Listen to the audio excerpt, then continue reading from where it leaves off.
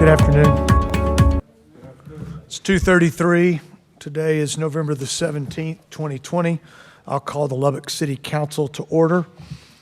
We are in work session this afternoon. We have two items in our work session. The first is a follow-up from our council priorities meeting from last week. Following that, we are going to do some recognition, special staff recognition. And Mr. Atkinson, if our staff is here and you want to do it in reverse order, are you okay with that? Okay. Why don't we do item 1, 2 first? Council, you okay with that? Yes. Okay. Mr. Atkinson.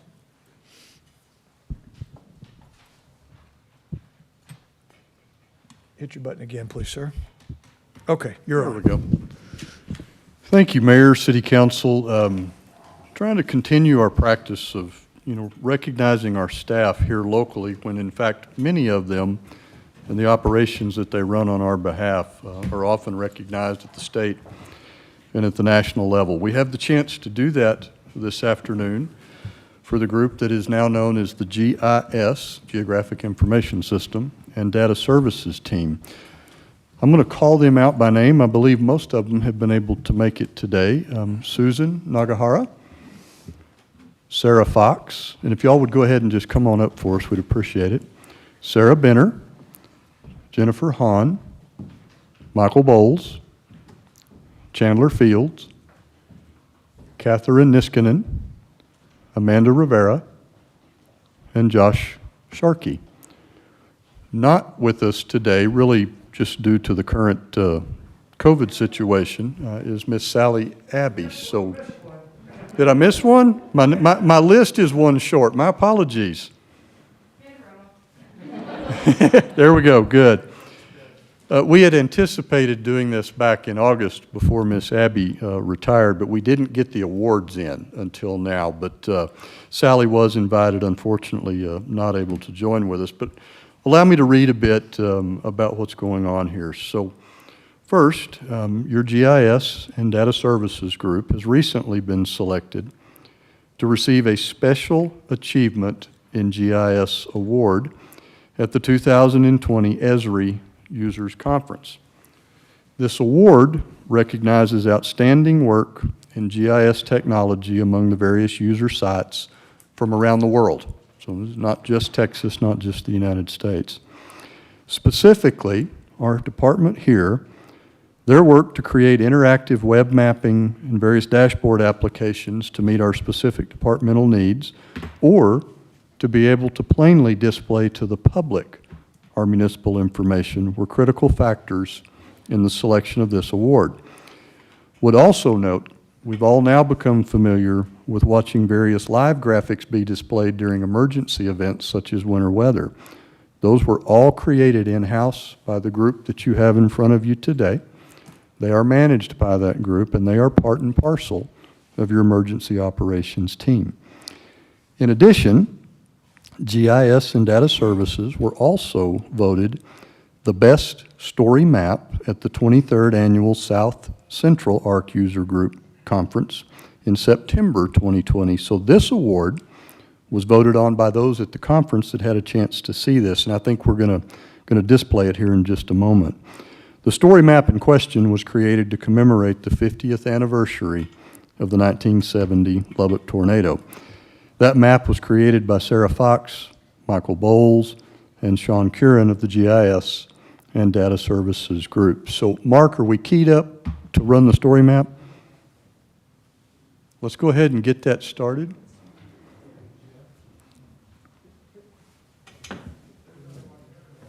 Which one? Putting the put. Okay, I got you. There we go.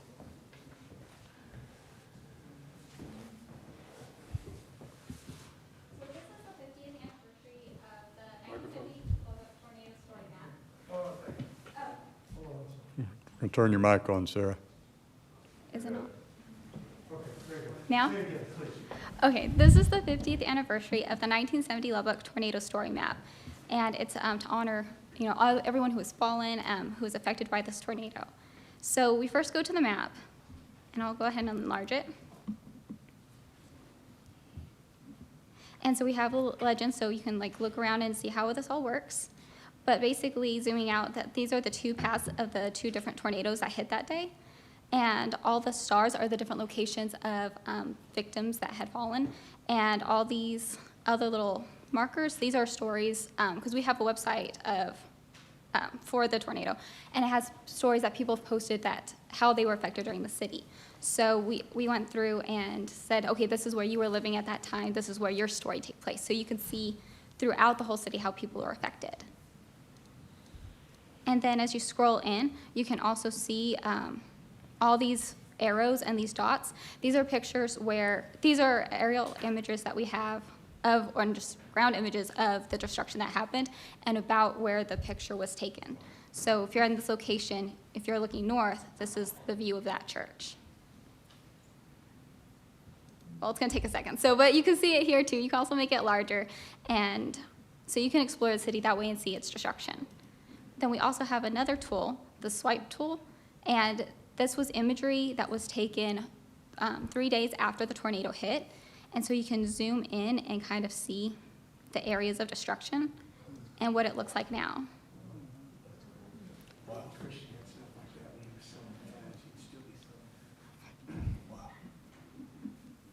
And so that's the map itself.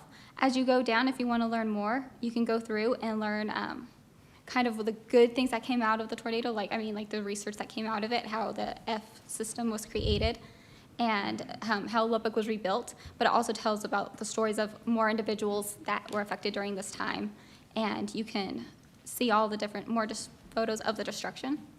And then you can also read about the victims that fell.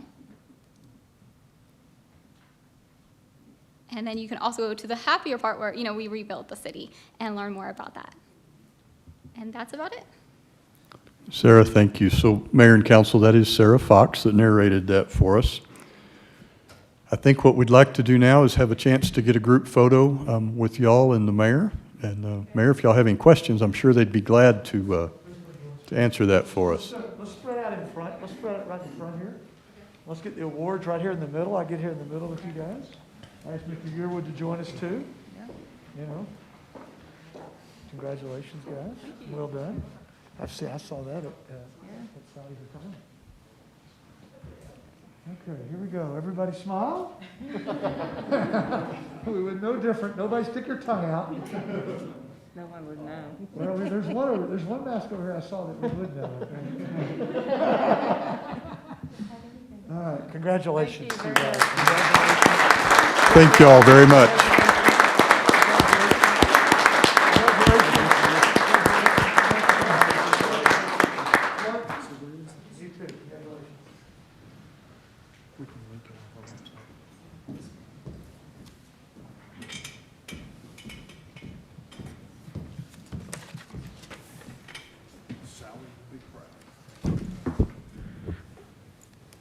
I think that's wonderful. I got to see that on at Sally's going away party. That was one of the things that you guys showed that day, which was fantastic. And thanks for what you do. It's one of the things that if you never spend any time at City Hall, you don't understand how integral GIS is into everything we do. And I see heads nodding around the room from different parts of the city. And so thank you for what y'all do. You make all of our work more productive, and you frankly really, really serve our citizens. So we're very thankful for that. Okay? All right. Let's now move to item 1.1. Item 1.1 is a follow-up from our city council priority meeting from last Thursday.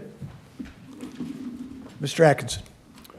Thank you, Mayor, Council. That is exactly what we will do. We're going to, in a little more detail, work our way through the Gateway program, through the Streets program, more quickly to a few of those other topics. Council, of course, the goal for today is certainly to hear your input, your discussion, any questions you may have. At the end, we'll turn it back over to Mayor Pope and to the Council to kind of talk maybe about what's next. How do we take a next step? So with no further ado, Ms. McCachran is going to start us, I believe, on the Gateway Streets program. Perfect. Good Thank you, afternoon, Mayor and Ms. Council. McCachran. Good afternoon. I am going to just jump right in. We've talked about the history now for a couple different meetings, so I'm not going to talk about the history tonight. What I'm going to talk about is the direction that you gave staff at the end of our discussion on the Gateway Street program. So you might remember last time Blue Kostelich presented you with 3 different financial models. The first model was what the Gateway Fund currently looks like, and that is that it primarily functions as a debt service fund. So as we identify a project that meets the Gateway criteria and we have capacity to fund it in the Gateway Fund, we issue debt, we complete the project, and then we use the annual revenue to pay for the debt service on that, on the past completed projects. He then presented you with 2 different alternative financial models as future opportunities that we could change it up a little bit. And based on the discussion that you had, you elected to take a look at the 50-50 model. So in other words, we still want to preserve the ability to debt fund certain projects in the future, but we also want the ability to cash fund some projects as that cash becomes available. So this is the same model that he presented to you last time as well. Jessica, if you could, let's click back just a second. So again, council, probably the table or the box at the bottom is the most illustrative to what this would look like. If these changes are made, and Ms. McCachran will show you a proposed change in the resolution as well. If these changes were made starting in the following fiscal year, FY22, this fund still has its capacity to issue the planned $3.14 million and to service that debt, but it would also set aside $250,000 in cash. Jump ahead to fiscal year 24. It is spinning off $400,000, and these are annual numbers, $400,000 in cash, $5 million in debt capacity. Still service the $5 million plus the 3 that was prior, and generate that same amount of cash. Move down to 27. Cash has come up slightly, not significantly, but slightly. You're now back to having another $5.5 million in debt capacity. Jump down to 29. You're starting to see now the major roll-offs from the earlier issued Gateway bonds or Gateway debt. You're now up to $1.5 million a year that spins off, $6 million in debt capacity. 2 years later, $1.5 million, $7 million in capacity. And of course, those can slide. We call it the 50-50 model. It's not exactly that, but we think it's a way to talk about it. So should we implement this choice or something similar, these are really the numbers that you would have to work with. And remember that the cash portion, it's annual. So it pays in each and every year. So Jessica, please. Thank you. So as a reminder, the current program is set up to fund street projects that spur development, growth, and redevelopment, and that is contained in the resolution that created the fund in 2004. But what we heard from you last week is that we want to look at redesigning the program to open it up to include additional arterial projects beyond the current intent or the current scope. So as a staff level, we've taken a first stab at this, and this is what we're going to show you here in just a moment in a draft resolution. But what we think you're wanting, or what we envision, is to redesign the program to fund arterial streets that expand existing roadways to increase capacity, to reduce congestion, and or to accommodate anticipated development, to rebuild existing roadways to improve safety or schematics of the roadway to meet current engineering design standards, or to construct new roadways on unimproved arterial sections, either in phased or full construction. And what I mean by that is if we have an unimproved arterial, perhaps the first go-round we only construct 3 lanes. Maybe we don't need to construct the full 5 or 7 lanes. We could if we need to. So you have the option there on the new construction. Before we get to the draft resolution, though, to talk about really redesigning the program, I wanted to clarify how projects are selected for Gateway funding. So we don't come up with a project and decide this would be a great Gateway project first. Instead, what we do annually at the budget process is we put together a list of all of the street projects that we want to do that year for the capital program. We bring that list to you. Once you approve the list, then our finance department takes a look at the Gateway Fund.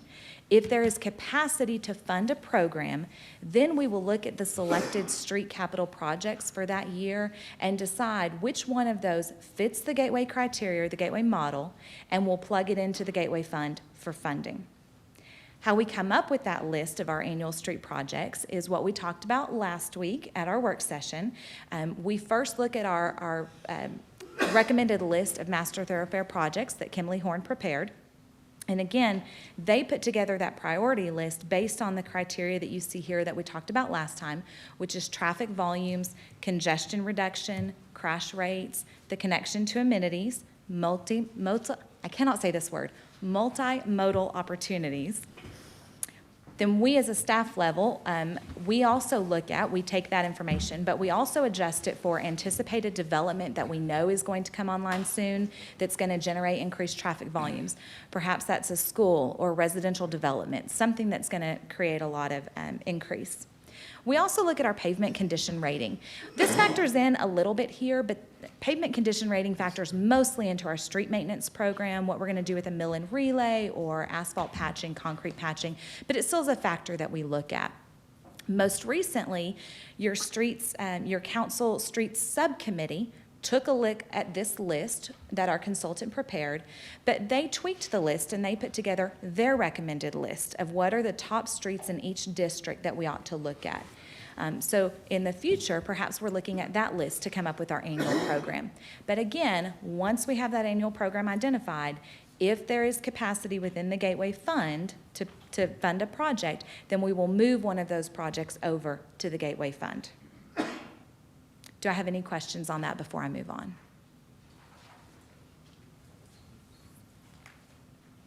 Please continue. Excellent. Mr. Mayor, Oh, I'm sorry, Mr. Chavez. My bad, one. Thank you, Mayor.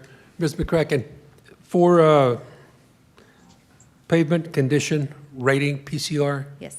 how is that determined for the public? Okay. We actually just executed a contract. The council just approved a contract recently with a company who's going to come in. They have equipment on their vehicles. They drive every single street in the city of Lubbock, and it takes a look at the surface of the road, whether it has alligator cracking, longitudinal cracking, any base failures, potholes, that kind of thing. And then it generates a scoring system on that. Again, 90% or above is very good. At 80% or above, just like in school, it's decent. C is not so great. Anything below that, anything below 70% is really not good. So for our street maintenance program, we take those ratings, and that's how we identify where our priority areas are for our street maintenance needs. Thank you, ma'am. Thank you, Mayor. You're welcome. Thank you, Mr. Chavez. Mayor, Mr. Mayor, Yeah, there you are. Good. They got you connected. Miss Patterson Harris is joining us today by Zoom, and she wasn't with us at the beginning. So welcome to you, and the floor is yours, Sheila. thank you. Ms. Jessica, it sounds like what you're talking about for me, and I may have missed, excuse me, I may have missed some of it, but it sounds like that's Gateway business as usual. I've not, and I don't know if any of the other council members have been able to see the report of the gentlemen who were part of the drive-through on the roads. I would sure like to see, excuse me, sorry. I would sure like to see that report to see what they actually came up with and some of the needs that they see that need to be taken care of in a prioritized manner. Because if we still continue to look at putting in new roadways, it still is gonna cause us to totally forget about those areas in the city that need to be replaced. It should have been replaced, but for the fact that we did not have money. Mr. Atkinson.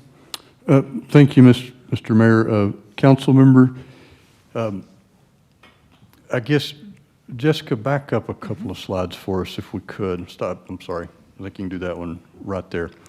So the change that is being proposed to Gateway is really that middle bullet down on the second set of this particular slide. It is to rebuild existing roadways. We're adding a new category that would be eligible for gateway dollars, and that's rebuilding an existing roadway to improve the safety, the schematics, to meet current design standards. That's not currently a use that's contemplated in your gateway resolution. Based on comments at our prior session last Thursday, we're suggesting that you add this. It is limited to arterials, so we would think of a street, I think we used MLK, 19th to Parkway or 19th to Broadway last time.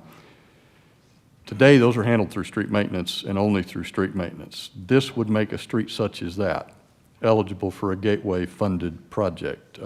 Same if you take, we've recently discussed University from Marcia Sharp to Clovis. It's an existing street, it's full width, it is not in very good shape. Now that one, we have the potential to partner with the county on, but nonetheless, if that were not there, this change would make that project eligible under gateway funding. So I hope that answered the first part of your question. Does it help? Yeah, I guess I guess I missed some of what you all were talking about when I wasn't connected.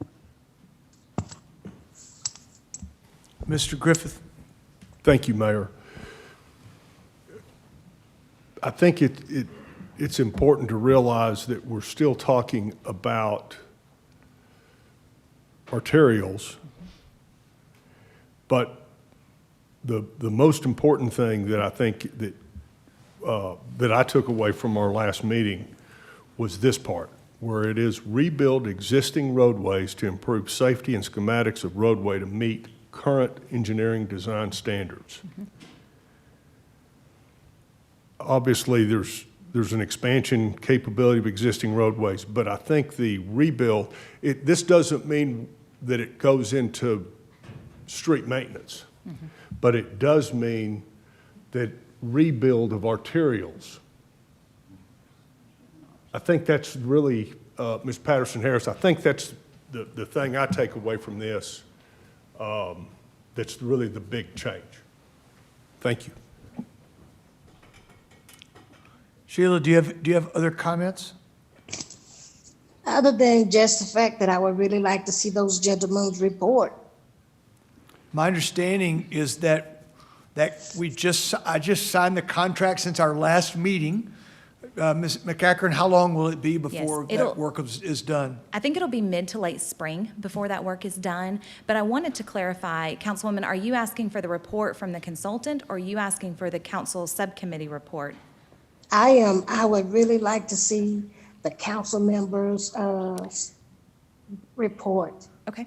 I would like to see their report before we even get started with what the consultants will do, what the consultants will provide for us, because it just in speaking with these guys from time to time over the past, I guess, year or so, that they saw some things that were really bothersome and disturbing to them. And I just want to make sure that we get an opportunity to eyeball those things as well. Yeah, good point, Mr. Griffith.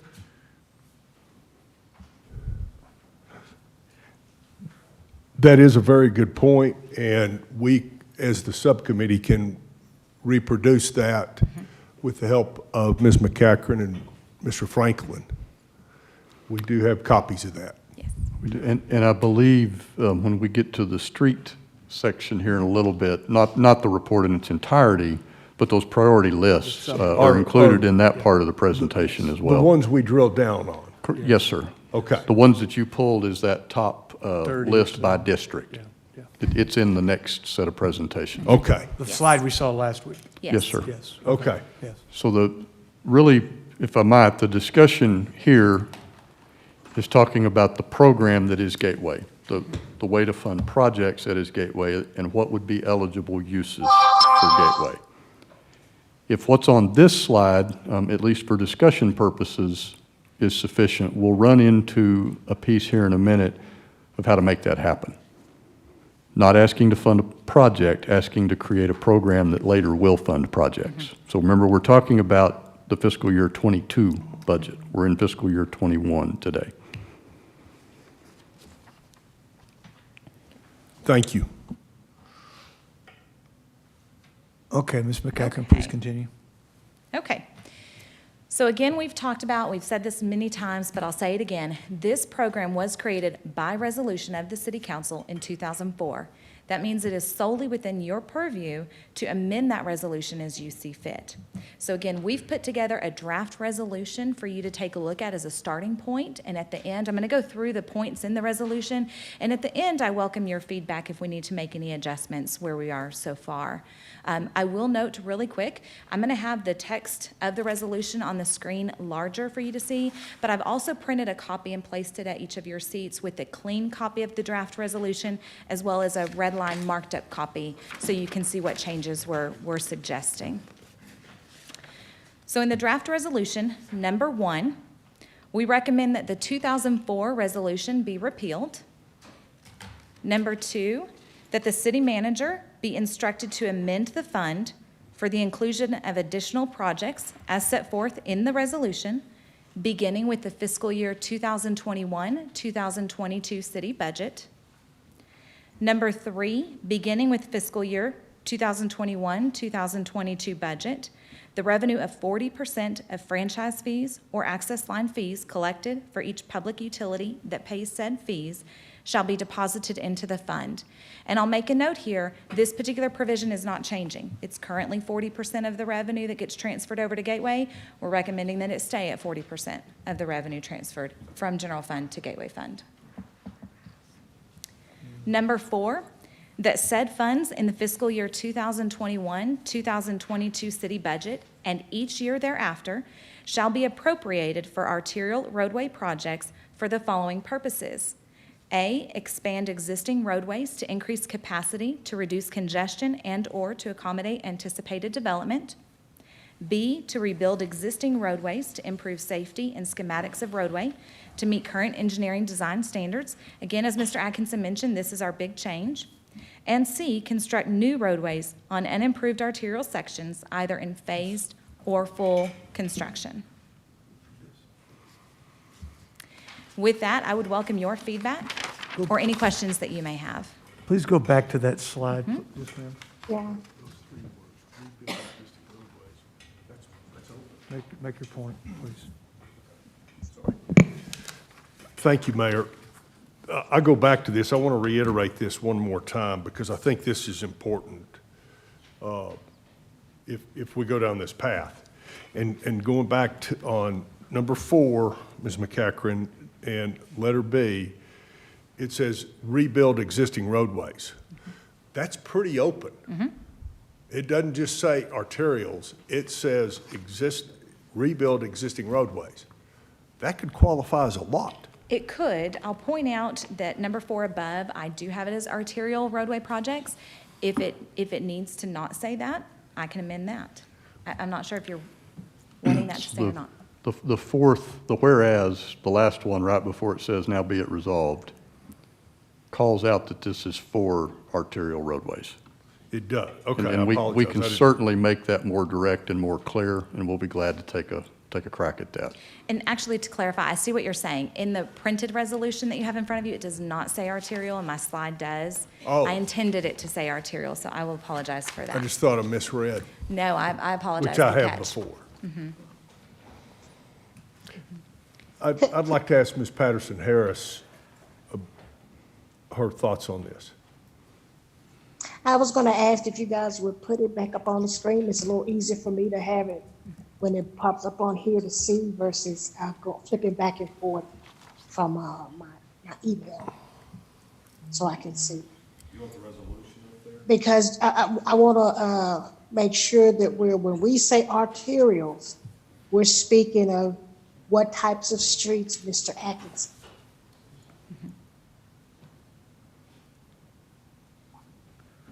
Was that a question, Sheila? Yes, sir. You want somebody to define arterial? Is that what you're suggesting? That's what I asked Mr. Atkinson to do. Okay. Jarrett? So the arterials, generally speaking, are your section line roadways. So think of 4th, 19th, 34th, 82nd, 98th, 114th. You've got all of those running east and west. You've got A, MLK, Q. Q is actually a state highway. University, Indiana, Quaker, Slide, Frankfurt, continuing on across. So generally, that's the four major roadways that are around a section.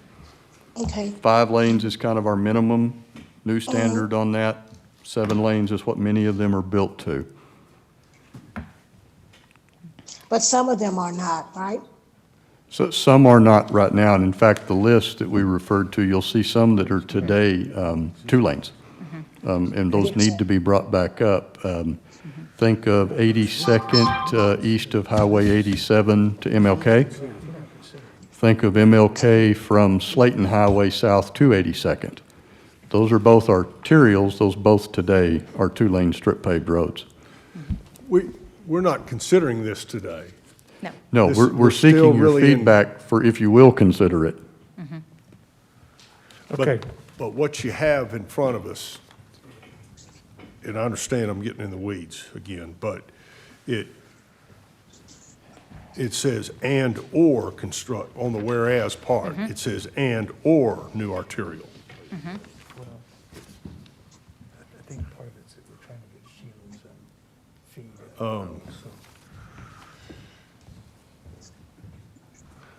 That's where it's a little, it may be confusing for Ms. Patterson Harris, because I understand.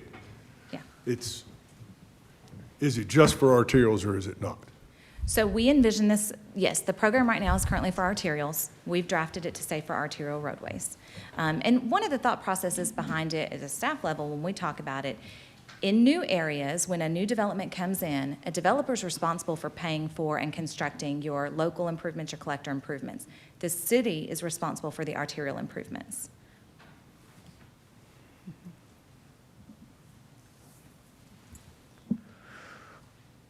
Okay, council, a couple things here. One is, this is a draft. We're not in any way considering this tonight, okay? So it's for our input. It's a first cut at it, all right? Yes. You've lost monitor capability for a minute. We're trying to get Ms. Patterson Harris so she can see what the podium input, so there's a reset ongoing. So Got we'll it. continue to work on this while we work through that, okay? Sheila, we're trying to get so you can see what's going on while you're on your Zoom call, all right? Yes, sir. And if you would, Mr. Mayor, I just want to just ask for folks to be patient with me today. Wish I could be there. Wish I could show my face, but boy, I'm in a rough state of mind right now, and I don't want to distract from the meeting. But one additional question: is it a possibility, or how do we address any of the collectors and things of that nature? Is that not something that we could have as a part of being in the gateway funds? Or is that a negative? I think it'd have to be something that the council will decide. I personally, I'd have to consider it. Mr. Griffith, you chaired the Streets Committee. Did y'all have any discussions about that? I'll be honest with you, I couldn't hear. I think the question was about connectors, adding connectors, collectors, I'm sorry, collectors to the, We really didn't, Mr. Chavez and Mr. Christian may answer that better than I can, because we really didn't go into this component of it.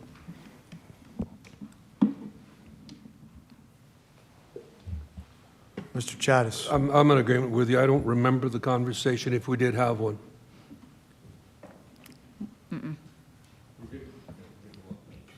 Yeah. Okay. Sheila, it appears that was not discussed. I guess that could be discussed by the council. That broadens things quite a bit. I would say Yeah. for every, that would mean like in a lot of our square miles, that would add, what, 5 more streets, 4 or 5 more streets depending? Yeah, like yeah. Right? Yeah. 3 to 5, I guess. I can think of some where they're just 3, like 22nd, like in Tech Terrace, you got 22nd, 26th, 32nd. But in some others, you've got your north-south, I mean, you've got north-south also you got to think about too. Yeah. So not just your east-west. Yeah. Yeah. Okay. So, Mr. Atkinson, if it weren't those weren't being dealt with through, the gateway funds, how would we fund having to replace those streets, the collectors and whatnot? So it's a Mr. good Asar. question. I heard the question is if we don't make collectors eligible under Gateway, how would we get around to funding the collectors? At the moment, within existing programs, it would be inside your street maintenance fund. So for example, this year, the $10 million, same thing with last year.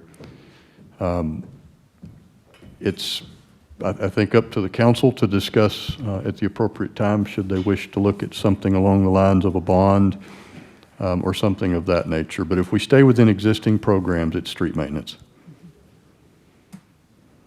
I'm just concerned that if, we don't, specify a way to address those streets, that they'll continue to deteriorate and be in bad shape and really be a thorn in the side of the citizens. So that's why I was asking that we just really continue to bear in mind all of the street needs that are in existence. That's all I have, Mr. Mayor. Thank you. Thank you, Ms. Patterson Harris. Mr. Christian. Thank you, Mayor. I agree with my committee members that we really didn't talk about that. I can't think of it.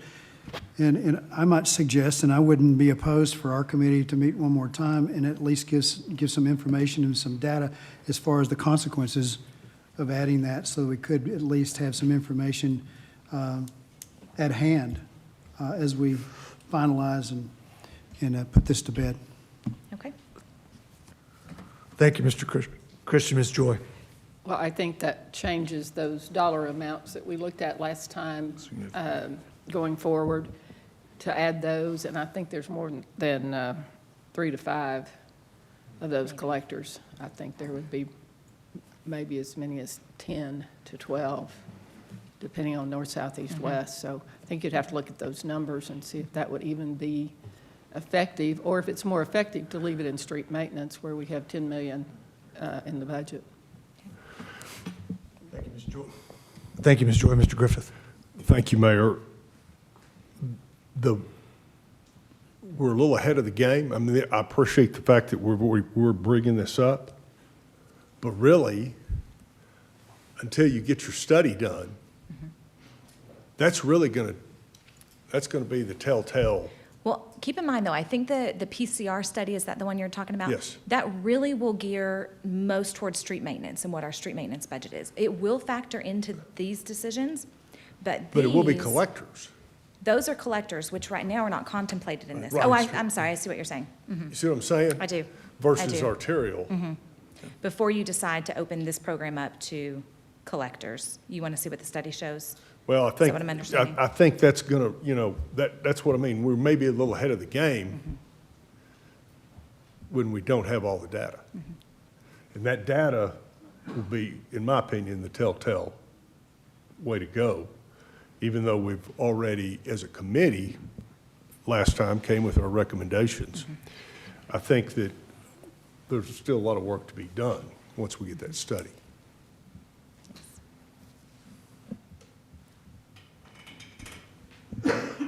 Mr. Massico. Thank you, Mayor. We know we all have a tremendous amount of street needs. Every district has street needs. This discussion on Gateway Fund is not a magic wand for our streets, not even close. It just gives us a little bit more of an edge if we want some, if we need some funds to do something. We're long overdue for a bond that helps us out with streets in our community. We've way outgrown what we've been able to do, and so we've got to continue to look at other ways to fund street construction. And I hope that we aspire to, maybe at one point in time, we get to a point where street maintenance is more than 10 million in our annual budget.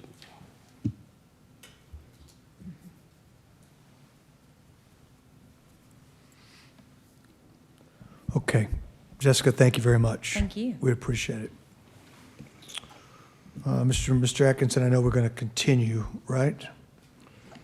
That is correct, Mayor. I think we're going to jump over exactly to where Ms. McCackern is already.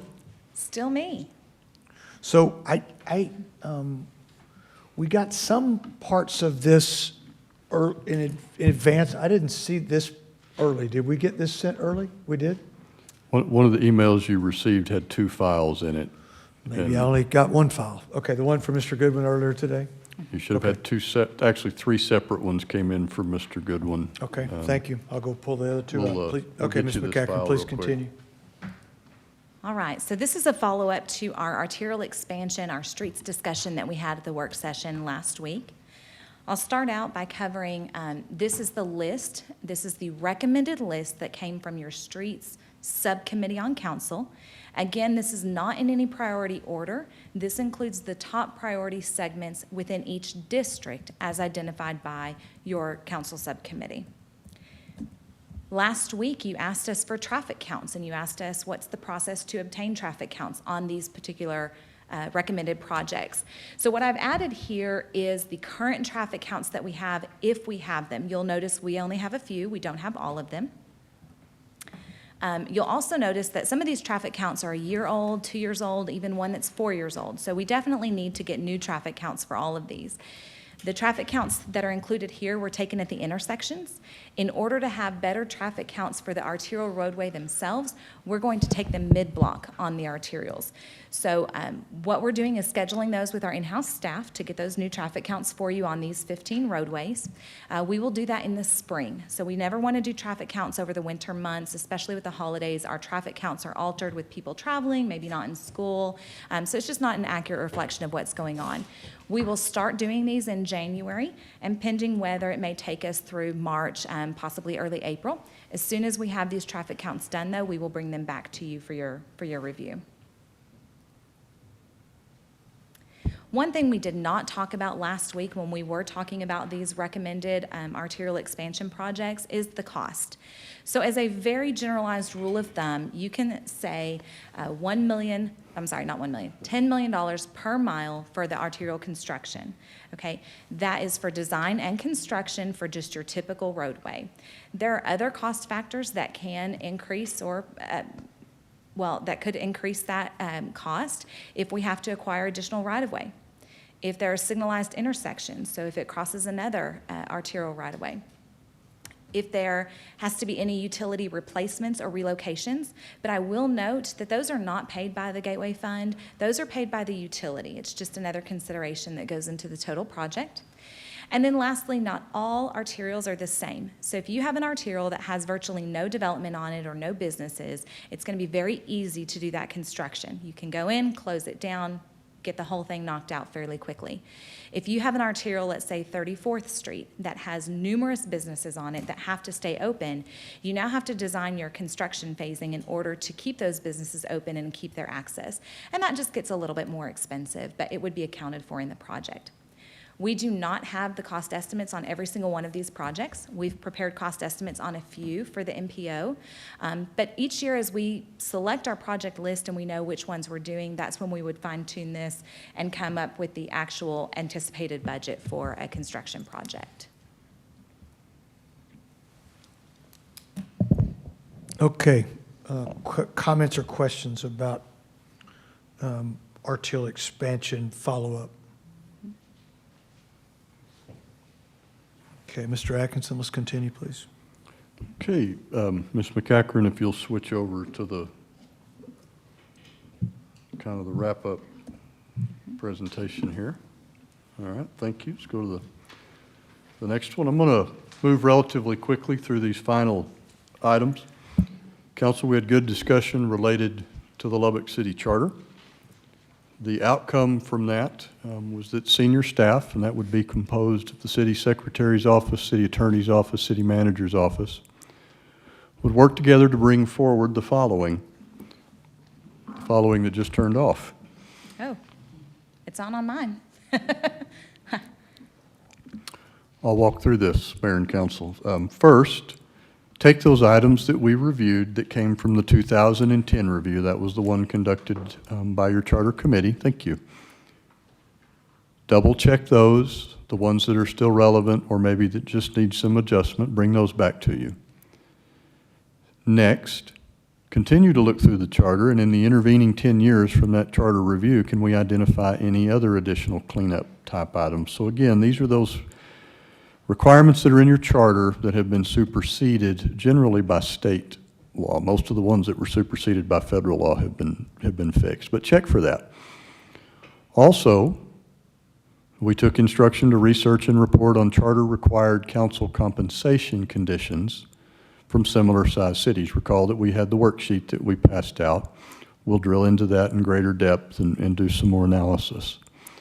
Fourth, to research and report on matching the mayoral and the council terms. So this is the 2-year mayor term versus the 4-year council term. There were elections around the state in November that looked at this in other cities. Now, not all have 4-year terms. Some moved to 3-year terms and vice versa, but we would do that work. I would like to target bringing that back to the council sometime in the first calendar quarter of 2021. So, council, does that meet your approval? Ms. Joy? On the bullet point about charter-required council compensation from similar-sized cities, let's be sure that we're comparing apples to apples, that if a city is a strong council versus. Strong mayor versus yeah, council manager, yes. Because you'll see those differences in those salaries, so let's be sure to separate those accordingly. I think Yes, we ma'am. talked about that. We did. It was a Okay. good point. All right, thanks. Thanks, Ms. Joy. Nice clarification. Okay, council, if this is okay with you, I'd like to, staff, I'd like to have this back in February, please. Okay? Back in February. Yeah. Either first meeting or second meeting, let us know, but I'd like to set a work session for the sort of council to serve as a committee of the whole on this. Okay? Mr. Chavez? Thank you, Mayor. Mr. Atkinson, on the fourth bullet, research, matching mayoral and council term, what prompted the conversation about the council term? The council term is the base that we're looking at. Okay, It's the gotcha. 4 here, with the outlier being the 2-year for the mayor. Okay, not a It's- problem. It's not an evaluation of should the council term be 2 years. Okay, I did that's- not take that as an instruction. Just want to clarify. Yes, sir. Thank you, sir. Thank you, Mayor. Yeah, good question, Mr. Chavez. Mr. Atkinson, please continue. Okay, if we could, there we go. Just a couple of items. The Parks Master Plan, Mr. Van Gundy gave that presentation. Really, the output that I took from council discussion was to see if we can shorten the timeline for getting that back for your ultimate consideration and approval. So we will do that. Fire Station 20, we'd like to coordinate that. We now need to connect the fire department, the facilities department, engineering, and so forth. Would suggest we can take that back to the Council Facilities Committee, and again, first quarter of 21, bring that back to City Council.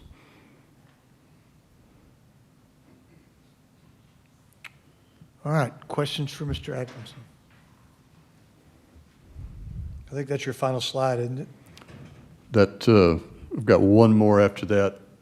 All right. The Convention and Civic Center that was on there, that work sits at your Council Facilities Committee currently. Those phases, those pricing, that's already there. Right. Maybe some adjustment for time, but they're there. So the next, legislative agenda.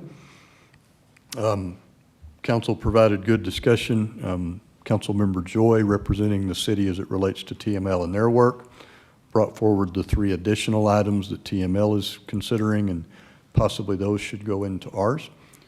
The goal is to have that back to you for both work session and possible action on December the 1st, 2020. I know we had mentioned that we expected the Senate State Affairs Committee to meet actually tomorrow, this Wednesday. That has been pushed into December as well, and I think fortuitous, it would be after your potential consideration on December the 1st. Thank you, Mr. Atkinson. Mayor, if there's no questions on those, back to you for kind of what's next. I think Ms. Joy has a comment or question on the legislative agenda. Yes, thank you, Mayor. December 3rd and 4th, TML Board meets, Okay? so you may want to take that into consideration when you're thinking about this, because that would be the final approval on the agenda for the legislature.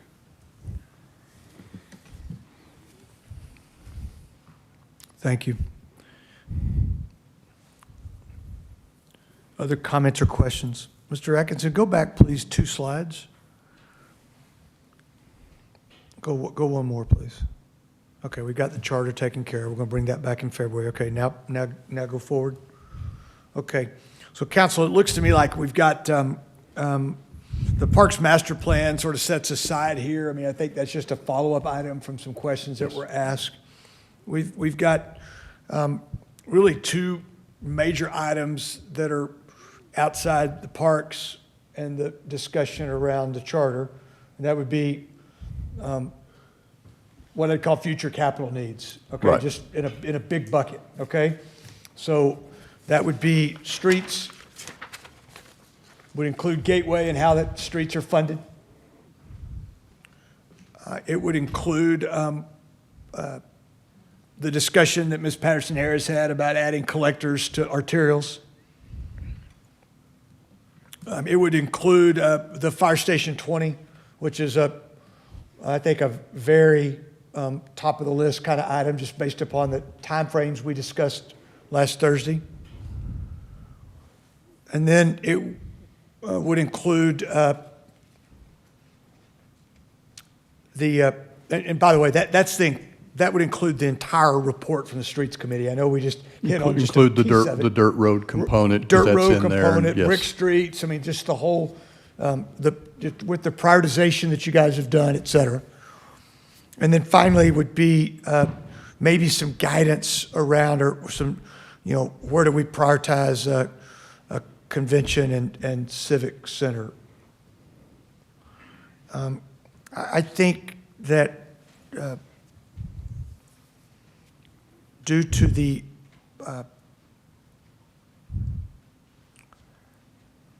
frankly, due to the real top of the stack kind of need that a couple of these have, I would like to suggest that we take a member from the Facilities Committee and from the Streets Committee and pair them with a member or add a member that's not on either one of those committees and ask them to bring us back at our first meeting in January. So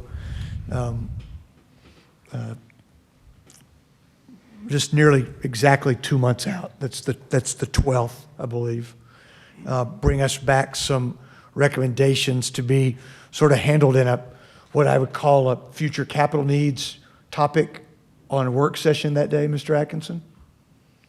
I'd like Mr. Griffith and Ms. Joy to jointly lead that effort. And I'd like Ms. Patterson-Harris to join them on that group to bring that back to us for some suggestions.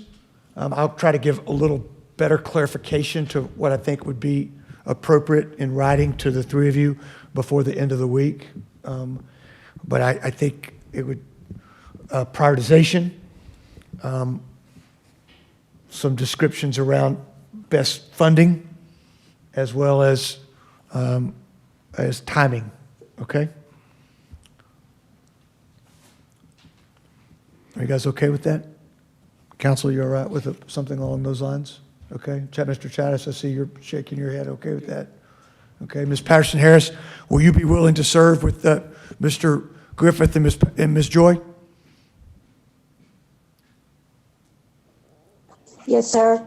Thank you. I would ask you live today, but I'm trying to leave you alone as you recoup. But I felt like you might be willing to do that. Yes, sir. Okay, all right. Then that's how we will work on that. Mr. Christian, to your point, if the streets subcommittee needs to meet one more time, that's fine. That's, Mr. Griffith, you're the chair of that. You certainly have the ability to bring that committee together if you need to do that.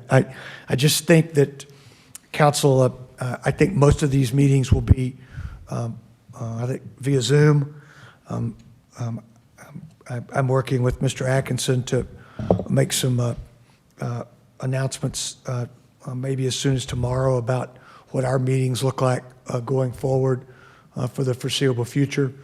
And I think those will likely be virtual, and I would imagine these committee meetings will be, but I think we need to keep this work on the front burner to the degree possible. I know staff's ready to support us. I know the vast majority of the work has been done.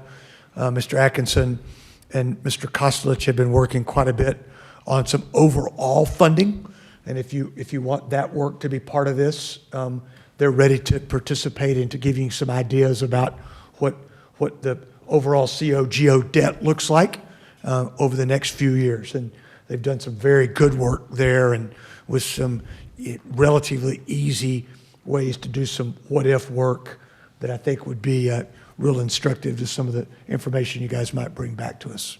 Okay? All right. I'll open the floor for any other comments about the follow-up to our planning meeting.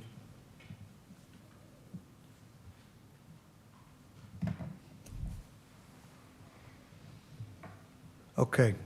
Seeing none, we'll wrap up our work session for the day. We do have need for an executive session. Council will hold executive session today for the purpose of consulting with city staff regarding pending or contemplated litigation or settlement agreement, and hold consultation with the attorneys under section 551.0171 of the Texas Government Code. Also, to discuss commercial or financial information as it relates to economic development under section 551.087 of the Texas Government Code. It's 3:29. The Lubbock City Council is recessed to executive session. Staff and those following along at home, we will reconvene on or about 4:45 this afternoon for our ceremonial items prior to the regular agenda. Good evening. Welcome to the Lubbock City Council meeting. It's 4:57. We will begin with our ceremonial items tonight, followed by our regular meeting.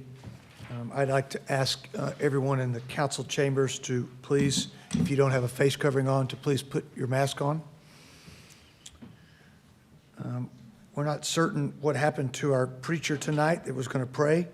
May have had a hard time finding a place to park. So I will, unless he is in the chambers, which we've been able to not able to identify him, I will open our meeting with a word of prayer, followed by the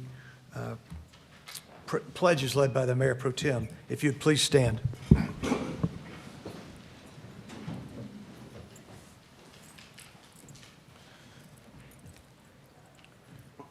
Heavenly Father, we gather here tonight to do your business and the people's business. We pray for wisdom. We pray for patience. We pray for our city and the people that are hurting. We pray for our state and our country. We ask this prayer in your name. Amen. Mayor Pro Tem. Will you please join us in the pledges of allegiance? I pledge allegiance to the flag of the United States of America and to the republic for which it stands, one nation, under God, indivisible, with liberty and justice for all. I honor the Texas flag. I pledge allegiance to thee, Texas, one state, under God, one and indivisible. Thank you.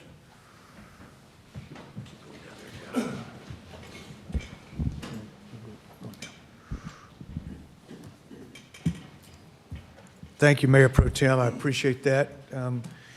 As you make your way down to help us with our board recognition,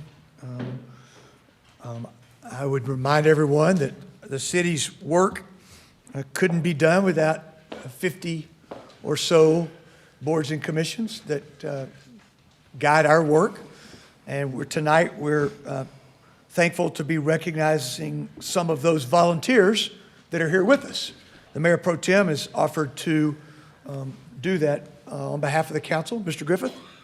Thank you, Mayor. Good evening, everybody. Mr. Fields, come on up. I'll stay separated. Mayor Pro Tem, if you'd hit the button on that microphone there, I will turn it on. Is it on? Okay. I just couldn't hear you there very well. Pull it closer if you would, please, sir. Thank you. Get a little closer. Thank you. Thanks for coming up, Solomon. Solomon has agreed to become a member of our electric utility board, and I want to read this special recognition from the city of Lubbock. Greetings, the members of the city council reposing special trust in the integrity of Solomon Fields hereby appoint to the electric utility board to act within the jurisdiction and authority prescribed by the city of Lubbock in such capacity. Confirmed this 17th day of November 2020, signed by the mayor and all the members of our council. Thank you for your willingness to serve, sir. Glad to have you. We're going to get a picture.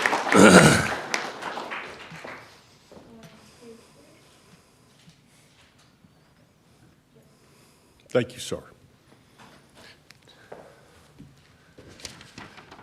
Next, we have two new members of the Lubbock Economic Development Board of Alliance Board of Directors, James Conrad and Sonny Garza.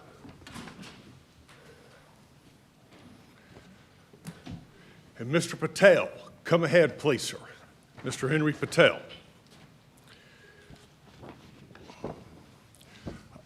I won't read all three of these, but they all say the same thing, but the neat thing that Mr. Conrad, Mr. Garza, Mr. Patel are new members of the Lubbock Economic Development Alliance Board of Directors.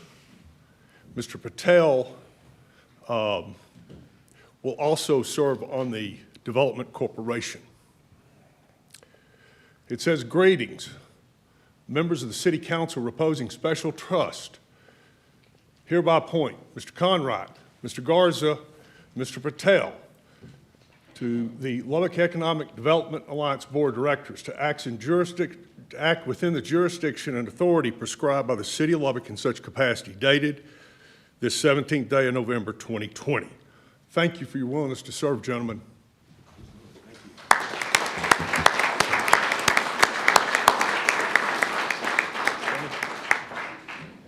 Henry, somewhere. You get two.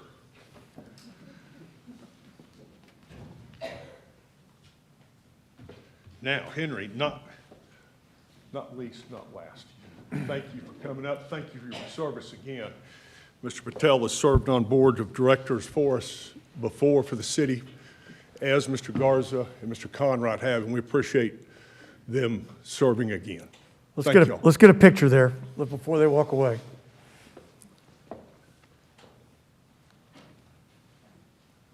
One, two, three.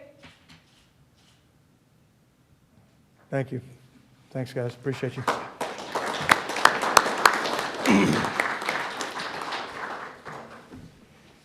Next, we have the Museum and Art Standing Subcommittee. Juana Stravlo and Danielle East. Please come on up.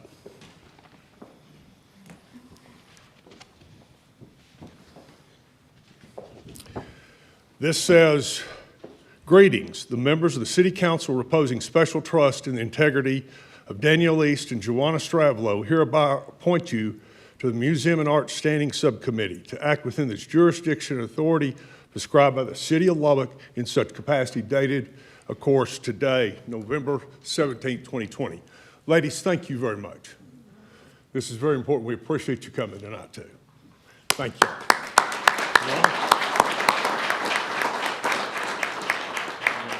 going to get a picture.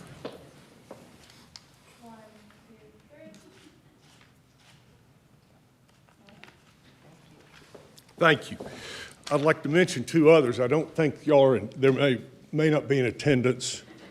Mall Codes and Construction Advisory Board, Mitchell Anderson and Gary Ferguson will now be serving on that panel. Thank you all for your service.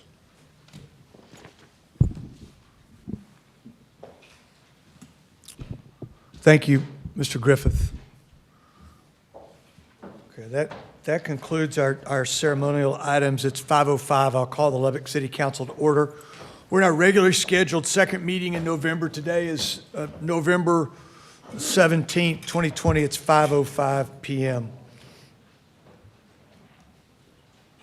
Our first item of business tonight is citizen comments. I'm going to wait for just a moment as some of our senior staff comes in to their positions and some of our honorees, our volunteers leave.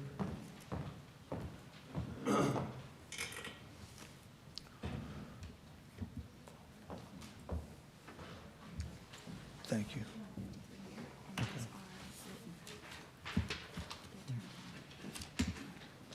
Take those to Becky, please.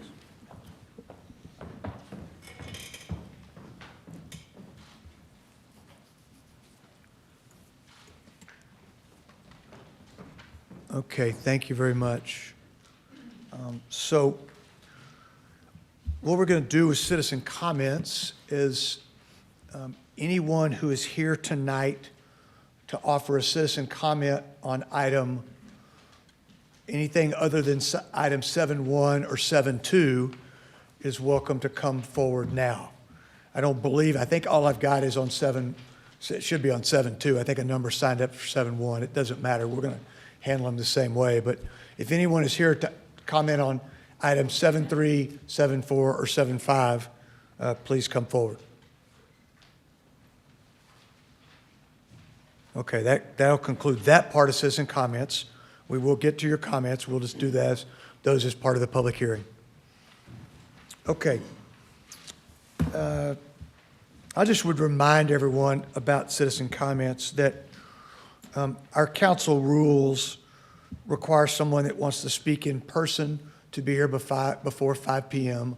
and to sign up, which many of you have done, about 150 of you have done. And if you wanted to have it done, to have your comments considered in writing, because you couldn't be here, you had until noon to do that today, and we received, I think, 498 of those.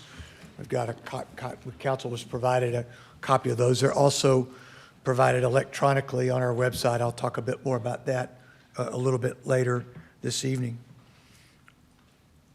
We'll now move council to item 5 on our agenda. So minutes, they begin on page 9. The minutes from the September 15th, 2020 special city council meeting at the Electric Utility Board.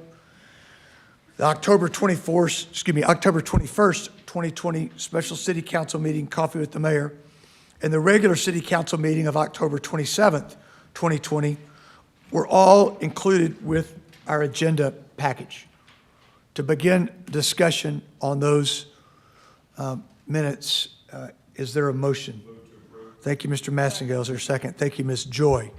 Council, are there additions or corrections to those minutes? Council, I'm going to pause for a moment. Ms. Patterson-Harris is joining us via Zoom. I know I mentioned that earlier in our work session. She's with us today and will be participating in our meeting, but is not doing so live today. Good evening, Ms. Patterson-Harris. Good evening, Mr. Mayor. Okay. Thank you, Ms. Patterson-Harris. Back to any additions or corrections to the minutes as presented. Okay. All those in favor of that motion to approve the minutes, please say aye. Aye. Any opposed by that same sign? The motion carries 7-0. All right, we'll now move to the consent agenda. Items considered to be routine are enacted by one motion without separate consideration.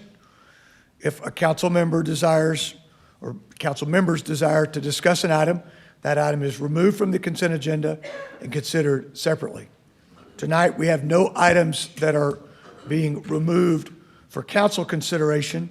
However, item 612 has been taken off at the request of staff. It'll be considered at a future council meeting. So, council, I'll open the floor to a motion to approve the consent agenda except for item 612. Move to approve. Thank you, Ms. Joy. Thank you, Mr. Chavis. All those in favor of the motion to approve the consent agenda as presented, with the exception of item 612, please say aye. Aye. Any opposed by that same sign? Motion carries 7-0. Council, with that'll take us to our regular agenda. With your approval, we will take care of items 7.3 and 7.4 before 7.1 and 7.2. Council, you okay with that? Okay. Okay, so let's move to item 7.3. Item 7.3 is on page 197. We have a short presentation on item 7.3. This comes from Finance. I'll ask Mr. Kostelich to make that presentation. Blue, good evening. Good evening, Mayor, Council. Thank you for having me. Tonight with us, we have our financial advisor, Mr. Matt Bowles, and our bond counsel, Mr. Jerry Kyle. Mr. Bowles is going to take you through the bulk of the topics tonight, but what we're doing is coming back to you for the actual parameters ordinance tonight to go ahead and go forward with the refunding obligations that we presented to you about 5-6 weeks ago. So timing is right on that. I will say, and I will caveat, in this presentation, you're going to see some of the new money issuances, the money that was approved for projects in fiscal year 21, the current fiscal year that we're in. We failed to get the notice into the Lubbock Avalanche Journal. We got it on our website. We failed to get it into the newspaper, so we cannot move forward with those bonds right now. We are going to republish those, and we will be back to you for the actual parameters ordinance in January on that one. Any questions on that before I turn it over to Mr. Bowles?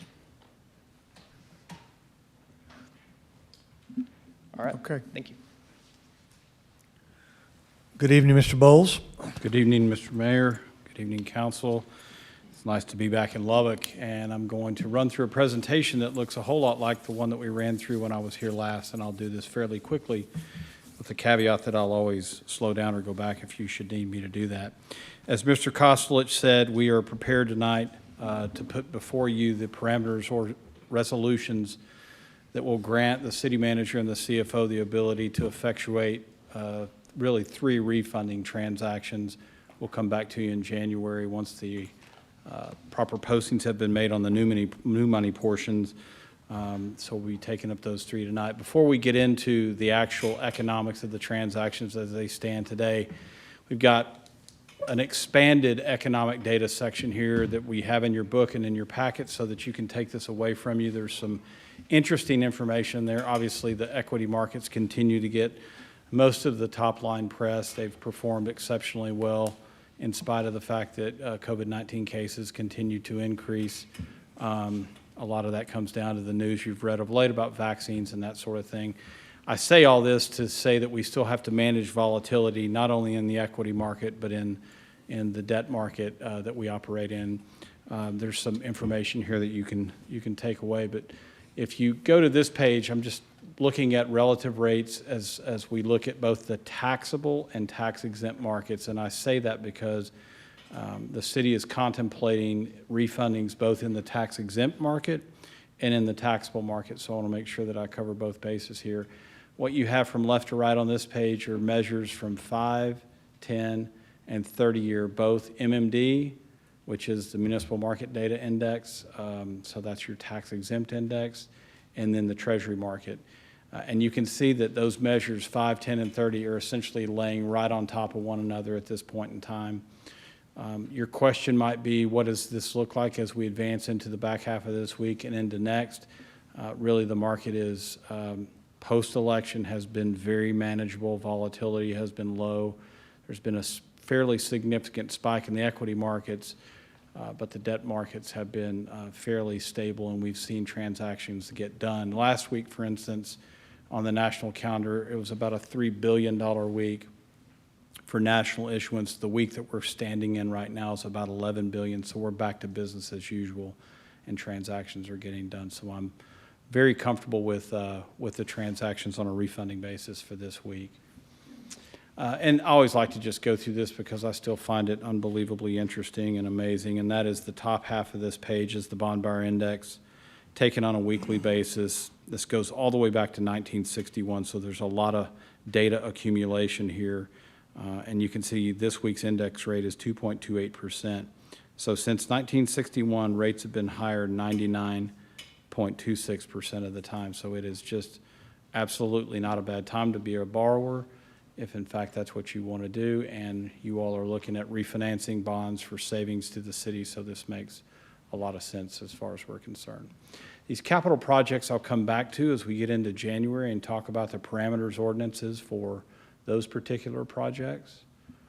And then we'll just focus on, in the GO and the water and wastewater sections here, the refundings, and they're in these two sections at the top half of the page. If you look at the second bullet under general obligation refunding bonds, we have a list of former series of City of Lubbock general obligation bond series that we are contemplating refunding.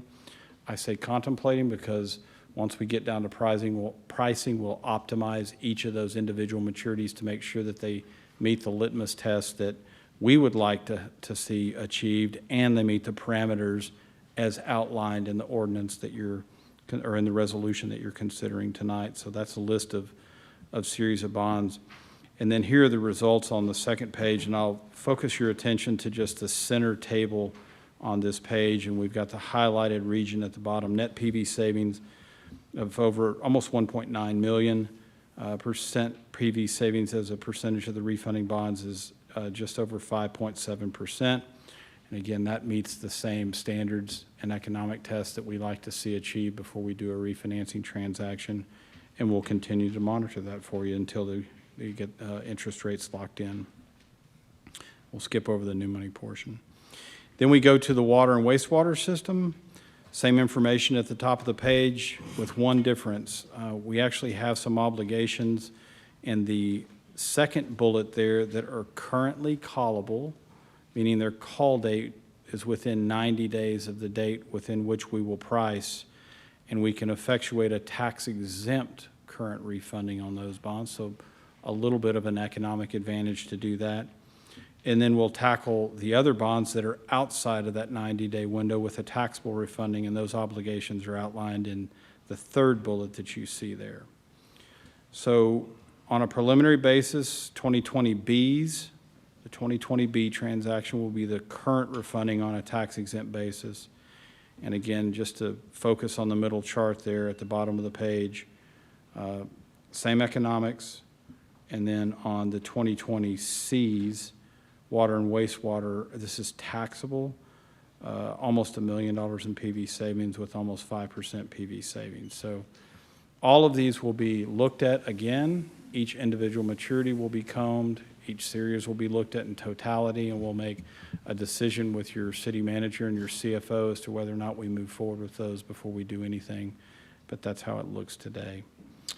The rest of this is just around the new money series. I can take questions, but just to give you a sense of timing, if you should move on the orders tonight, the parameters orders tonight, we will have the ability to market these bonds in the next couple of days. This is a pretty good week, we think. It's got some stability and good tone, and so we will probably do this on Thursday.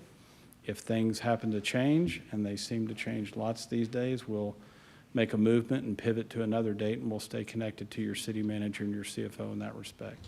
Thank you very much. I can take questions at this point. Thank you, Mr. Bowles. Questions for Mr. Bowles? Ms. Joy.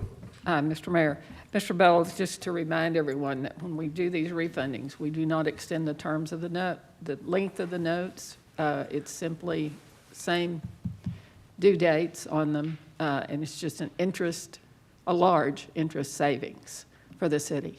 Correct. There's no extension of the amortization or payback period of any of these bond series. They're matched off one for one, and it's simply exchanging a high coupon for a low coupon interest rate. Thank you.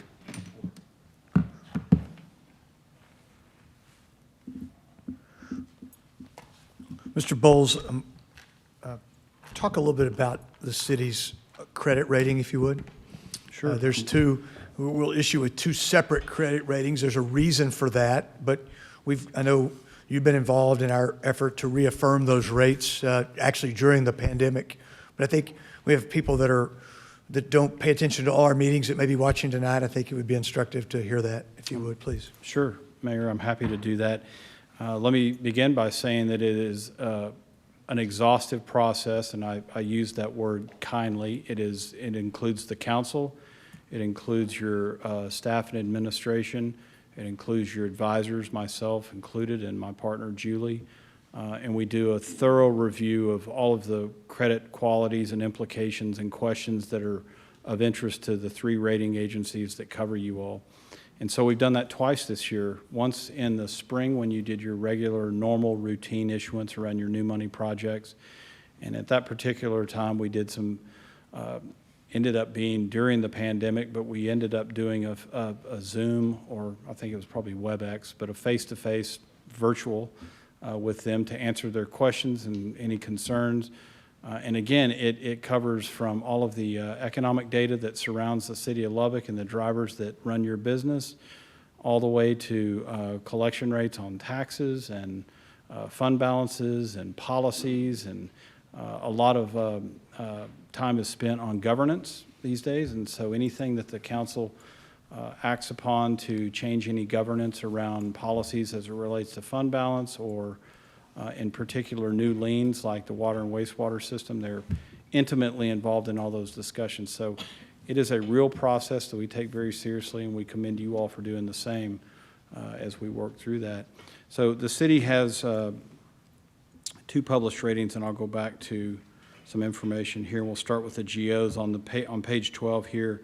You can see in the third bullet from the top, the GO refunding bonds will be sold with the city's ratings of AA+, AA+ from Fitch and S&P.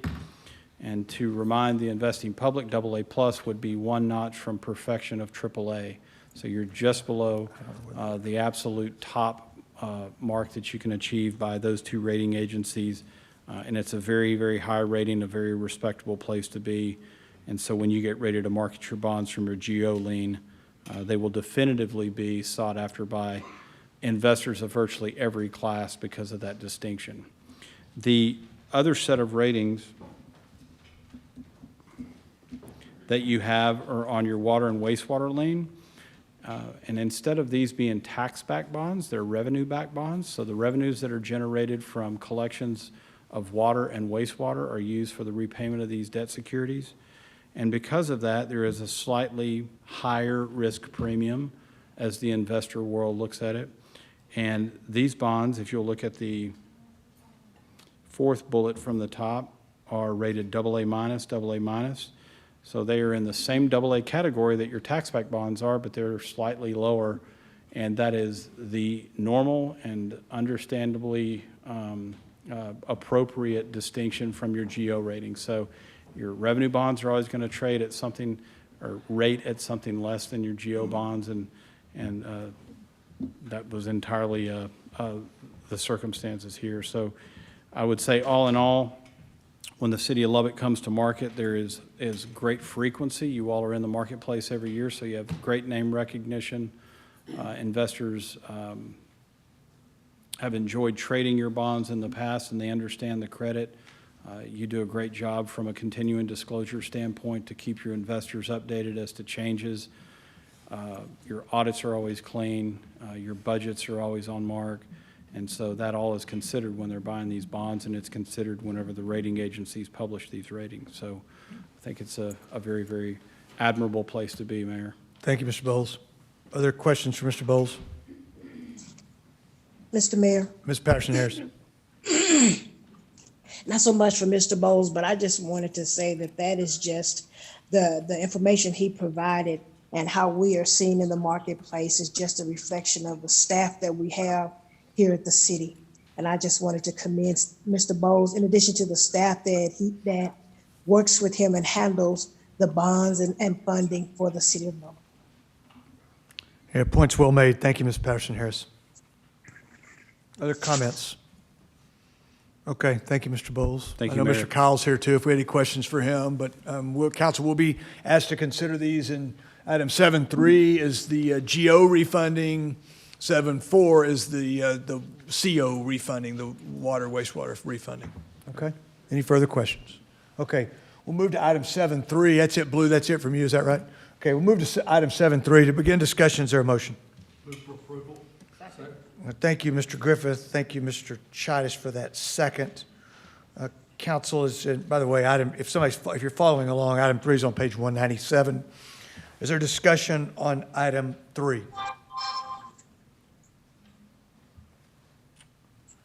Okay, all those in favor of the motion to approve item 7.3, please say aye. Aye. All those opposed by the same sign. Motion carries 7-0. We'll move now to item 7.4. Item 7.4 is on page 242. To begin discussion, is there a motion? Thank you, Mr. Mastigill. Is there a second? Second. Thank you, Mr. Chidas. Are there comments or questions on the motion on item 7.4? All right, seeing none, all those in favor of the motion to approve item 7.4, please say aye. Aye. Any opposed by that same sign? Motion carries 7-0. Thank you very much. Thank you, thank you, finance guys. We appreciate you being here. Thank you. Okay.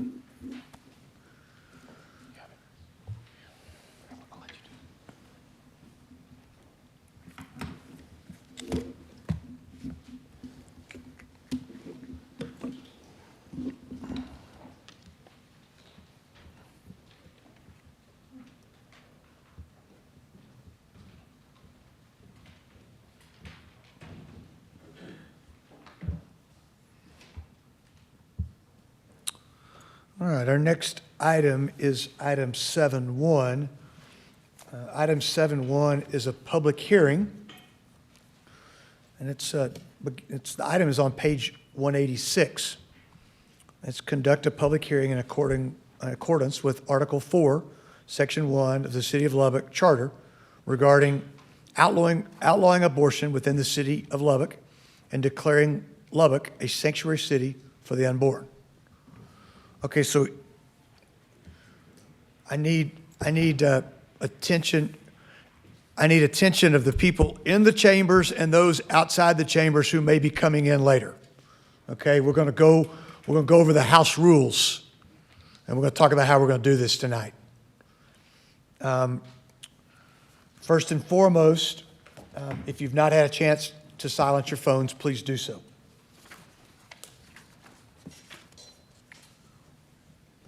This council values both civility and decorum, and we'll expect that tonight because we want to hear everybody's input. Every opinion matters. That means that there will not be cheering or booing or catcalls or anything of the like.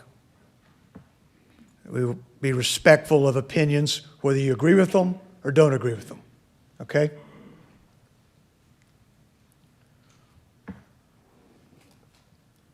Comments tonight are to focus on the ordinance. We know what abortion is. Comments that detail what abortion is and the medical procedure are not in order, and they will not be part of our public hearing tonight. We will be discussing the merits of the ordinance. Now, this council, I've found over 4.5 years, has pretty good listening skills. We generally hear it the first time, and we certainly are going to hear something the second time it is said. With that said, I encourage you to present unique thought. If someone else has already said it, we don't need to hear it. If you're here speaking for a group of people and you would like to have them stand up, that's certainly acceptable. We understand that and we appreciate that.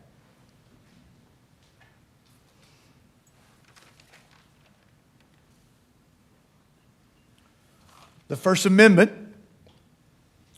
guarantees your right to speak tonight, and we're certainly going to honor that.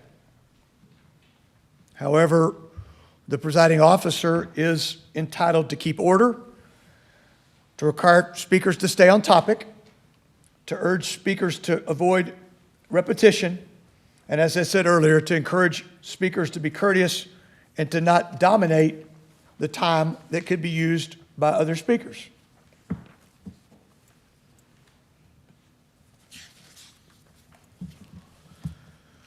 We received, prior to 12 p.m. today, 498 citizen comments via email. The council has seen these.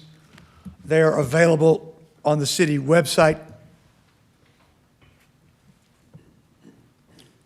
These comments are related to this ordinance. And I think that's implied, but I want to make sure I say that. Of those 498 comments, 22 were in favor of the ordinance. 473 were against the ordinance. And 3, our staff was unable to determine their position. We have a hard copy of citizen names, with a list of those in favor, as well as those against, and those neutral and unable to determine. So in addition to having all the detail, we have a summary of that which has been provided to council. Now,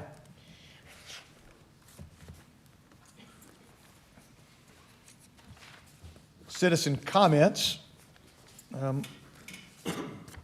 written or in person, during the citizen comment period, which is how written comments have to be entered, can last up to 3 minutes. If you did the math on that, if you're doing it in your head right now, I can tell you that that would be, could be up to 24, a little bit more than 24 hours. We will not be reading those comments. They will be, however, a very important part of the record.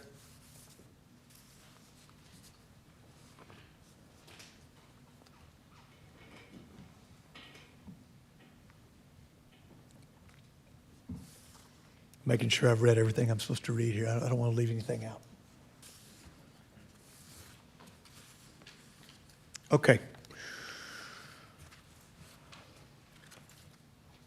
Those of you that signed up for citizen comments tonight will get to go first in the public hearing, and I will call you up in order. However, I'm sort of realizing now that you're not all in the room because I have 150 citizen comments. So we're going to pivot on this, and we will just begin in the room. And I will open the floor in a moment for the first person to come forward. We will operate on a one out, one in process tonight. After you've offered your comments, we'd ask you to go outside. We have several viewing areas outside, and let someone else come in. If at the end of citizen comments, when we begin consideration of the ordinance, if there's room in the chambers, you're welcome to come back into the chambers for that deliberation. Okay? The only folks to be standing tonight in the chambers are the media, law enforcement, and members of our senior staff, which will help with people in and out. And I appreciate everybody's cooperation with that. Mr. Weaver, Ms. Garza, I think I've covered everything. Is that correct? Yes, sir. Okay. All right. I just want to make sure. This is a bit unusual for us, and I want to make sure I get it right.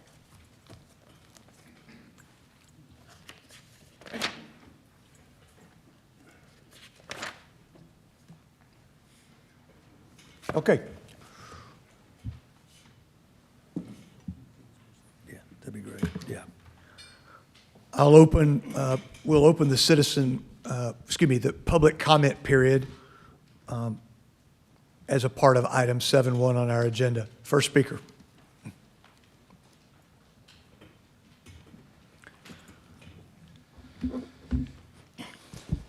Just as a couple procedural real quick. Your name, your address, and if you did sign up for public comment, let us know so we can go through and pull you out off the list and make sure that we've gotten to you, okay? Thank you, Mr. Mayor, City Council members. My name is David Rhodes. I live at 6818 84th Street in Lubbock. I did not sign up for the Perfect, that's fine. comments. Okay, thank you. I'm speaking in favor of this ordinance.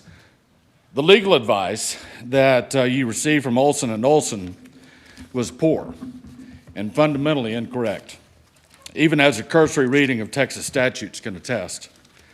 Section 1.07 of the Texas Penal Code defines an individual as, quote, a human being who is alive, including an unborn child at every stage of gestation from fertilization until birth, end quote.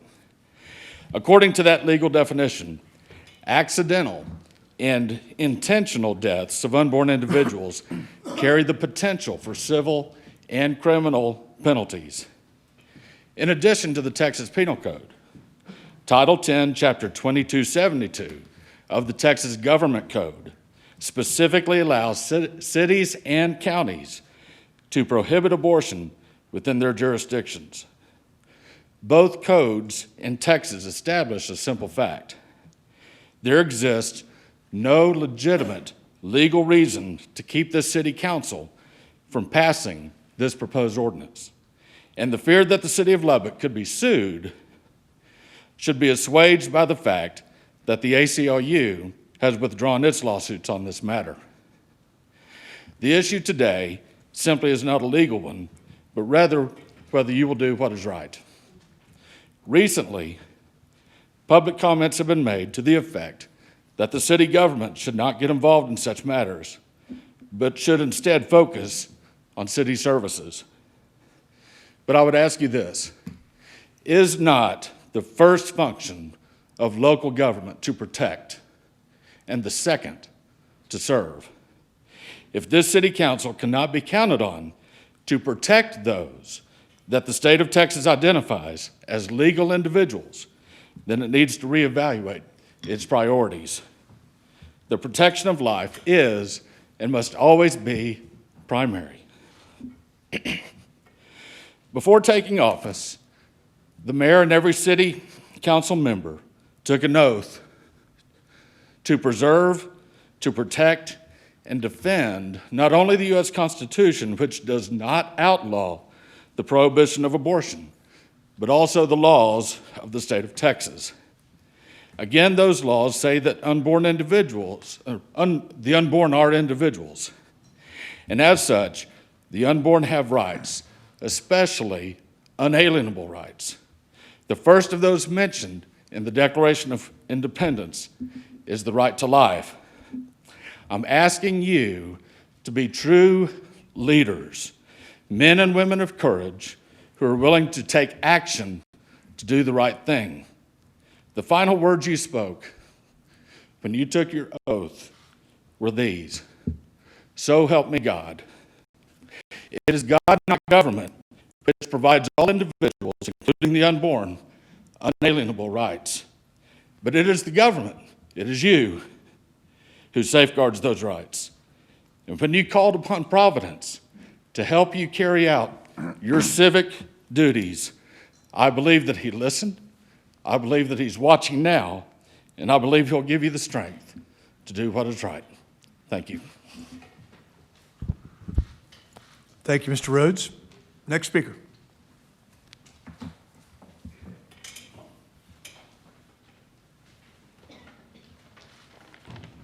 Good evening. My name is Dana Davis. I live at 3415 Fordham Street. I'm not a lawyer. I know very little about the law. All I know is my truth as a mother, a teacher, and a friend. Advocating for inclusion is not new to me. My oldest daughter has autism, and I've advocated for her entire life. In the eyes of the abortion industry, my child's life has no value. The abortion industry would tell me that she is better off dead than to be living with a disability. My second daughter was born with a midline defect. Abortion would have been a justifiable option. I was told she may have learning disabilities and her brain was underdeveloped. That was not the case. Today, my eldest daughter is thriving in school and influencing others. My second daughter is brilliant. She's in the gifted and talented program, dances in the ballet company, and dreams of being a botanist and working for NASA. They are the reasons I fight for the inclusion of all human beings. And make no mistake, this is a battle for inclusion. It is a battle to be seen as a human being, a person with value. Size should not define a person, just as disability, age, race, or gender should not. And that is why I speak today. The unborn are people. They are living human beings, just as you and I. We see the marginalization of human beings for this exact reason, being viewed as a lesser person. The disabled must fight for basic human rights. The elderly sit neglected in nursing home. Children are abused by their parents, and racial injustice is everywhere, being fought in the streets of our country. And our world's becoming desensitized. It's so easy to define other groups as less than or not worthy and to push them aside. This is not just a women's rights issue, but human beings' right to life, the ability to be defined as a person. That is a designation the unborn are being denied. They have unique human DNA and are alive in the womb. Ms. Davis, I need you to get back to the ordinance we're considering, okay? Okay. Please. Yes. Thank you. It is my steadfast view, pressed on my heart by God Himself, that until we learn the value of human life in all stages, sizes, and forms, the injustice, violence, and apathy we see in the world will not change, but only grow worse. The first step is acknowledging the sanctity of life as created by God. I hope and pray that you will hear truth in what I've said today and be moved to protect the unborn in our city. Thank you for your comments. Pardon me. Next speaker, please. Ms. Davis, did you sign one of the forms? Yes, sir. Okay, thank you. Got it. Okay, thank you. Yes, ma'am. Hi. Good evening, council. I did sign a form. Okay, thank you. You're Gotcha. welcome. She hadn't said it yet. My name is Marty Gregory, and I am a minister with Walking in Freedom Ministries here. Me and my husband are also volunteers for Heartline. Heartline is a business here that encourages women to keep their babies. They take care of their needs also and instruct them in the ways of the Lord, giving them hope and much love. I want to say, first of all, God is gracious, very much so. And I perceive that you as loving, caring people of God who have families, loved ones, and friends. I appreciate your hard work administrating, protecting our city. The serious decision tonight is on a spiritual level. It is about Father God's creation in the womb, which he is very passionate about. Protecting our city would begin with the most vulnerable, our babies in the womb, our children. These are great responsibilities for you, because you do have the chance to prevent innocent bloodshed. God detests innocent bloodshed.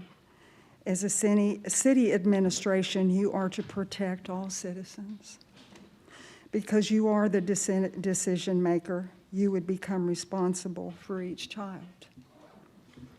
Here in Lubbock, years into years to be traced back to your decision on this, whether good or bad. Why would you want to have that on your hands, the shed of innocent blood? It will become who you are, a part of that here in Lubbock, that will affect your identity with many people. You might as well possibly be the abortionist. That's not a good thing. It's not an honorable and worthy thing to be known for or remembered by, and you are honorable people. I know that. God has better things for you to achieve as a council than whether or not to participate in that. It would also destroy your own families, making a bad decision that would affect the rest of your life and your family life, and possibly an eternity. You have been lied to by the enemy. You need to rebuke him. The Lord God loves you deeply, and he is asking you today a question. We've got to stay on the ordinance, okay? I mean, Okay. this is not, I mean, with all due respect, this is about the ordinance. It's not about your beliefs or about the Lord's belief. It's about the ordinance. So please, keep your comments to that. Okay. Excuse me, you're out of order.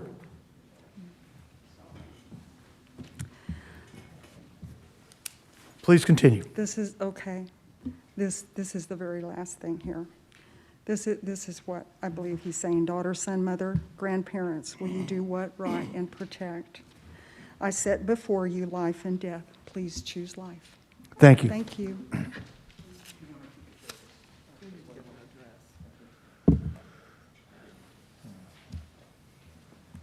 Next speaker, please. I brought a book. Shall I start? My name is Lee Bryant. I live at 1707 32nd Street in the heart of Lubbock. If you choose to support these proposals, I suggest that you're really supporting life. Therefore, I suggest that you return these proposals and ask that they be amended. We should have no speeding above 35 or lower miles per hour. No guns or bullets for the mentally ill. Only non-militia type rifles for hunting and no handguns. No death penalty trials. No gun or knife shows. No child without vaccinations or undernourished or homeless or abused. No birth control meds. Lots of dollars for lawsuits associated with approving these proposals. If you are willing to amend this item, then vote for it. Thank you. Thank you, Ms. Bryant.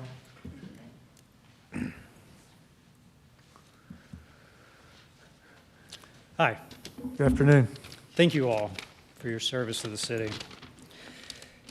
I'd like to start out by saying that no one... Name and address, please. Oh, sorry. My name is Matt Weaver. I live at 3427 54th Street. I believe I was number 8 or 9. Thank you. Thank you, Mr. Weaver. First, I want to say that no one is pro-abortion. We've all had to make difficult personal decisions. But I cannot imagine what it must be like to be in a situation where I need abortion as an option. I'm fortunate that I have not and never will be in that situation. As a male, it's simply not possible. But for some women, that situation is a reality. And I'm sorry that women experience those unfortunate circumstances and are forced to make decisions that are unique to womanhood. Our community needs organizations like Planned Parenthood and all the services they offer. We as a community must support all our women as they make the decisions that are best for them. And we must respect the decisions between a woman and her doctor. Everyone here means well and is strong in their convictions, and I commend you all for having the courage to speak. I urge you, council members, to stand with me in ensuring that the women of our community have access to the health care choices and guidance they not only need, but rightfully deserve. Thank you. Thank you for being here this evening. Next speaker.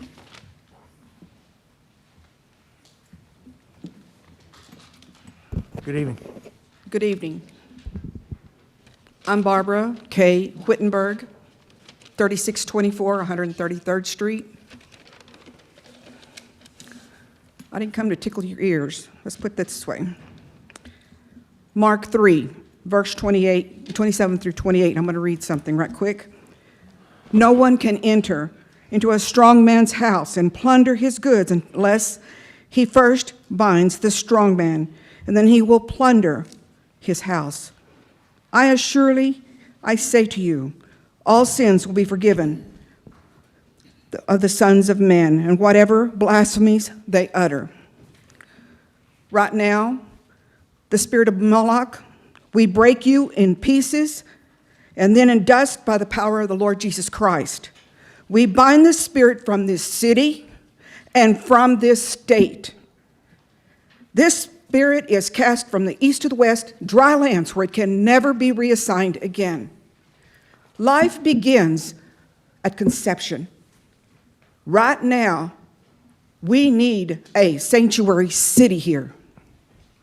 If that means increasing our taxes, go for it. That is life. If you decide to not have it here, our land will be under condemnation. Understand that. I'm appealing to your heart to talk to your soul. Because if you don't, there will be a repercussion. There will be. And I was in prayer October 24th, and I got this. It was a word of knowledge, and I'm going to say it right now. Mayor Pope, set your life in order. You have been given a judgment. As the babies will be ripped out of the mother's womb, so will be your life. You allowed the decisions to be made by choosing attorneys that were from Planned Parenthood. Planned Parenthood has got, I believe there's 50 locations here. This was already decided before you even came to us. Is that fair? You guys, we pay your salaries with our taxes. Just as the baby's body parts will be sold. Ms. Wittenberg, please keep your comments to the merits of the ordinance. That has the baby this parts. This is part of the ordinance. Baby parts have nothing to do with the ordinance, Ms. Wittenberg. Please keep your comments. Oh, it does to that. because it's part of Planned Parenthood. Just as the Ms. Wittenberg, the yes. argument is about a sanctuary city for the unborn. That's right. That is right. It is not about Planned Parenthood. Okay. That is right. Okay. And I have one more Please keep sentence, your comment and that's to I'm that. through. Thank you. Just as Planned Parenthood was sold, Planned Parenthood paid. I don't know, because big businesses do not come here for nothing. They pay. They use lobbyists to come and change your minds. We do not need Planned Parenthood. Thank you for your comments, Ms. Wittenberg. My name is Robert Broslow. I live at 299 County Road 130, Southland. I practiced OB-GYN in Lubbock for more than 35 years. I'm in my 55th year as a practicing physician. I first heard of abortion around 1955. I was a freshman in high school. My dad and my two uncles were all doctors in a small town in South Jersey where I grew up, near Atlantic City. When he came home that evening for dinner, he was very upset. A prominent couple in our area had presented at his office as the last patients with their 15-year-old daughter. My dad examined her, and although it took 3 days to get the rabbit test at that time for pregnancy, he said the exam was consistent with her being 9 or 10 weeks along. The couple then asked him, would he consider terminating the pregnancy? He was very offended. We later learned that that couple, the adults, had taken their daughter to Sweden, where abortions were legal since 1938. And she had her pregnancy terminated, and she finished high school and went on to college in Philadelphia. Fast forward to 1995. My nurse, who was with me for 24 years, said, Dr. Broslow, there's Mr. So-and-so on the phone from Dallas. I talked to him. He said, Dr. Broslow, he said, and of course I remembered him because I had delivered 5 of their children, and they were LDS. For those of you from Rio Linda, that means they were Mormons, and they were very big advocates pro-life. And he said, Dr. Broslow, he said, you know, after we moved, he was with TI, we had one more child. The child has a chromosomal abnormality associated with advanced age. He said, this has been extremely difficult. And I never thought this would happen, but my wife is pregnant again, and we just can't have that happen. It was extremely difficult for my wife, I mean, emotionally. What do I do? Is it safe? How do I see about having the pregnancy terminated? And my point is, abortions have gone on for a long time. Often they were done in Europe or wherever for people who had a lot of money. But when I first came here, next year will be 50 years since I came here from Pennsylvania, and I would be on call at night. I would see patients who had botched abortions and had to take care of them. In the years that I've been here, I've never done an abortion. But another point that I wanted to make, in the Wall Street Journal today, there's an article about a woman, a doctor, and her experience with COVID.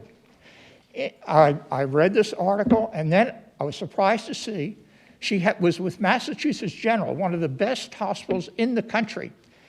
Now she's at Texas Tech in Lubbock. Her husband's an emergency room doctor. We are getting great people here in business, in education, and to have our city labeled, as many people will say, you know, we're a right wing, you know, Lubbock is a very welcoming place. And I just think this is not good. We will not stop abortions, but we will, and people who can afford it will leave, and other ones will be kind of up the creek. Thank you for your attention. Thank you, Dr. Broslow.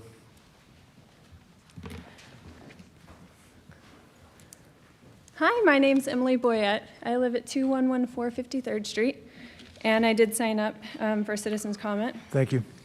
I am also I'm a member of the Church of Jesus Christ of Latter-day Saints. I was blessed to find out when we lived in Dallas, Texas, that I was carrying a child with chromosomal abnormalities. My perinatologist painted a very grim picture for us and presented abortion as an option. I'm so grateful we moved back to Lubbock, Texas. We have been supported so well. This child passed away at age 4.5 after his 3rd open heart surgery. What a great blessing. This silly, smart, and sweet young man. We can't wait to see him again. We also adopted a child through CPS. I'm so grateful that that mom and dad were willing to keep the pregnancy going.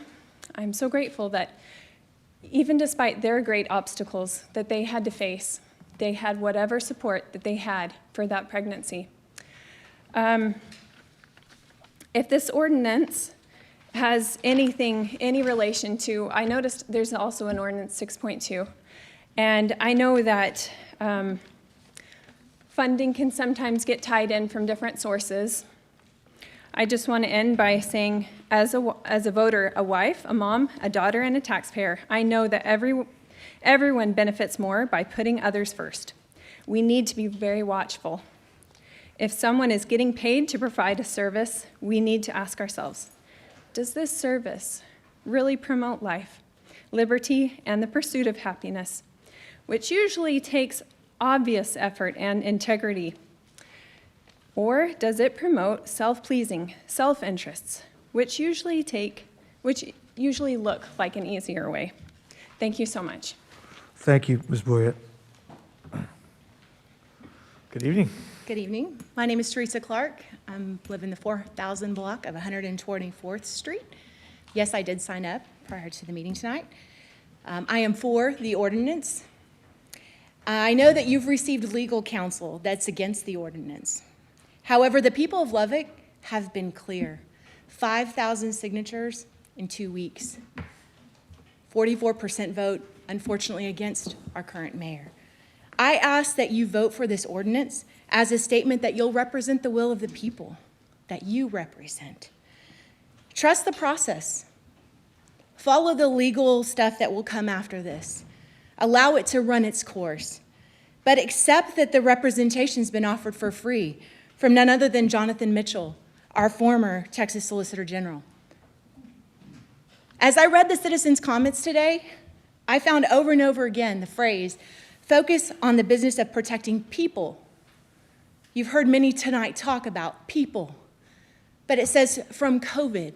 May I present to you my unique thought that if worldwide there's 1.4 million people who've died of COVID and yet 37 million that have died of abortion, that at the rate of 1 to 26, the life in the womb is more at risk. Can I also suggest that in the United States of America, that rate runs 1 to 4, that there are 222,000 deaths, 253, as of today, and yet over 850,000 abortions this year. So in the city of Lubbock, as we look at 277 lives lost to COVID, how many are you willing to see lost to abortion? That number, if it followed either of those two, would be 1,108 or 7,702. Killed by not a virus that indiscriminately attacks people, but at the hands of someone who intentionally removes their life. As our city officials, we beseech you, pass this ordinance, protect the most vulnerable of our population, the unborn. Personally, I will share that my sister, my niece, and my nephew are all miracles of adoption. You know, if my mom had walked into a clinic providing abortion services as their primary method of an unintended pregnancy, my sister wouldn't be here today. If the birth parents of my niece and my nephew had come to clinics like that, they wouldn't be here today. And as a social issue that does affect our city, I would propose to you that future, and my family, pastors, firefighters, artists, moms, dads, future residents of Lubbock will be eliminated by a decision to allow this service in our city. And then I could speak to the economic impacts. Well, I don't know the Lubbock numbers as well as I know the national numbers. I can tell you that in the United States of America, since Roe v. Wade, there have been over 60 million babies aborted. 60 million. And why that's important is because Social Security is struggling. You know, the math didn't work when you projected birth rates at a level that they didn't achieve because they were terminated. You know what else doesn't work is a workforce that's retiring. Tons of baby boomers that aren't being replaced because the populations that came after them, my generation, was terminated. The economic impacts of this decision affect our city's population. And then the healthcare impacts.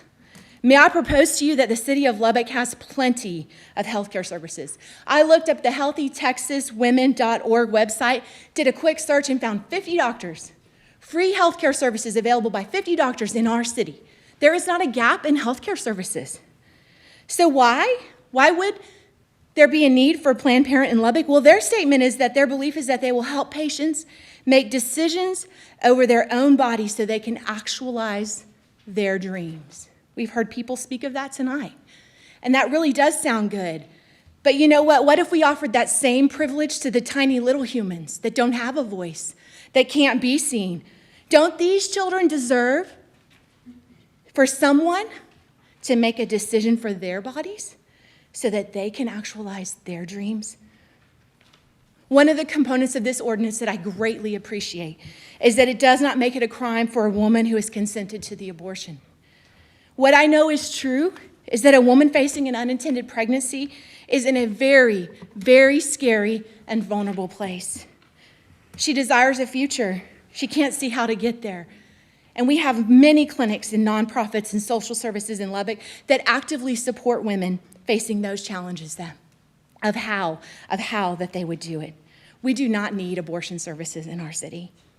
In closing, I share with you the wisdom of a special 9-year-old in my life. Mom, abortion makes no sense. It's easy. There's a choice that makes everybody win. You can choose life for all, Mom.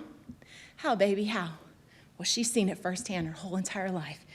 Well, Mom, for that birth mom that can't have the baby, that isn't in a place to keep the baby, she can have the life she longs for. Oh, and for the child, Mom, the baby gets to live. And then in our family, those adoptive parents who have longed for and not been able to have children, they get a baby too, Mom. She says to me, duh, Mom, duh. Why would our city ever let babies be killed in Lubbock? You've been chosen for your seats by the people of your district and in this city. I know that your ability to represent them well, to represent us well, is the foundation of our vote for you. May you have the courage tonight to make a vote for this ordinance. Thank you, Ms. Clark. So let's sort of reset things here. We need comments to the merits of the ordinance.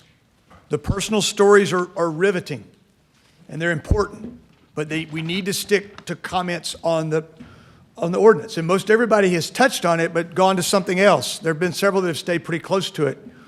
It needs to stay on the ordinance, please. Yes, sir. Good evening. My name is Brian Ratcliffe, and I live at 228 140th Street, and I did sign up. Honorable Mayor Pope and distinguished members of this council, appreciate you hearing me tonight. I just first wanted to thank all of you for your merit in taking on the responsibilities of leading our city, and I'm asking you to vote in favor of declaring Lubbock a sanctuary city for the unborn. You've been ordained by God to be the leaders of our city at this time, and I appreciate that.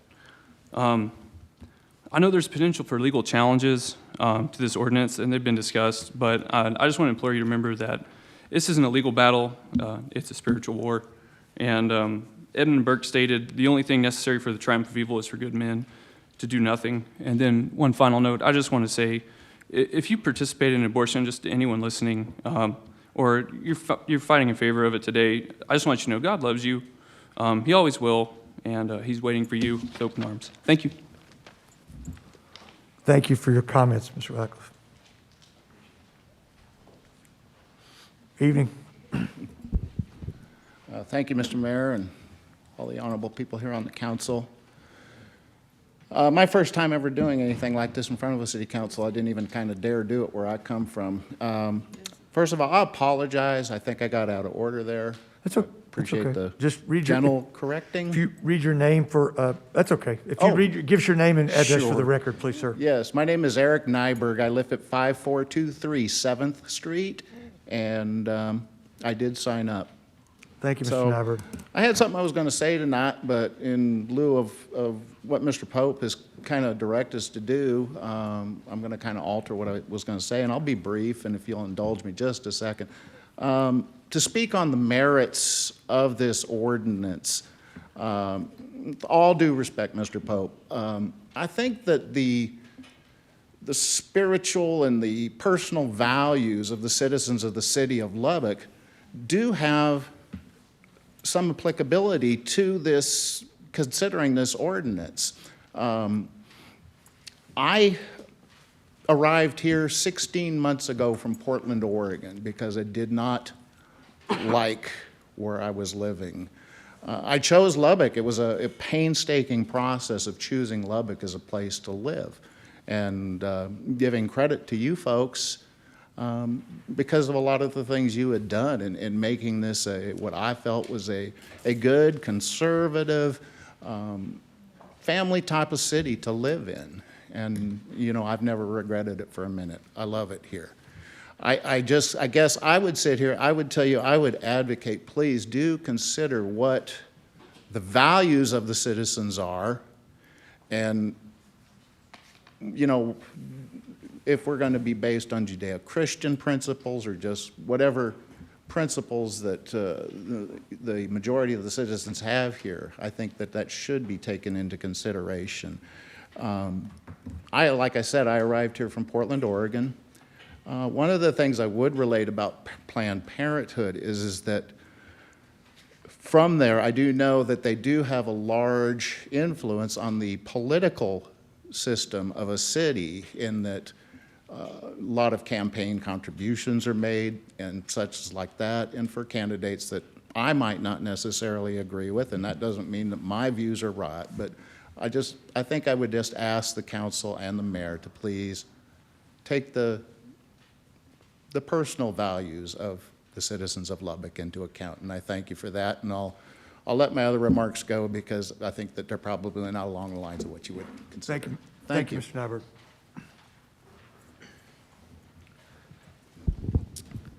My name is Heath Watts. I live at 6405 County Road 7425. I did sign up. I also serve as the executive pastor of Church on the Rock that is currently celebrating their 35th year of ministry in Lubbock, Texas.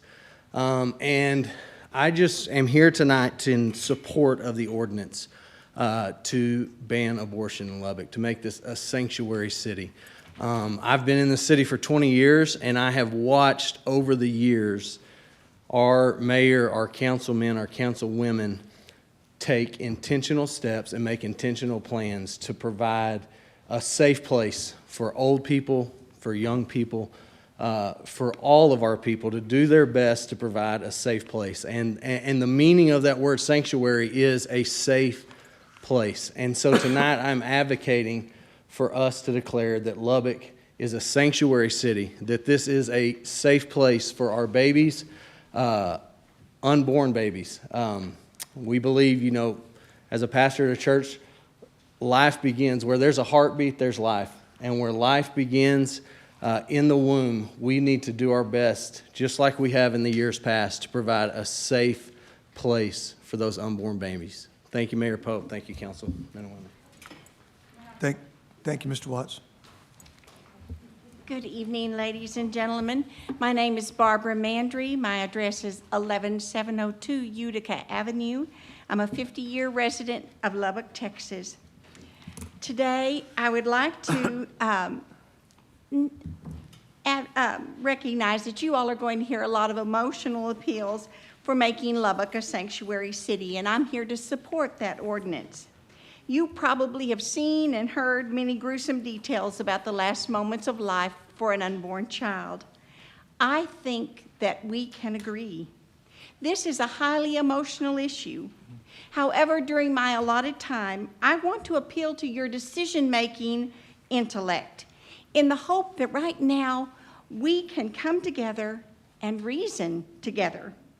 I'm guessing that your position on this sanctuary city ordinance is based on the facts that you hold as truth, and the truth will certainly set us free. It is our position on a subject or a matter that is subject to change once we know the facts. For example, not too long ago, we felt like smoking was okay. But the facts have changed that for us. They've changed our minds.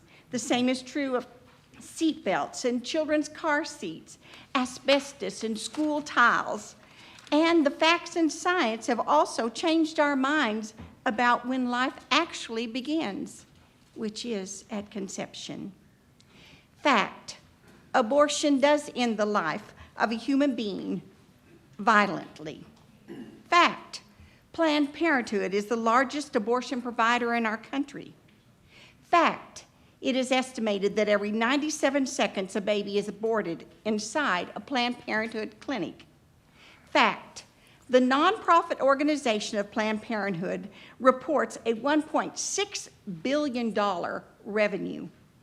Fact, 49% of abortions are performed on young women, and many of them teenagers. Fact, our local citizens feel deeply about this issue as reflected by the overwhelming petition signatures that you have received. With these clear facts, we can draw a certain agreeable conclusion. Designating Lubbock as a sanctuary city would protect the tiniest and most vulnerable citizens from a certain death. It would direct our young women, and many of those young women are teens whose frontal lobe is not even totally developed, to already available crisis pregnancy centers that provide excellent health care. Fact, Planned Parenthood does not provide prenatal care. Fact, these already existing women's health care organizations do. The fact that abortion on demand is actually declining in our country reinforces the belief that many Americans have already changed their minds based on the facts. Lubbock now has the unique opportunity to demonstrate its wisdom by changing its position based on the facts. Ladies and gentlemen, fact. This is the will of all these people who have voted for you.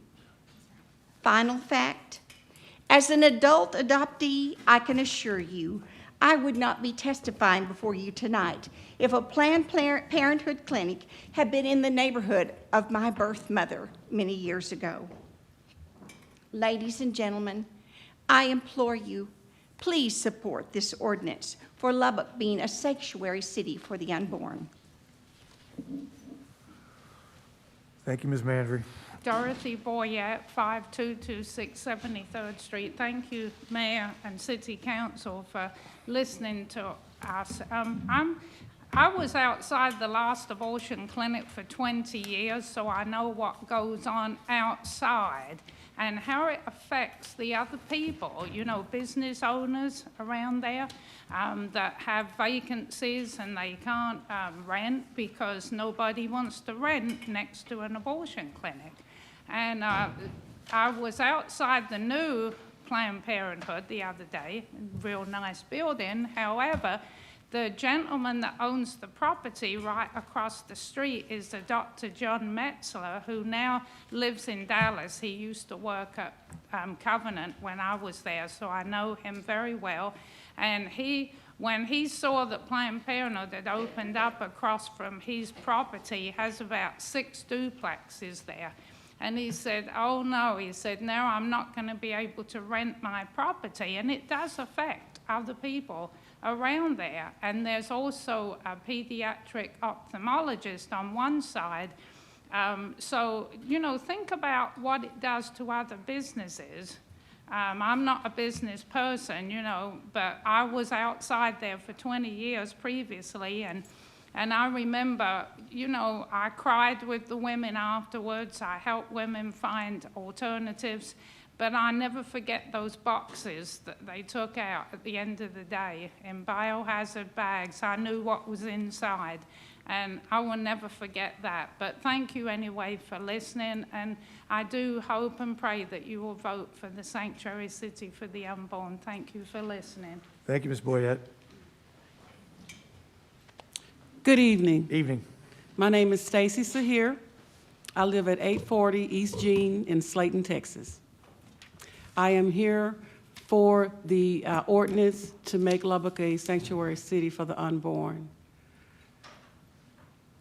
For years, I looked for my purpose.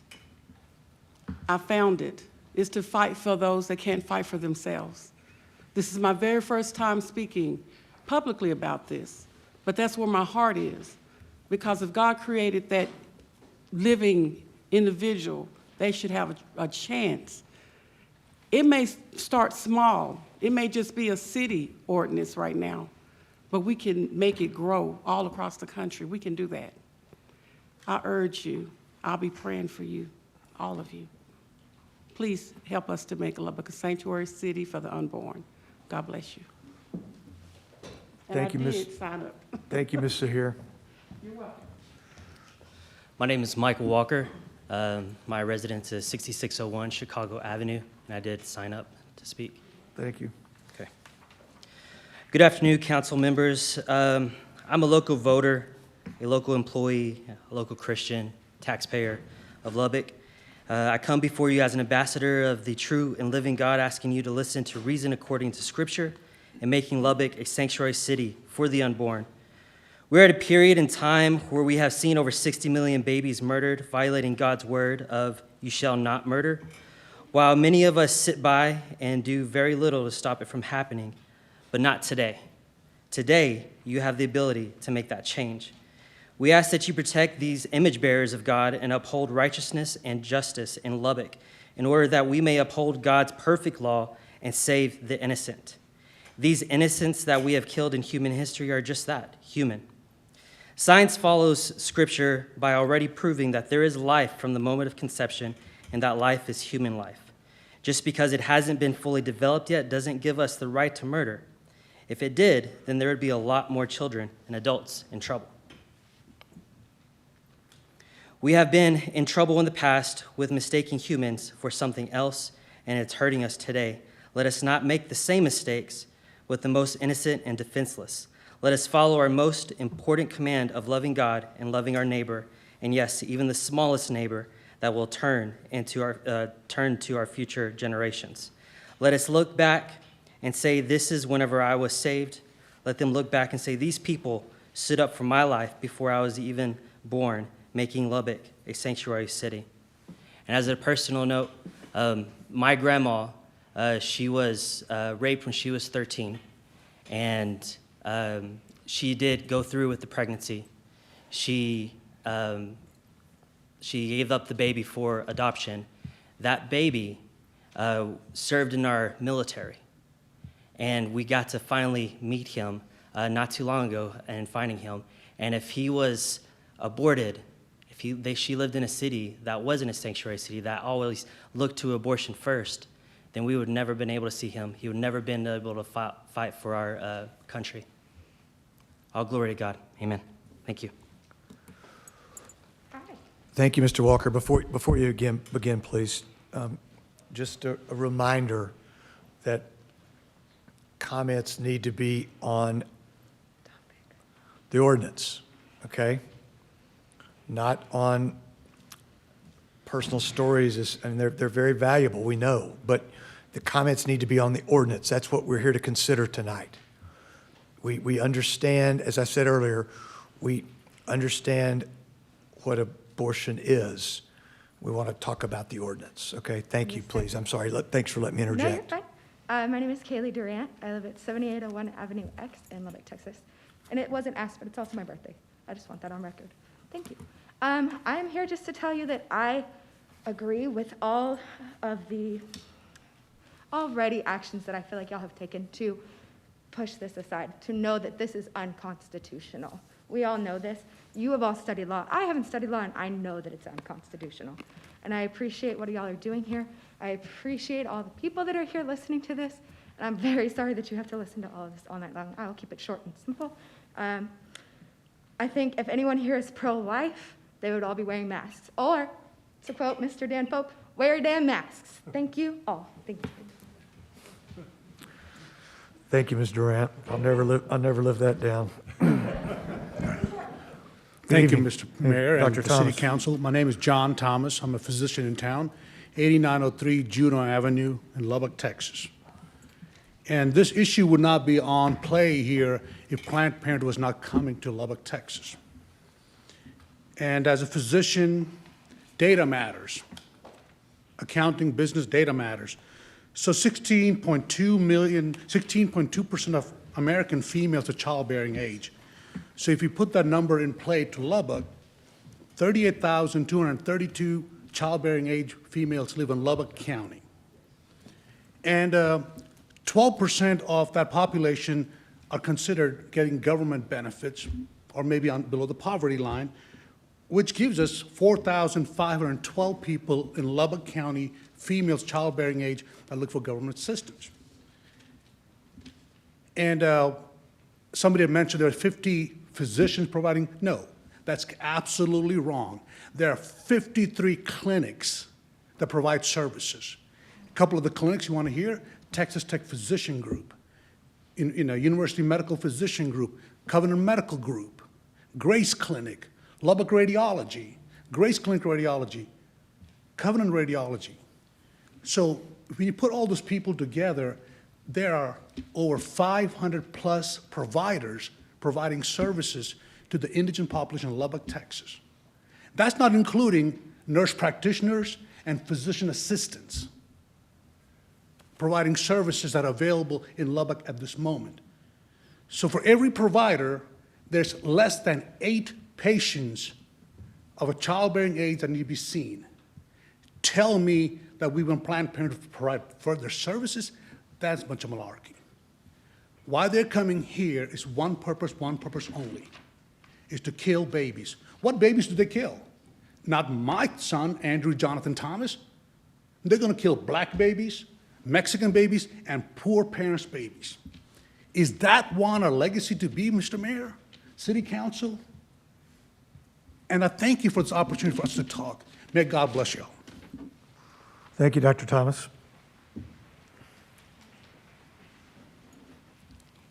Good evening, Mayor, City Council. My name is Shannon Powell, and I live at 7304 Juneau Avenue, and I did sign up to speak. And I'm here today in support of the ordinance, and I just briefly want to share why I'm supporting this as a sanctuary city.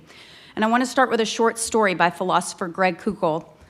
Imagine you're at home, which I'm sure that sounds great to you right now, and you're washing dishes or you're sitting in your lounger getting ready for the next day, and your child walks up behind you and you don't see them and says, "Mommy, Daddy, can I kill this?" Well, of course, before you answer their question, you have to know what this is. What is it? If it's a spider, okay, squish it. If it's your brother's kitten, that's weird, hold on. If it's your brother, no, we sit down. We need to have a talk about this. This is a simple illustration that illustrates a common sense notion. Before you can know whether it's right to kill any living thing, you first have to know what it is you're killing. If the unborn is not a human being, like you and I are human beings, then get the abortion.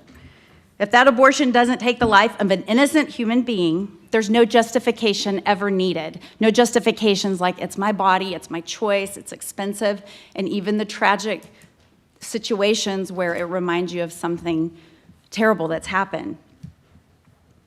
However, if the unborn is a human being, then no justification for abortion is ever adequate, because we don't kill innocent human beings for any reason. It's for this reason I am asking, along with thousands of others who signed the petition, that Lubbock be a sanctuary city for innocent, unborn human life. We take a stand, we be a city upon a hill that says, in Lubbock, Texas, we don't kill innocent human beings. Thank you. Thank you, Ms. Powell.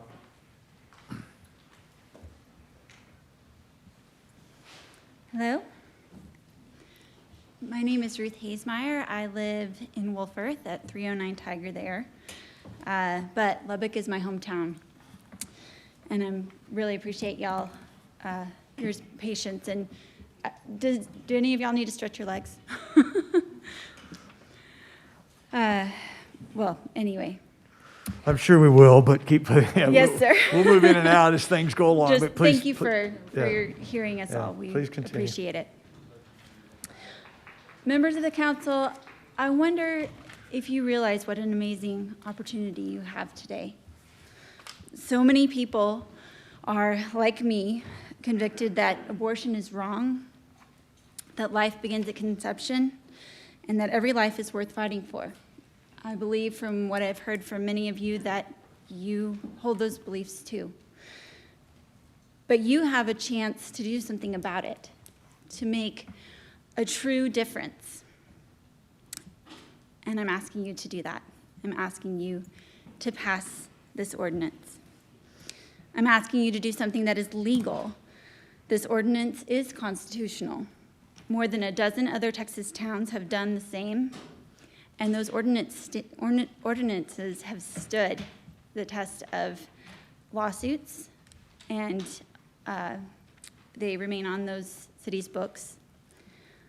I'm asking you to do what thousands of your constituents have asked you to do. Thousands signed that petition. Thousands more, I believe, want Lubbock to be a sanctuary city. I'm asking you to lead the way in this movement. If Lubbock were to pass this ordinance, I believe many other Texas towns would follow. And what an amazing thing. This doesn't mean that I'm asking you to do something easy. It may very well be the start of a fight, but one well worth fighting. I love this city, and one of the things I love the most about it is the way the citizens truly care for one another. And I can think of no more appropriate city than Lubbock to take a stand and say, all life matters. We care about even the very smallest. So I'm asking you, please let Lubbock stand for life. Thank you. Thank you very much for being here. Hello, my name is Carol Dennison. I'm at 5718 68th Street. I did sign up to speak. Thank you. Thank you for your time and attention. I'm a retired RN. My training, skill, and heart were in preserving life, no matter what form that life took. I wanted to stand before you and look in the faces and the eyes of those who feel like it's okay to condone the taking of life. You know who you are. You do not speak for me, and I ask that you do not speak for the lives of the unborn, so that you can look in your own faces in the mirror and look with clean consciences before the Almighty, who is the author Please and keep giver your, of ma'am, life. Ms. Dennis, Please please keep your, consider your Ms. stand Dennis, on- Ms. Dennis, Sir? your comments need to be pursuant to the ordinance, Yes, sir. okay? Yes, sir. Please keep them to that. Thank you. Please reconsider your stand on Planned Parenthood and make our city a sanctuary city for the unborn who have no voice in their own lives. Again, thank you for your time and your attention. Thank you, Ms. Dennis.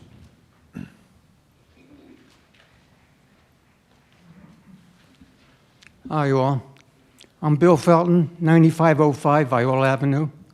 I've been in town 20 years. My wife came here. She's an OB-GYN. She's on the faculty at UMC, and she got here in '99. She's been on television many times with Karen McKay on Channel 3, and she has never been involved with an abortion, though she's been a gynecologist for almost 50 years. And I'm here tonight to be strongly opposed to this ordinance. Now, I was involved with another city ordinance about 15 years ago. This is the first time that I've been able to address council, but I want you to know that the smokeless Lubbock ordinance was a public health matter. This is not a public health matter. This is a personal health matter between a patient and her doctors. Now, if a person doesn't want to have an abortion, or his wife, or his daughter, or his granddaughter, okay, stop it. But you don't remember, maybe some of you do, but most people in this audience don't remember the old days before Roe versus Wade in '73. I'll tell you how bad it was. My best friend got married, got his wife pregnant, which was normal. She was in her 30s, didn't want to have an abortion. And you know what? Rather than trying to do it herself or go to a back alley abortionist, she had to go to Puerto Rico. Now, it isn't quite that bad now, but these poor women here in town who have had the medical okay of their doctor have to drive over 300 miles to Fort Worth. This is ridiculous. And as far as Planned Parenthood, thank heavens they're back. They had to pack up their bags a few years ago, which was unfortunate. But this outfit does more than abortions. They're not an abortion mill. Have you ever heard anything bad about them? Well, it's exaggerated. And now I want to say one other thing, that I have a legal background.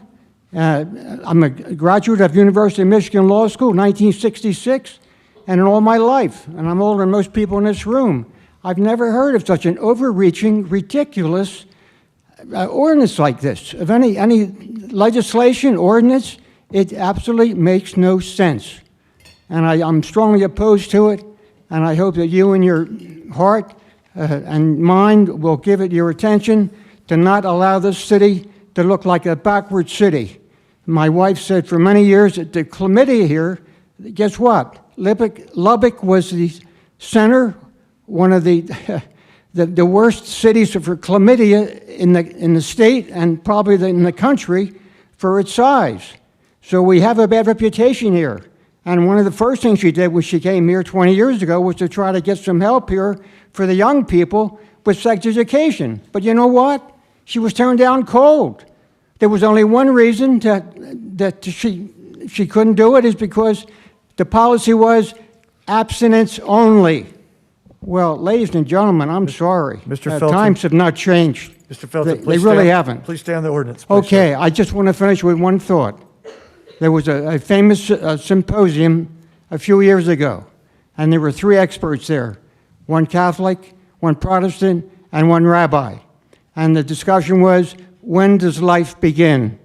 And of course, the priest said, Well, at the moment of conception, naturally, when the sperm fertilizes the egg. And of course, the Protestants said, no, I'm sorry. Life begins when the fetus can breathe on its own and is a real child, has a name. That is really when life begins. But the wise old bearded rabbi said, gentlemen, with all due respect, life really begins when the children finish college, leave the family nest, and the dog dies.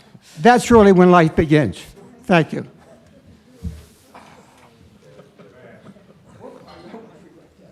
Thank you, Mr. Felton.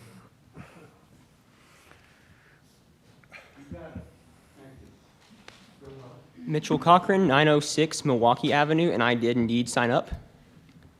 Thank you. So despite what the previous gentleman just said, this is indeed a public health crisis simply because many of your public will be being killed if this is not passed. The simple merit of this ordinance is this: it protects the lives of innocents. The only demerit is that you need courage to pass it. Abraham Lincoln once said that my concern is not whether God is on our side. My greatest concern is to be on God's side, for God is always right. So lest you think the Lord's beliefs do not matter, you would be going against one of the greatest presidents the United States has ever had. General George Washington, probably the best president we have ever had, said, "The general hopes and trusts that every officer and man will endeavor so to live and act as becomes a Christian soldier, defending the dearest rights and liberties of his country." The most dear of those rights is the right to life. We know we're not a theocracy. This is true. I'm not advocating for that. But the right to life is the cornerstone of a free and just society. Nobody can call themselves just if they allow the killing of innocents. Pastor Dietrich Bonhoeffer, the brave German pastor who resisted Hitler because Hitler was indeed in the business of ending innocent life, he said, "Action springs not from thought, but from a readiness for responsibility." Bonhoeffer ultimately courageously died for his convictions under the Third Reich. He did not merely pay lip service to the right to life. Are you ready for that responsibility? If you will not defend the right to life of others, why should anyone defend yours or mine? It does not matter if this is a popular view, it is the truth. We must stand and defend the rights to life of everyone, yours and mine, man and woman, black and white, native and foreigner, Democrat, Republican, believer, atheist, those who do not support the ordinance and those who do, young and old, born and unborn. We must support those, we must protect their lives. The lives of innocent people must be protected. Psalm 106 says that those who shed innocent blood pollute the land. I beg you to not have your land polluted. Pass this ordinance because it does indeed protect life. Finally, I will end with a quote from C.S. Lewis. "It is not your business to succeed, but to do right. When you have done so, the rest lies with God." Thank you, Mr. Cochran. Good evening, Mr. Mayor and the City Council. My name is J.C. Archuleta. I did end up signing up. You've been here a long time. Yeah. Yeah, that's right. You're the first to show, one of the first to show up. Yes, Okay. sir. I'm sorry about that. That's okay. We're glad you're here. Okay. I'm from Big Spring, Texas, by the way, and I thank you for allowing me to speak tonight. In the spring of 1944, there was a man who lived in Germany during the Nazi Holocaust. He said he considered himself to be a Christian. He attended church since he was a small boy. Him and his church had heard the stories of what was happening to the Jews. But like most people in this country today, they were trying to distance themselves from the reality of what was taking place. What could anyone do to stop it? A railroad track ran behind the small church, and each Sunday morning, they would hear the whistle from a distance and the clanking of the wheels moving around the track. They became disturbed when one Sunday they noticed cries coming from the train as it passed by. They grimly realized that the train was carrying Jews. They were like cattle in those cars, he said. Week after week, the whistle would blow on the train. They would dread to hear the sound of those old wheels because they knew that Jews would begin to cry out to them as they passed their church. It was so terribly disturbing, he described. They could do nothing to help these poor, miserable people, yet their screams tormented them. They knew exactly at what time the whistle would blow, and they decided Mr. Sarcoletta, you got to get on the. It'll get you there, gotta, sir. no, let's get your. We're here to hear Yes, the sir. merits. I'm getting but there. No, I'll be very brief. Yes, sir. They knew you have to be exactly really, what time you have to be very brief, okay? Yes, sir. I have 'Cause like there's 10 nothing I've heard that has anything to do with this ordinance. Well, yes, sir. Give me like 10 more seconds. By the time the train came rambling past the churchyard, they were singing at the top of their voices. If some of the screams reach their ears, they sing a little louder until they can hear them no more. Years and years have passed, and nobody talks about this nor, but I still hear the train whistle in my sleep, the man described. I can hear crying out for help. God, forgive all those who called ourselves Christian, yet did nothing to intervene. Fast forward 30 years or so, and Roe v. Wade happens. Fast forward another 50 years or so, and we have close to 70 million babies that have been murdered. The challenge for you tonight, guys, is that what will you do to intervene? You have the train in your city right now. Planned Parenthood is here. Babies will be murdered here. Will you choose to sing a little louder every time a baby is slaughtered? Or tonight will you do as Proverbs 24 says, rescue those who are taken away to death? I hope for your sake that you choose the latter rather than the former. Thank you for your time.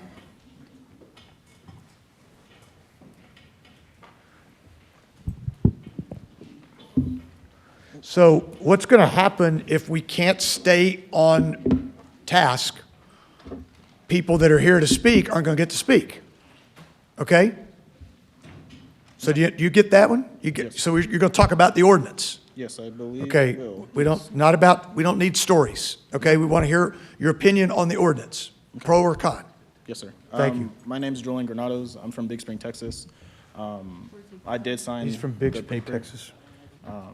Tell me your last name again? Granados. Granados, Julian thank you, Mr. Granados. Yes, sir. I just want to start off by thanking every one of y'all for being here and allowing me to speak. So I'm also from a city that passed this ordinance, and it's been great seeing it being passed, and I want Lubbock to be also one of those places to be passed. As far as everything going, and also I just wanted to start off, actually, I just wanted to share my thoughts on the topic of the agenda as it was presented to y'all. As I was seeing this topic, I thought of one verse. It was Psalms 139, 13 through 14. These are the words of God. For you formed my inward parts. You knitted me together in my mom's womb.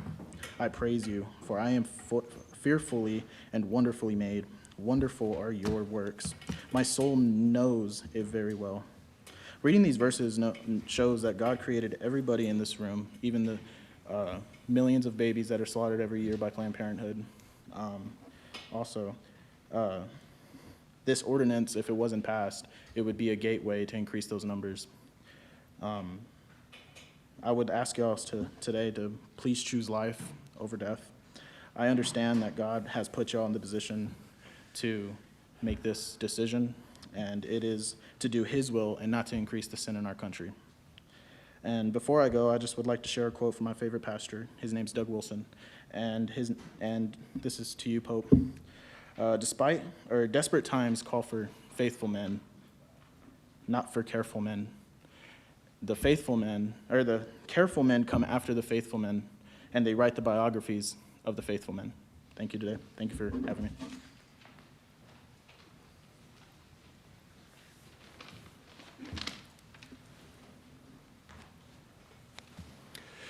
Well, good evening. I'm Michael Irving. I live at 106 North Utica Avenue here in Lubbock. I'm a retired Chief Master Sergeant from the Air Force. I was stationed in Germany for 15 years.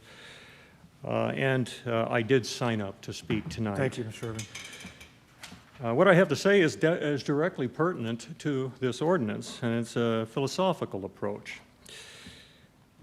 While living in Germany, I was able to visit the Nazi concentration camp of Dachau at least 8 times. And I'd go there to pray, to contemplate, and to evaluate what it was that happened in Germany that ended up into destroying the lives of literally millions of people. Well, what happened in Dachau could happen here. And it happened because people tolerated it. If the people had refused to succumb to the pressure to dehumanize a select class of human beings, Dachau would never have happened. What we have heard is true, that only thing for evil to triumph is for good people to do nothing. The government of the Third Reich, they preyed on people's conformity, their deference, their desire to be esteemed by their colleagues, and eventually their fear. So the people of Germany tolerated the evil. And now in our own country, we're faced with another great evil, the so-called right of a woman to kill her own child. A number of you claim to be pro-life. This is your chance to demonstrate that you are, in fact, pro-life. I've heard opponents say that this would be unconstitutional. Well, let's let the courts decide that. Our job, and yours, is to seek legislation that protects the lives of people.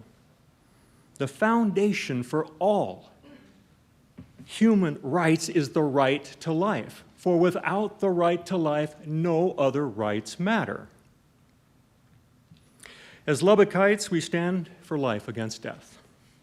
A child has as much right to life, liberty, and the pursuit of happiness as you and I. This proposed ordinance to make Lubbock a sanctuary city for the unborn says a lot about who we are as a people, that we care about the life of every human being, the unborn, and that we care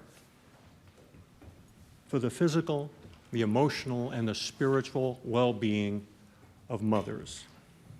So I urge you to please support this sanctuary city for the unborn, and do so from the heart. Please support it. Thank you. Thank you, Mr. Irving. Hi, my name is Susan Williams. I did sign up to speak. I live on 71st Street.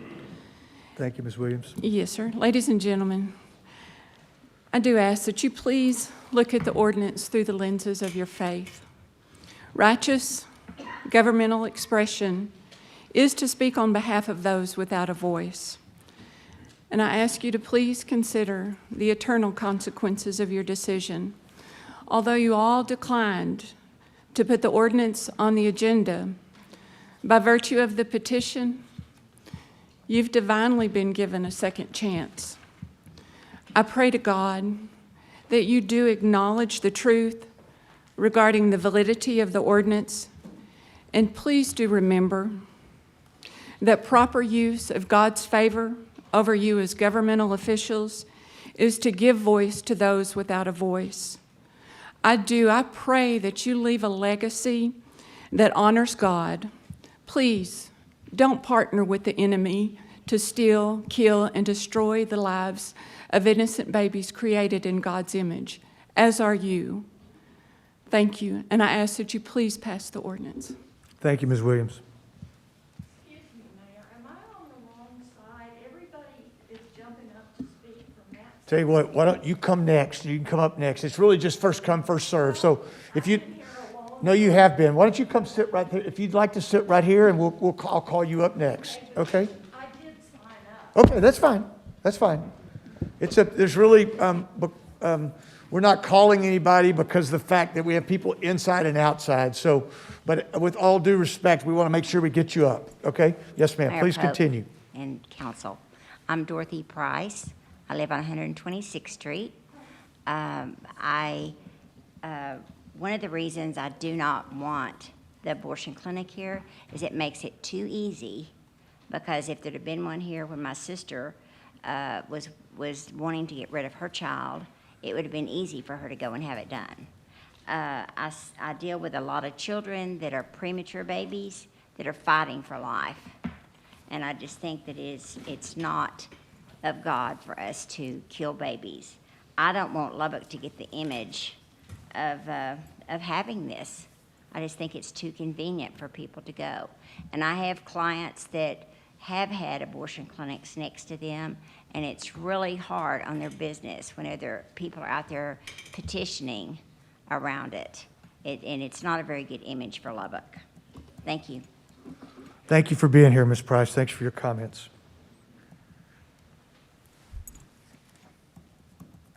I'm very sorry that we hadn't gotten you before. I just That's thought, quite okay. why is everybody from that side running up?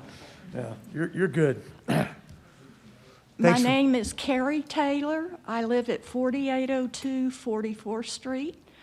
I'm a retired medical social worker, and I've been in Lubbock since 1990. Prior to that, I was in Philadelphia and San Antonio, and I'm a native Texan.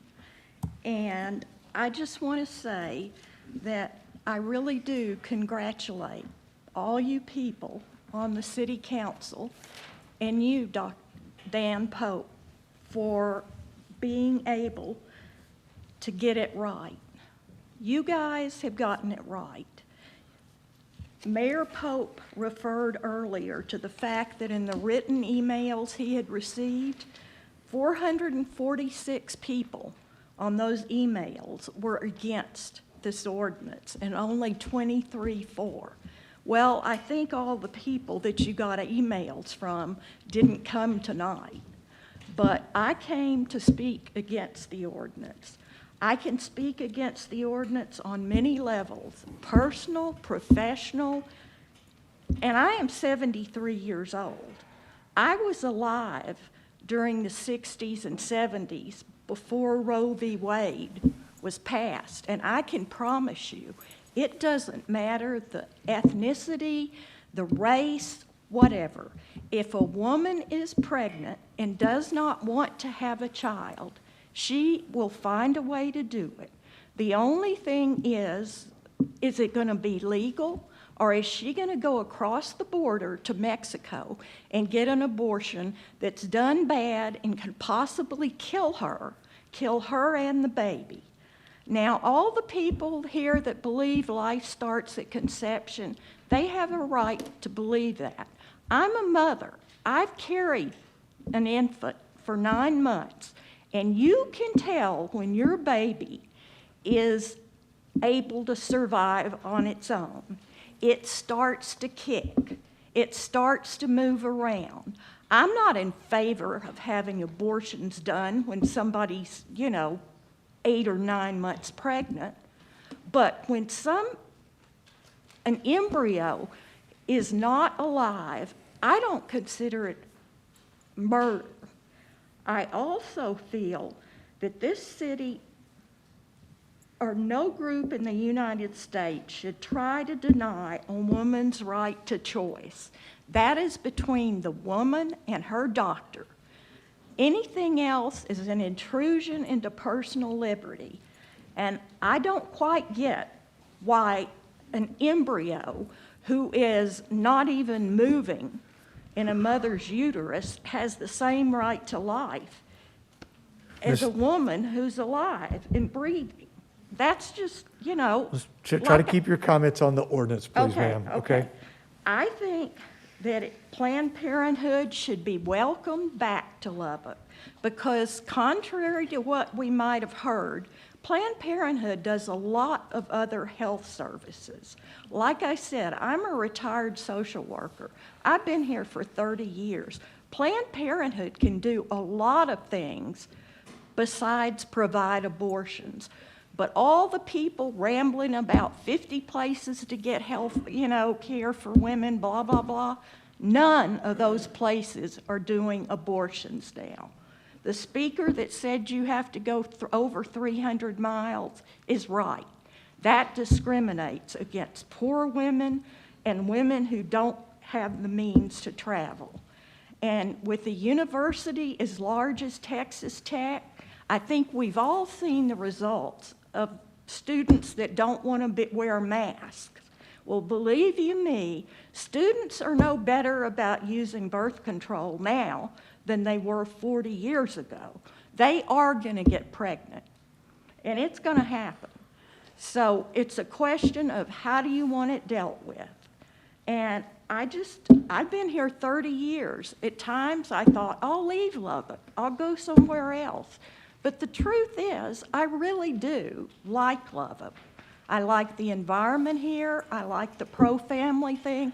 But this is a right to choice. And your guys' attorneys gave you good advice. I don't care what reference these people are making about, well, the attorneys you talked to were affiliated Please with keep Planned Parenthood. your comments not to other people's comments, but your comments to the ordinance, please. Okay, well, I'm just saying, the ordinance would not be constitutional. Roe v. Wade in 1973 established the right to choice. Until such time as the Supreme Court chooses to overrule Roe v. Wade, cities anywhere, not just Lubbock, not in Texas, nobody should be trying to turn over unless you want to go to the Supreme Court. I don't know how many of these people here have gone to the Supreme Court to give them their spiel, but I'm just saying, I mean, I had a friend ask me, and I'm about through, I had a friend ask me the other day when I talked about this, hearing for this ordinance, asked me, they had the audacity to ask me, well, why do you care? You can't get pregnant anymore. No, that's true. I'm an old woman. I'm 73 years old. But there are children, grandchildren that are females that deserve this right. And like I said, I just really hope. Also, the fact is that when Roe v. Wade passed the Supreme Court, they had discussions with the American College of Obstetrics and Gynecology. I haven't heard anybody here referred to that. But at that time, there was a decision made about when does life begin, and it wasn't at conception. Please wrap your comments up, Ms. Taylor. Okay, well, I just hope that you guys will stick to the stance that you have taken now, because I have to defend Lubbock a lot to my family members in other parts of Texas, because we have the reputation, not only now do we have one of the highest rates of COVID, we've always had one of the highest rates of child abuse, and that does relate to pregnancies. When you have the record for child abuse that Lubbock County has, what are all these people doing to try to stop child abuse for children that are already here? Not the unborn ones, the ones that are in Lubbock that are being abused at the highest rate in Texas. Same thing goes. COVID, child abuse, people here just think that they have all the answers. And I think that this ordinance would be a disaster for Lubbock for a lot of reasons. And the thing about Planned Parenthood hurts property values, I know where the new clinic is going to be. It's right in the medical district. Those duplexes are already across the street, and people are living in them. They're not a business. Ms. Taylor, please. Okay, well, this has to do with other people's comments. To the ordinance. We're not talking about other people's comments. You're here to comment to us. Okay. You're not here as a defense attorney. You're here to comment to us, okay? You're not cross-examining. You're not commenting on other people. Please, talk to us, okay? It is not going to affect adversely when it goes into the property they already have. Thank you, Ms. Taylor. And I really appreciate you guys standing up for it. And believe you me, I am a Christian, and in God's eyes, those people are not worth any more than I am. We're all equal. And I appreciate your having this hearing today and listening to all sides. But Mayor Pope knows how many emails he got in opposition to this. And like I said, apparently all the people that want it are here tonight. But I think you need to consider those emails you got, Mr. Pope. Thank you, Ms. And Taylor. Thank you very Thanks much for being here. We for the appreciate you being here. opportunity. Thank you. I think we've got, okay, let's, right here, yes. I think I recognize, yeah, no, I do. Been waiting since the beginning. I'm so, Thank you. You have to be pretty aggressive in this crowd, it looks like, so. Well, I'm not very aggressive. My name is Gay Heron, and I'm going to be short. Thanks for being here, Ms. Heron. And I live at 4510 11th Street, and Latrell Joy was elected to present my district. Thank you. I was raised in really kind of a political family in Houston, and it was, Well, I was just taught you need to find out what's behind the. You don't just what's there. You go research it out and find out what the real deal is and where somebody's coming from. And so when that ordinance came up, I knew I didn't want Planned Parenthood here, but when that ordinance came up, I thought, well, that sounds far-fetched. But I like the sound of it, but can that possibly happen? So I guess I heard my parents' voice. Go research it. Research and see what's true and what isn't true. So I did that, and I was kind of amazed, and I learned a lot, that something like that could actually happen in our city. So anyway, I decided, well, you know what? I researched the ordinance. Now I think I'm going to research Planned Parenthood and see where they're coming from. Because I understand both sides of this, and I understand the time we're living in. So it came down to the founder, Margaret Sanger. She founded Planned Parenthood. I was kind of shocked. She wanted to exterminate the Negro population. That was her intent. It sounded like the KKK to me. And then I found out she was closely associated with the KKK. I was shocked again. Sounded like the Aryan Nation. She was a white supremacist. She was a racist beyond belief. I can't believe that hadn't come out. And she was a eugenicist, meaning deciding who is fit to live and who is unfit to live. I was very shocked. She dehumanized human life to the point of promoting basically genocide. Did we know this? I don't think so. After just an in-depth study, her worldview became clear, and she was an atheist, of course, but a Darwinist, believing that we were created from a primordial soup, a religion all its own. She believed man was totally derailed, get this, by the rise of Christian morality. Thank you. Her solution to rectify this problem of morality was to transform the world by promoting unrestrained sex. Hello, Hollywood. Ms. Herron. Okay, Back here it is. to the ordinance, please, not to the. Here because it it's- is right here. Please, to the ordinance, not to Okay. history on Yes, Planned Parenthood. this comes right to it. I saw a video of Margaret Sanger being interviewed by Mike Wallace, where she was asked if she believed in sin, and she replied, "The greatest sin is bringing a child into the world." I had to rewind it, or whatever you call that, to see if she really said that. So I'm just telling you this because of what really is the founders' beliefs, not good. So really, the ordinance needs to happen after I saw the foundation of Planned Parenthood. Awful. And so I thank you, and that's all I'm going to say. Thank you, Ms. Herron.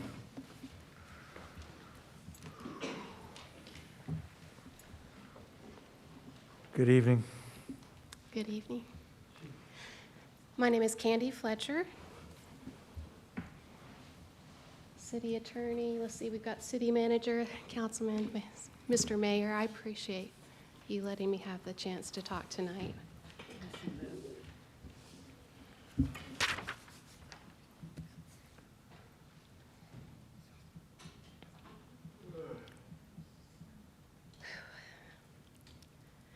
I've been a business person here in Lubbock for over 18 years.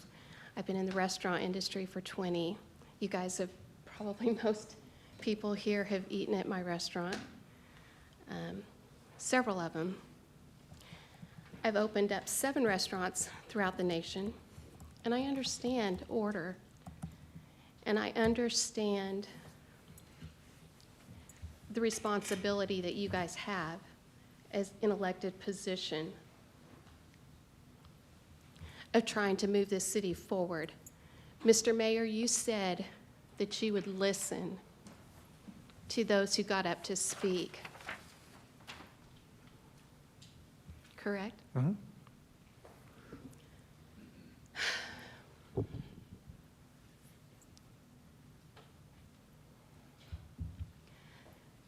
Do you want to know why I'm here tonight? Because you guys have called me here in a way that you would never, ever imagine.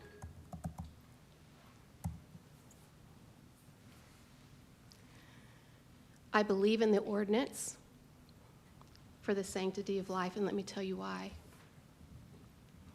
There is a real, unseen world, Mr. Harris.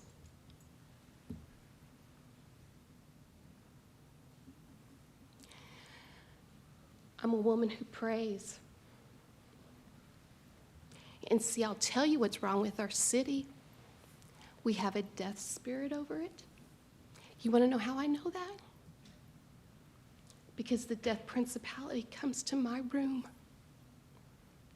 Do you want to know why Lubbock is lawless, Mr. Pope? Do you? Do you want to know? This ordinance has to do. Ms. Fletcher. I've listened to a lot of people talk. Ms. Fletcher, right? but let me make something clear. Yes. This is for you to share with us. It's not for Yes. interaction. So please, to the ordinance, please, ma'am. Yes, sir. I am speaking to the ordinance, and I'm speaking to the responsibility that you guys have. And I am speaking on the highest authority of being here, because there's a council greater than this council here on earth. There is a judge of all judges, and you all will have to bow and answer to your decisions that you're making over our city.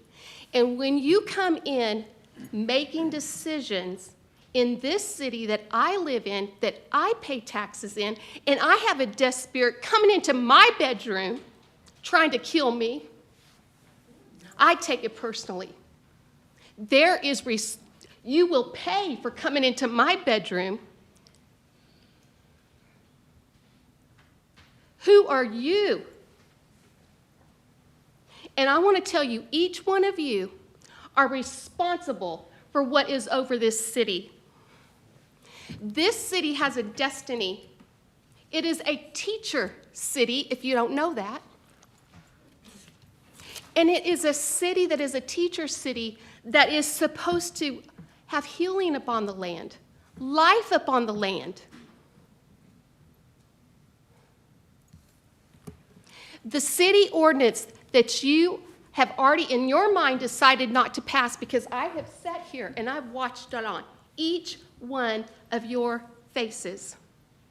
You've already decided. You think what you're going to decide. I stand on the highest authority to tell you that I am going to a higher court, because passivity from this council leads to tolerance.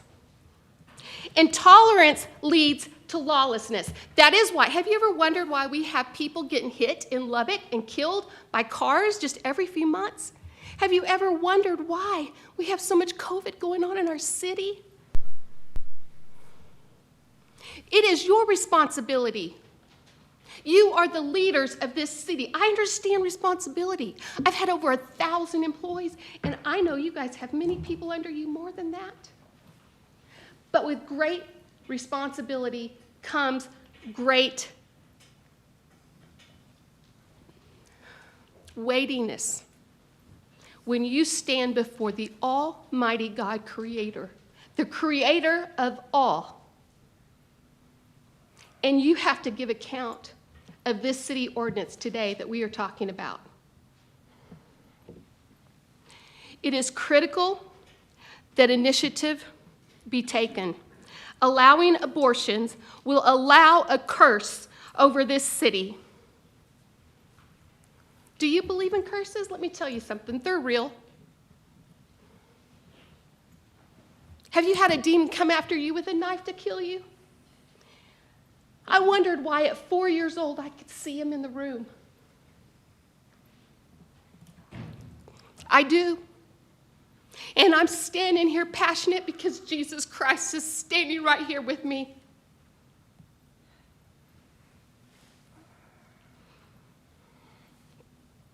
You have a social and a moral responsibility, Mayor Pope. I'm going to repeat that for you because you weren't looking at me. You weren't giving me the courtesy. You have a social and you have a moral responsibility to the citizens of this city. You were elected into this position. You are not above Almighty God. It doesn't matter what I think. It doesn't matter what anybody else in this room thinks. There is only one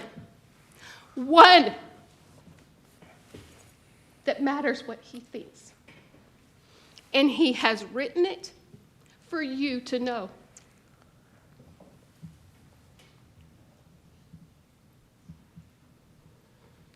I'm going to tell you what the kingdom of darkness knows that obviously you guys don't. Ms. Fletcher. The kingdom of darkness, this is about the ordinance of the city. Ms. Fletcher, sir. Ms. Fletcher, I've not heard it about the ordinance. The kingdom of darkness, you have to closely relate that to the ordinance. Okay, because you want the this is about the ordinance, yes, okay? Yes, sir, it okay, is. Please. Yes, sir. Yes, sir, it is.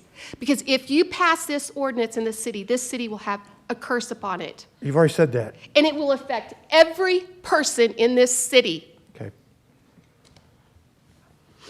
The kingdom of darkness knows if you can control a teacher city, which this is a teacher city, guys. You can control a region. That's what the kingdom of darkness knows. This issue of allowing the death spirit to have more authority in our city is pivotal if we will be a city that has blessings or curses. It's y'all, you're going to be accountable. You're going to be accountable for blessing or curses over our city. Come on, Mr. Mayor. Mr. Mayor, I'm talking to you. You said you would listen. I am listening. We're talking about the ordinance. Yes, Mr. Christian. I think this is getting way over. Past the ordinance, I would appreciate it if the lady would finish up and let the next speaker Sure, sir. take the I will podium, finish please. up. I will finish up. I would appreciate if you do it right now. Sure. Is it making you uncomfortable? No, maybe not. Remaining detached from your responsibility and abdicating the fathering and the leading role which you were elected to uphold, it engenders lawlessness, sir. We're talking about the ordinance right now. Did you hear that? Selective responsibility is passive control, and it is passive disobedience to God.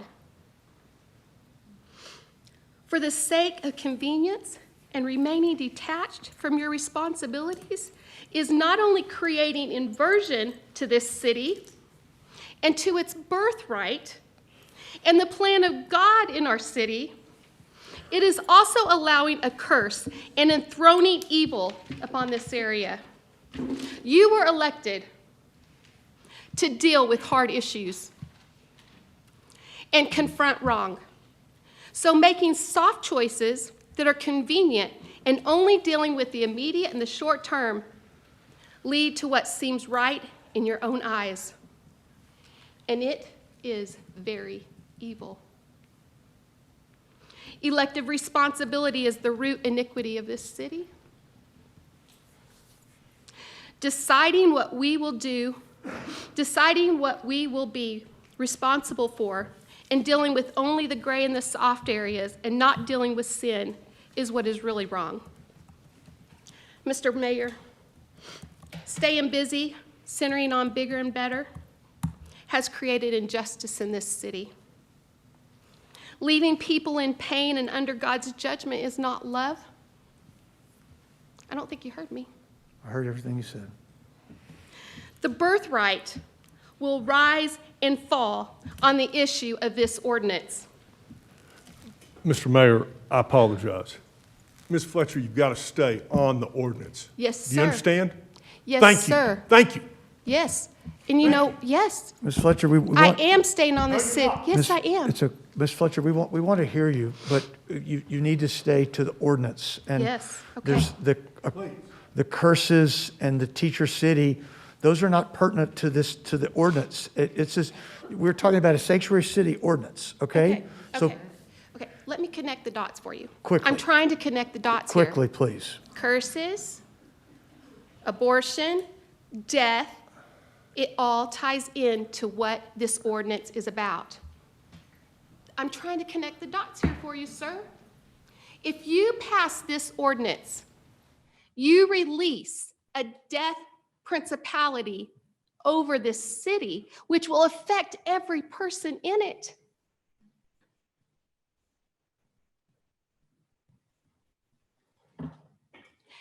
The blood will be on your hands. And I'm gonna finish with this, and I'm gonna close.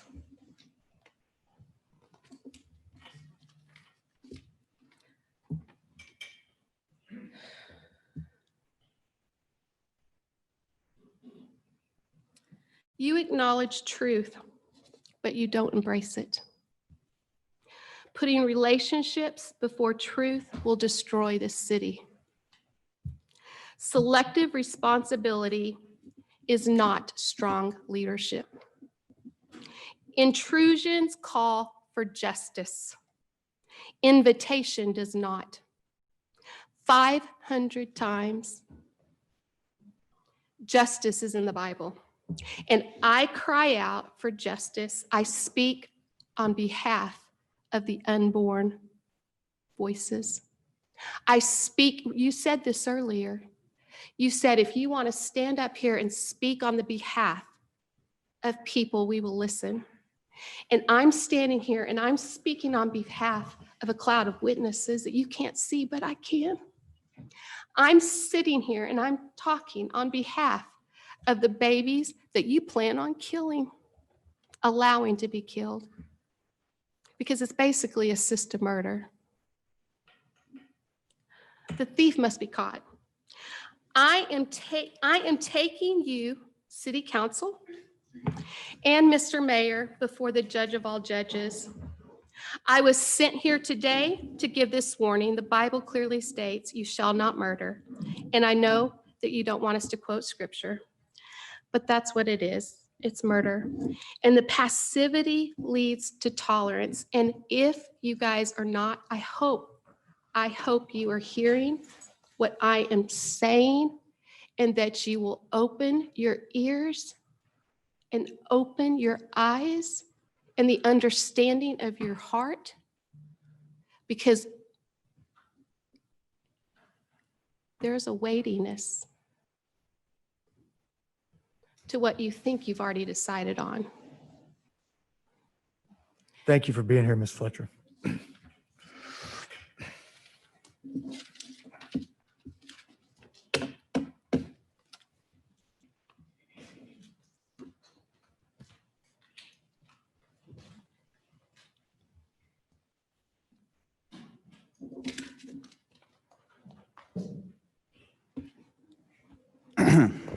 That was moving.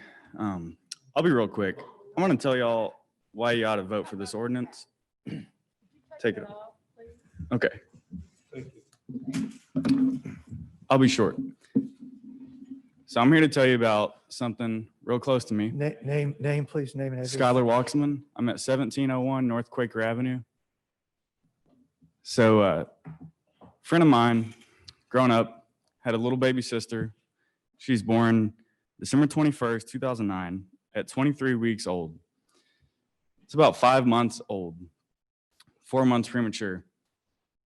About 1.2% of abortions that take place happen at 21 weeks or after. So just about 2 weeks before that baby that I know was born. In the year 2016, there are 623,471 abortions. 1.2% of that is 7,481.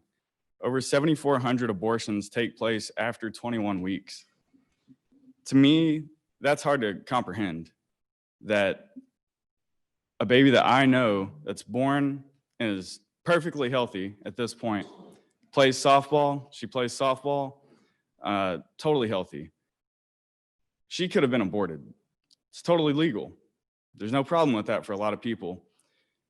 I have a huge problem with it, and I think some of y'all have described yourself as pro-life, and if you feel that you are pro-life, if that is something that you believe, you've got to vote for this ordinance. I mean, if you think that a human baby, an unborn baby, has value, that their life matters, you've got to vote for this ordinance. There's no other way around it. That an unborn child is every bit as human as any of us here in this chamber. And I can say that with full confidence. An unborn child has its own unique DNA. It's not its mother, it's not its father, it's its own DNA, okay? And so if you're pro-life, you've got to vote for it. There's no other way around it. Thanks for listening to me, and I hope y'all have a great night. I know we got a lot of people here going to talk, so I can't wait to hear what they have to say. Thank you. Thank you, Mr. Washburn.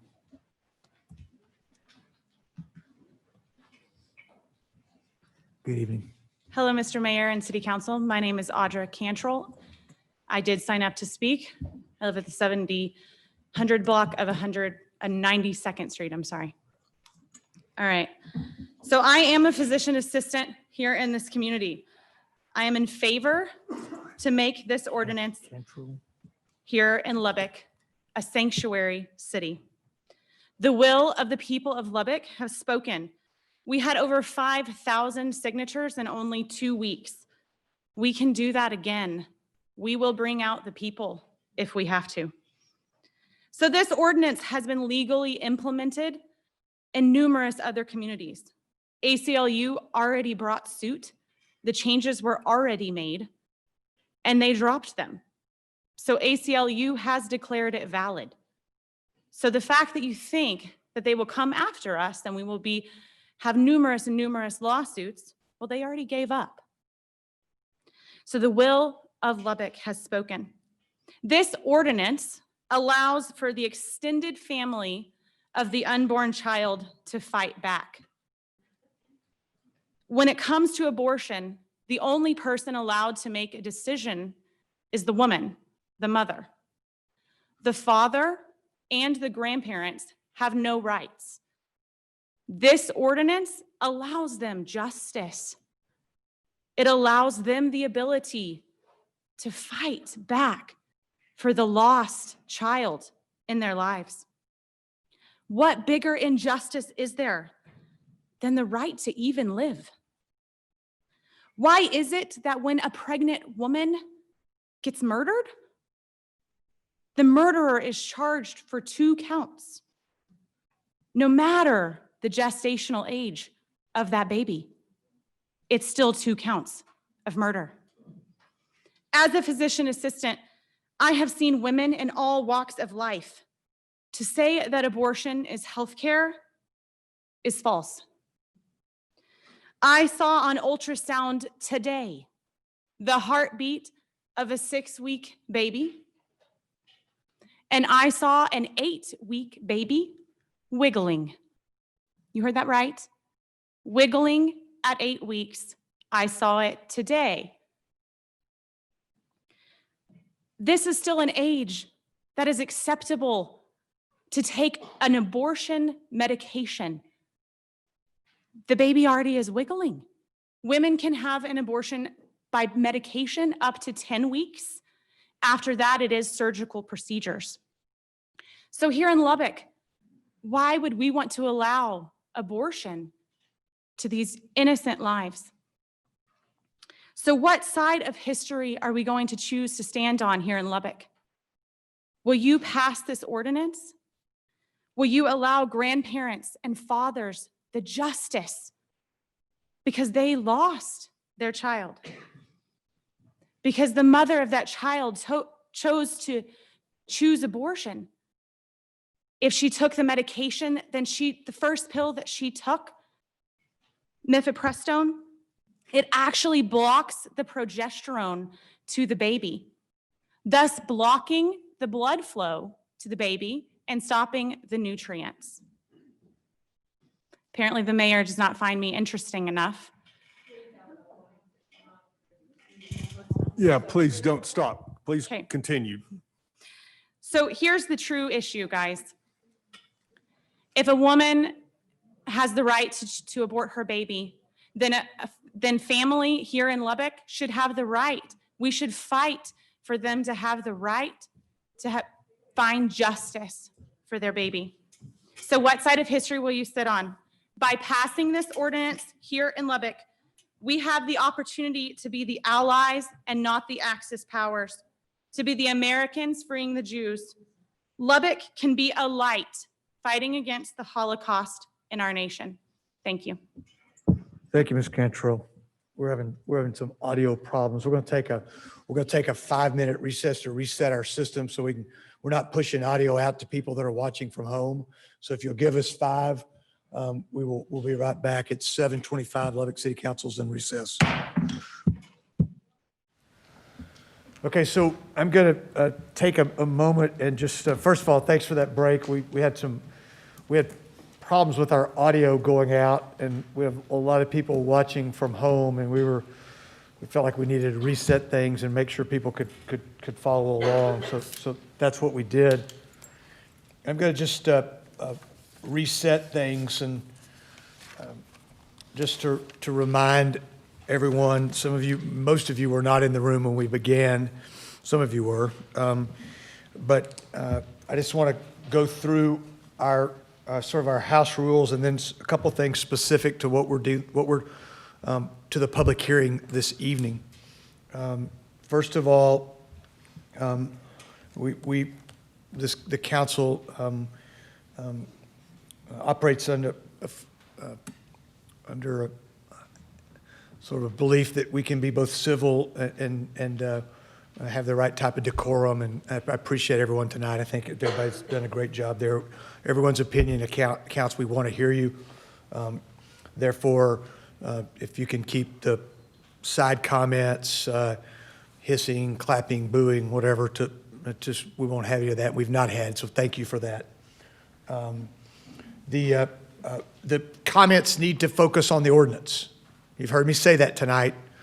And you know, the First Amendment protects right to speech, but case law also protects our right to move the meeting along. If people are not they're either repeating things that have been said before, or if they're not staying on comments about the ordinance.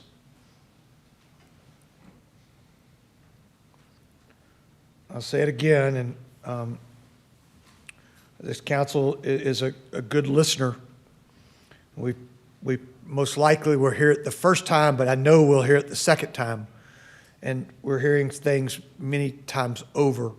So if you've got something that you want to say that's already been said, we ask that you not say it. I think most importantly, we want to hear your input. Now, because of the fact that the chambers will not hold everybody that signed up in advance, I'm sorry that we're not going in some certain order that you signed up. It's one speak. What you speak, you'll leave.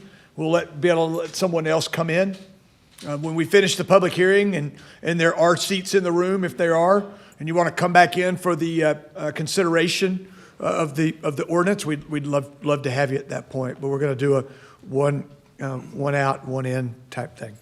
Okay. So we will resume the public hearing. Next speaker.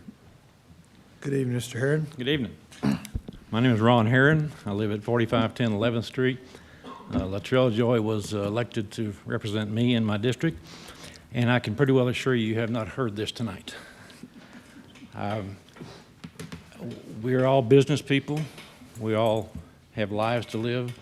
And I want to share with you what my father told me many years ago, 50-plus years ago, that has served me well over the years. He said, son, you need to separate your needs from your wants. So you have a decision before you, and I would implore you to separate those two things. Do you want this ordinance, or do you need this ordinance? Don't think we need Planned Parenthood in our city. If we do, let's take away the abortion aspect and let them compete with the other 50-plus people that are offering the same services that they say they're offering. So is it a need or is it a want? I ask you to consider that. Thank you. Thank you, Mr. Herron.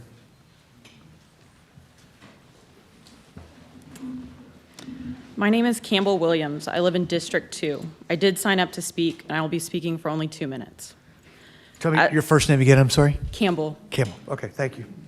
As a Texas Tech student and as a young woman, I am the target audience of Planned Parenthood. I'm here to tell you that Planned Parenthood does not offer the options I'm looking for.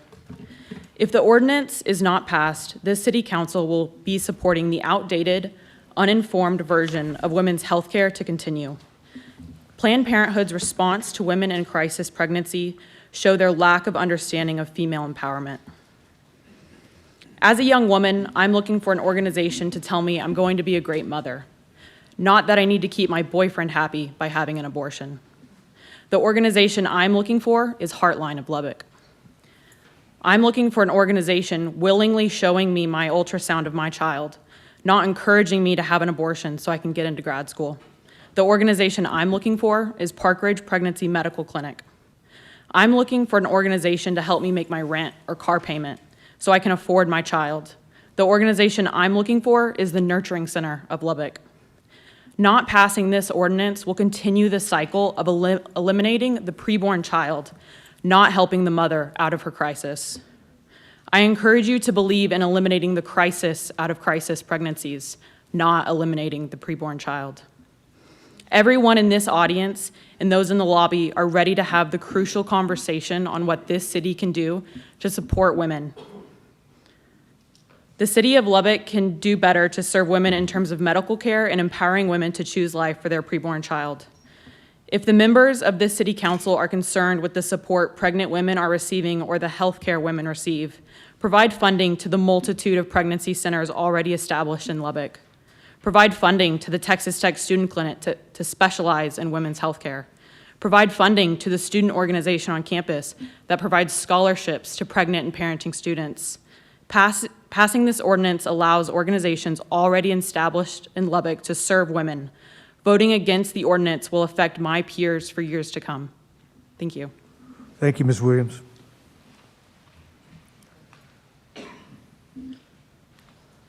Good evening. My name is Cesar Ramos, 130 Berkshire, Wolford. I signed that petition up there.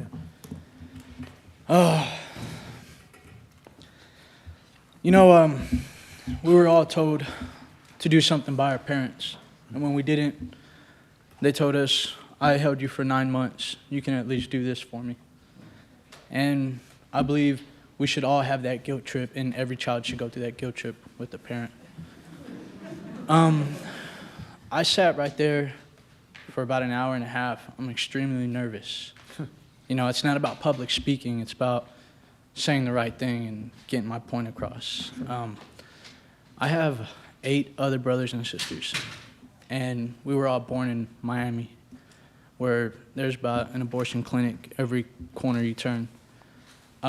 They told my mother that she wouldn't make it if she had me. And, you know, she was on medication.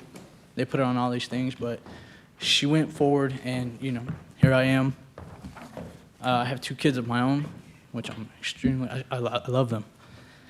I lost her when I was 20. It was right after I graduated from the military. So, you know, it's a big deal for me. My goal is to accomplish things that others didn't want to, that wanted me to accomplish because they just wanted her to abort the child, abort me. What do we gain if Lubbock gets an abortion clinic? I mean, if you know that answer, Councilman, Councilwoman, you have my address. I would be more than happy if you wrote me a letter and told me. I can tell you what we would lose. Lubbock would lose its morality. It would lose its inspiration. It would lose the integrity. The structure that you and the women and men before you have built would collapse. The border would shrink, and chaos will grow. I love Lubbock. I love Texas. I love what everyone here has to offer for each other. It's not just support. It's the same belief. And if you have the same belief, then, you know, then we should all be going towards the same direction. That's all I got. Thank you. Mr. Ramos, thank you. Thanks for being here, and thanks for waiting patiently on the front row the whole time. We appreciate your comments tonight. He was here from the beginning.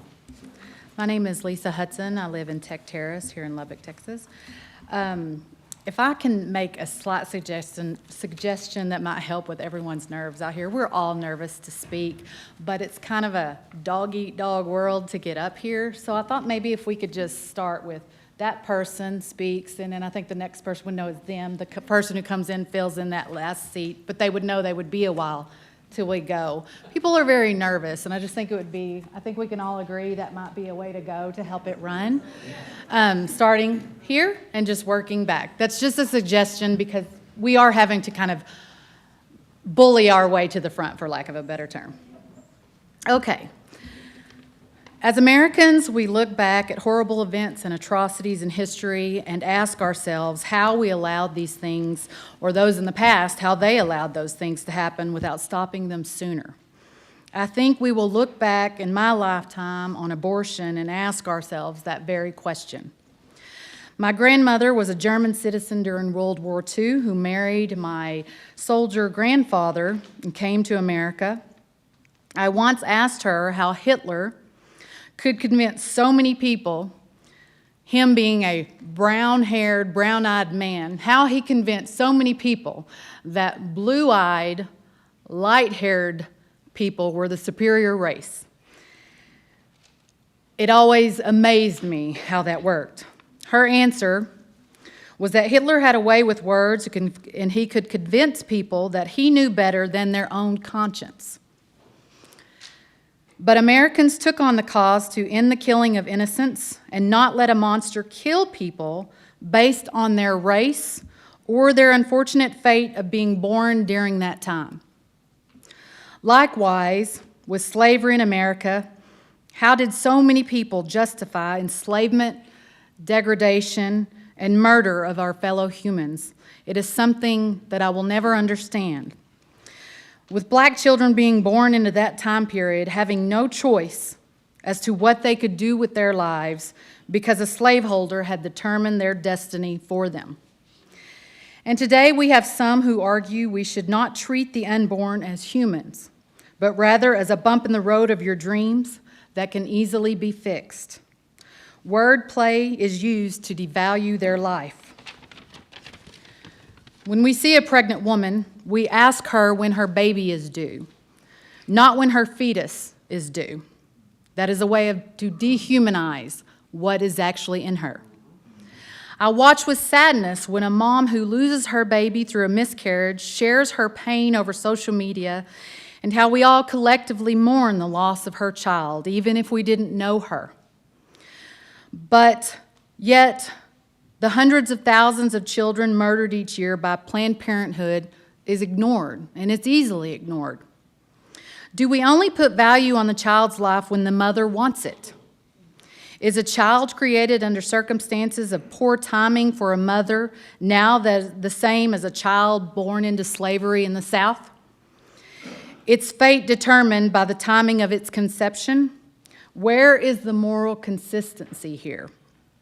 All of those who say they would be against slavery and the Holocaust then should stand up against the killing of our most innocent and defenseless now. Planned Parenthood does offer other services that are good for women, as I'm sure they've listed before in other meetings. But I want to make this note particularly clear. In 2015, Planned Parenthood stated that only 3% of their total services are abortions. Do I believe that? No. But that is Planned Parenthood's statement. So if we take that statement as fact, then they would be able to provide 97% of total services offered to women in their clinic, if we would pass this ordinance.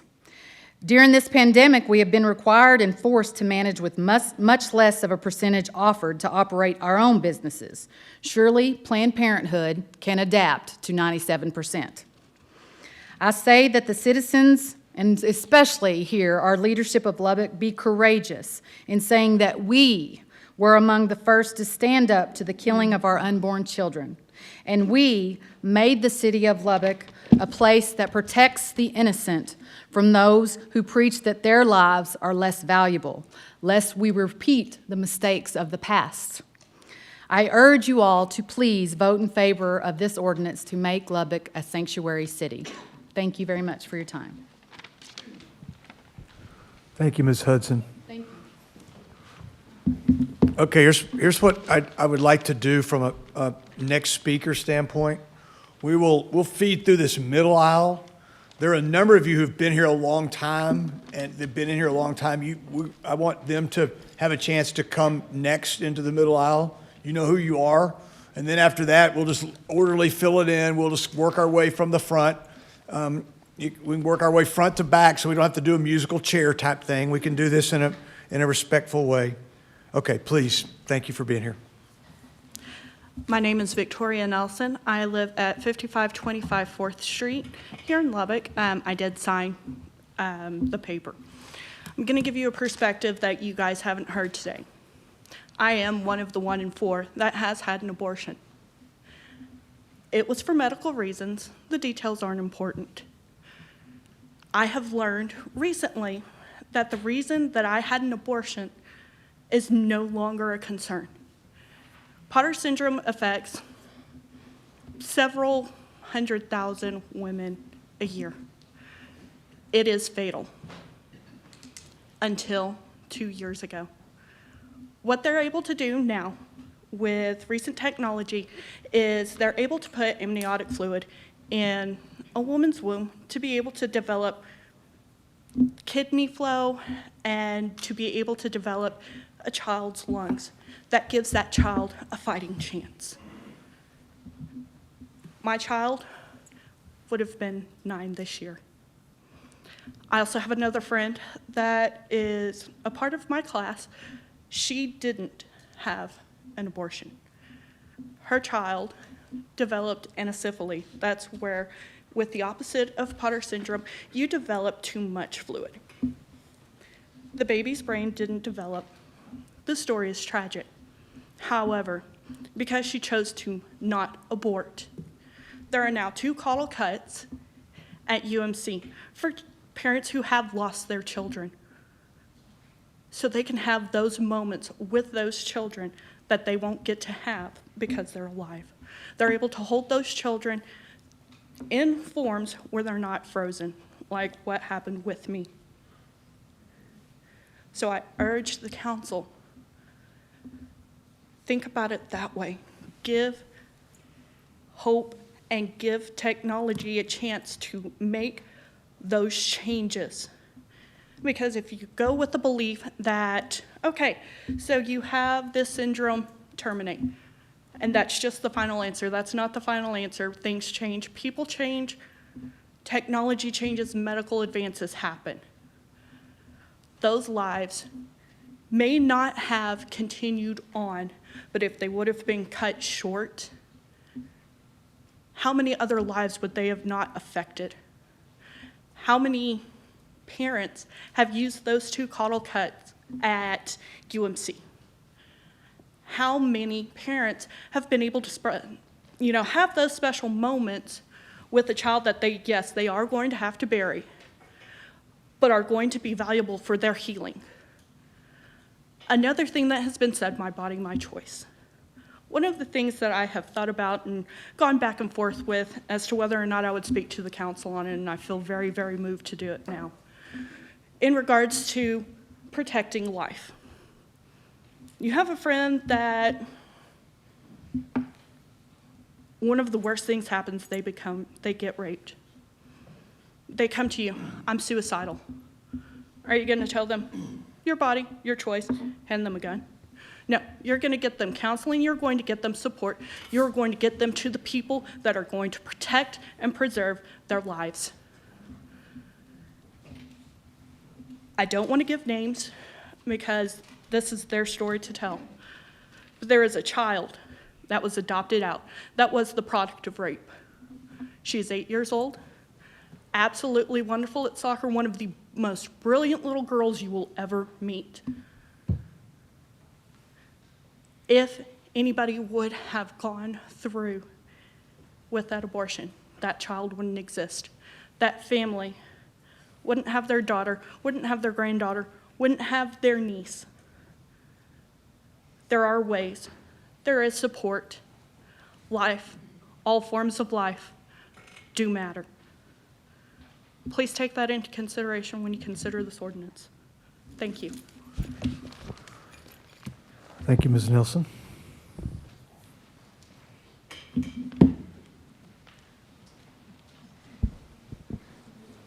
Good evening. My name is Veronica Garza, and I live at 5205 40th Street. I'll try to make this quick. I have my own 5 children I need to get home to feed. Mother Teresa said, if abortion is not wrong, then nothing is wrong. People often joke that even if you leave Lubbock, you will always find your way back. And I am one of those people. The truth is because deep down, West Texas is just simply a better way to live, and we all know that.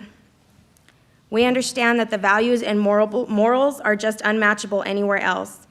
We feel safe here, and we trust our neighbors. The honesty, integrity in everybody around us, it makes us feel good, and we want that for our families. I think to sum it up is the people of Lubbock know right from wrong. We live by those morals. See, I can trust that if my dog gets out of the backyard, that somebody is going to find him and read his collar and call me. And if I can't get out of work right away, they're going to hold on to him until I can get out of work. See, we're not like Dallas or Houston or any of those other big cities where they don't have time to help one another. It's not every man for themselves here. People come back to Lubbock because we pride ourselves on being a big city with small town values. At the end of every day, we believe what makes us conservative, and we stand by doing what is right and trying to keep what's wrong as far away from us as possible. So, council members, I strongly urge you to pass this ordinance, because if we begin blurring those lines by allowing something that is wrong to be done, then what's next? We're going to lose what separates us from those cities. People try to justify it by this and that, gestational age and all that other stuff that you already know I don't need to go into. But we know it is wrong.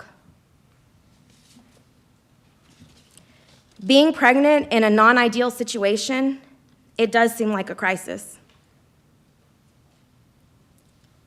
I can tell you that from experience.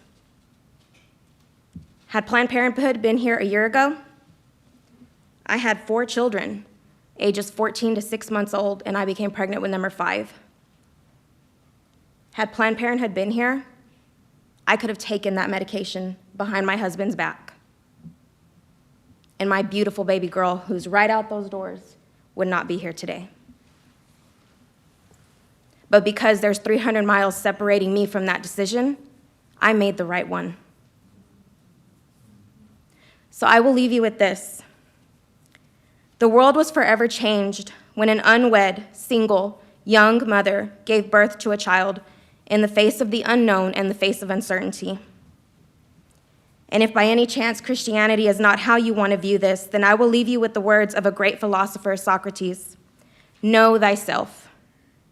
In layman's terms, think before you act.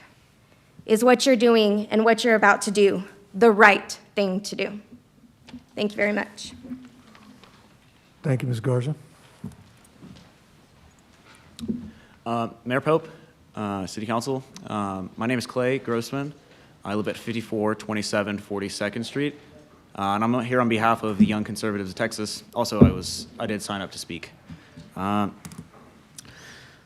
like to begin by thanking you guys for hearing us. The job of a public servant is never easy, and it's tough to hear very staunch criticism of you for hours at end. But the job is, first and foremost, to service the public. I have listened for the past hour. I have heard maybe 5 people come up here to be in favor of this ordinance. What does that mean? What does that mean to you guys? What would you be afraid of? Are you afraid of the people voting you out? No. I think you'd be afraid of a lawsuit on the city. No, because the ACLU has dropped it. We can get a favorable judge.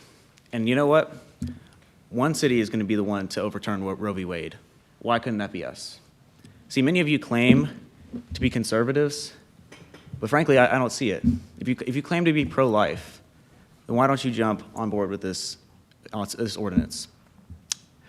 If you're afraid of lawsuits, we have Mark Lee Dixon out there, his group of attorneys.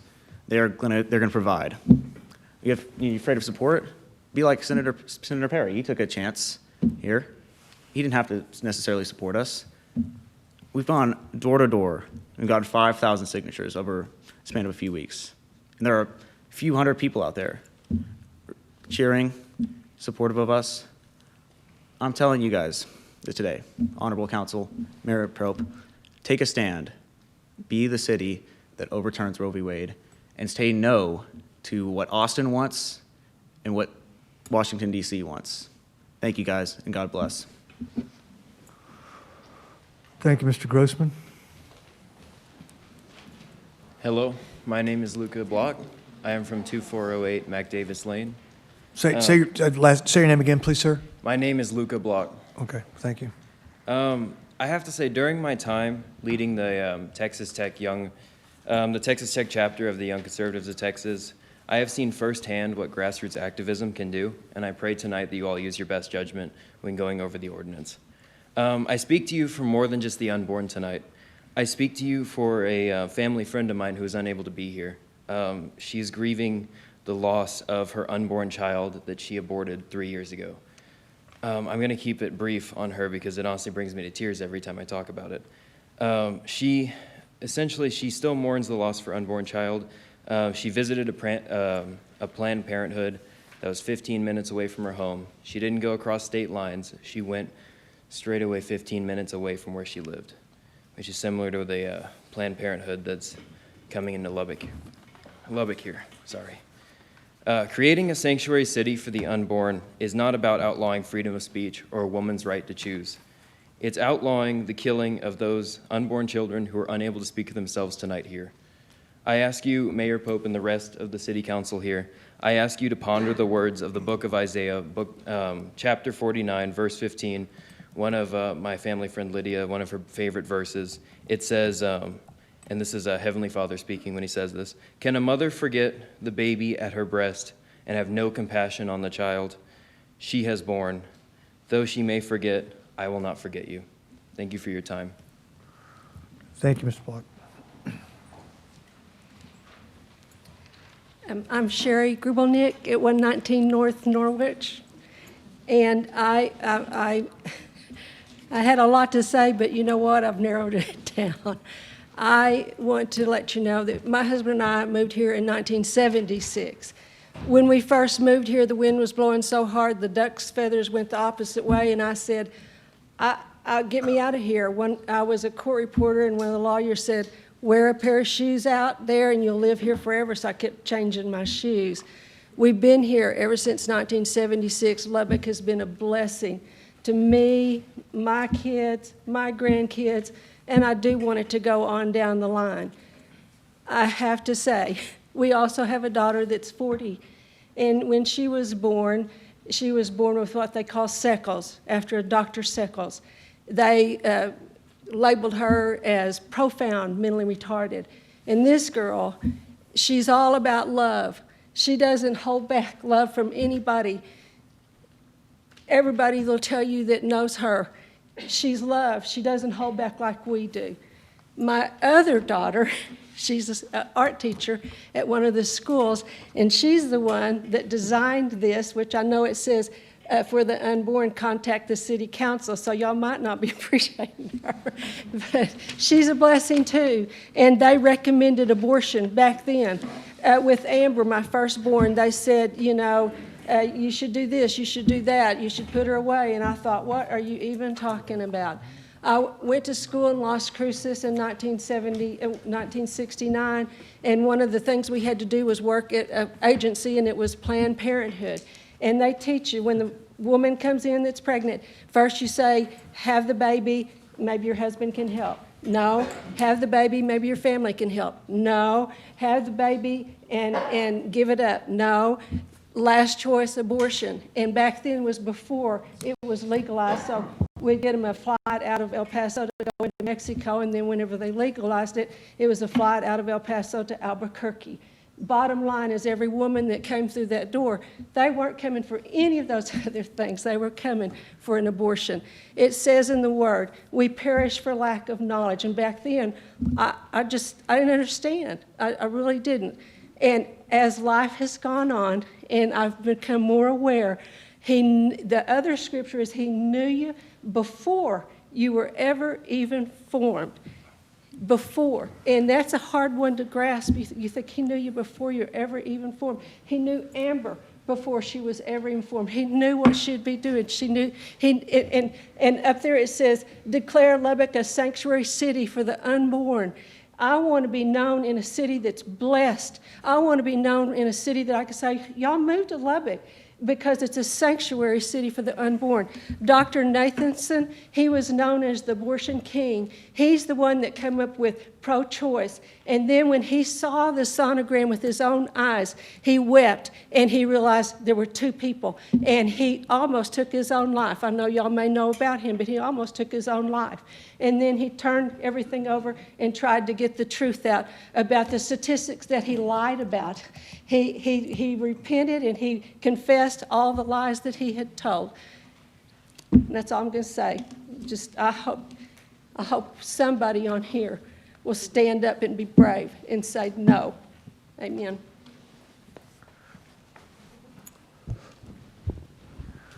Thank you, Ms. Grulick. I would just remind folks that comments need to be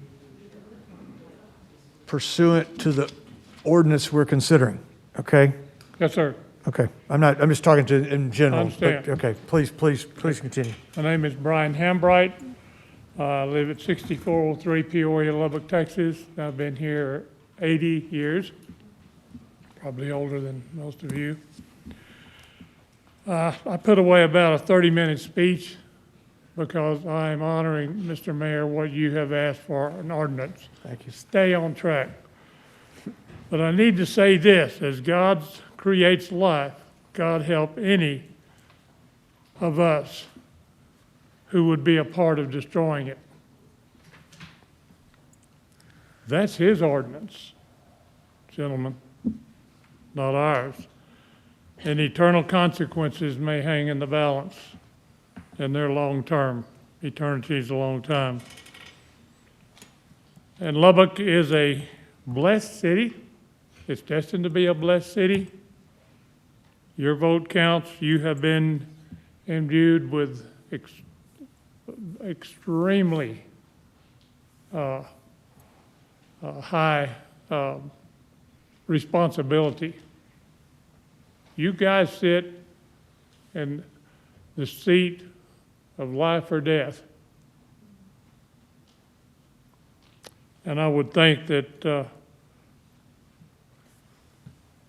to keep Lubbock a sanctuary city, to know when you go to bed every night, that you were a fighter for nothing more than life's sake. You weren't aborted, your children weren't aborted, your grandchildren weren't aborted. Could have happened to you, could have happened to us, all of us. Charles Ferry, you know that. But we've been given an opportunity to walk this life and to look to you as Christian men and women to make the right choice. And with that, I yield time to the lady behind me. And Proverbs 16, God hates the shedding of innocent blood. Don't mock him. Thank you. Thank you, Mr. Hambright. Michael Ward, 5417 8th Street. As a longtime city watcher, I realize that the city's primary purpose and top priority is public safety. Most of the general fund budget goes to protect the health of all Lubbock citizens. This year, you spent well over $1 million for a storm warning system, and one of you commented during the looking for a way to roll back taxes a little bit more, that it would be worth it to have the stormwater, that's another one of those things. Anyway, one of you commented that it would be worth every penny of that if you just save one life. I have already told you before, you can save numerous lives without a cost to you. We've had an offer from the former Texas Solicitor General, Jonathan Mitchell, who will defend against any lawsuits that are incurred. If you don't know anything about him, he was a law clerk for Justice Scalia and has argued many cases before the Supreme Court for Texas. So that lets that out. I also question that the only outside legal counsel that you hired was Art Pirtle from Waco, who has a long pro-abortion history. He even lost a federal court case and had to pay protesters outside a abortion clinic there who were, I think, $30,000 for their lawyers because he lost. You didn't ever get the other side of the story, but you've been told that adopting the ordinance would break the law. I doubt that he mentioned Senate Bill 22 passed in 2019. It prohibits tax dollars from funding abortions, and one section at the end of it, Section 2272, also allows cities to prohibit abortions. So I doubt if you heard that from only one side, for sure. Many are watching Lubbock to see what choice we make. Your legacy is at stake, all of you. Do you want to be remembered for being heroes bravely defending all life, including innocent unborn babies? Or do you want to be remembered that you were cowardly and allowed these same babies to be murdered? It's your choice, and I pray you choose life.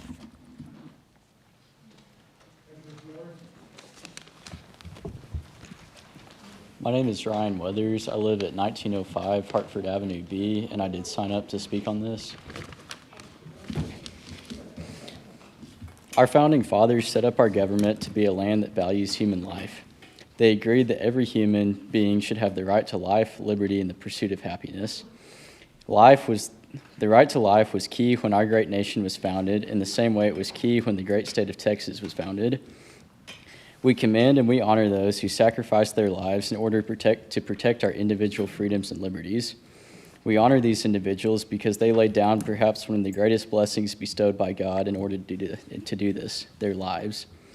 If human life was not inherently valuable, why then would we honor those who laid theirs down for ours? So if our lives are such treasured blessings, why then should an unborn baby's life be any less valuable? Babies are the most innocent, yet the most vulnerable in our society. Are we not obligated to protect the lives of the defenseless and their right to life in every way necessary, just as our brave brethren laid down their lives to protect our right to life? Has the U.S. not always been about giving a voice to those without one, the defenseless and the neglected? The United States also prides itself on being the land of opportunity for all, as well as the most civilized country in the world. Texas prides itself on being the friendly state. Lubbock prides itself on being warm and hospitable to all. All of these ideals are pure and honorable, but can we really claim to stand for these principles as a country, as a state, and as a city if we allow abortion? How can Lubbock, as a part of the United States, as a part of Texas, as its own city, and as a group of individuals claim to value life if we allow the barbaric practice of murdering babies to go on in our city limits? Council members, I implore you with the greatest urgency, vote now to make Lubbock a sanctuary city for the unborn. End the cruel practice known as abortion and make it known that Lubbock stands as a safe haven to all human beings, born and unborn. Fulfill your duty to God, to your country, and to your fellow man by protecting human life, the most fundamental and purest of our God-given rights. If we truly claim to uphold freedom, how can mankind truly be free if they are never given the chance for life? Thank you, Mr. Weathers. Hello, Hey, how are you? Connie Curry. I live on Topeka, and I've been in Lubbock about 48 years. And I've just heard you're getting a piece, actually. I had quite a little speech written here, and to honor your request, I have scratched through, redone, and trying to honor what you've asked to do. But I cannot talk about the ordinance without talking about abortion, because that's what the ordinance is about. So, after reading your bios, which I did on each of you, 4 of you listed some affiliation to church, 1 to Christian Principles, and 2 had no affiliation. So I'm assuming that the majority of you stand for biblical principle. And the Lord has put in many of us here speaking for the ordinance, for the unborn, on behalf of that, what I hope He will put in you, and that is a fighting spirit and a just calling, grace and mercy for the unborn, the most vulnerable among us. God says in Scripture in Psalm 139, He knit you together, or you knit me together in my mother's womb. In Jeremiah, before I formed you in the womb, I knew you. He knew you, and you. He knew every one of us. And that is an encouragement. As I said, I'm piecing this together from, what I originally was saying. So we've basically established the fact that God is the creator, and He has weaved us together in our mother's womb. In Proverbs 6, there are 6 things that the Lord hates, and 7 are an abomination. I'm just going to mention one of those. And among those are the hands that shed innocent blood. There is what we're talking about. The hands that shed innocent blood.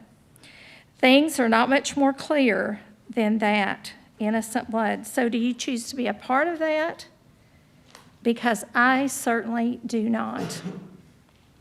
PPH, as we all know, has come back into Lubbock, and without this ordinance, they will begin to shed innocent blood.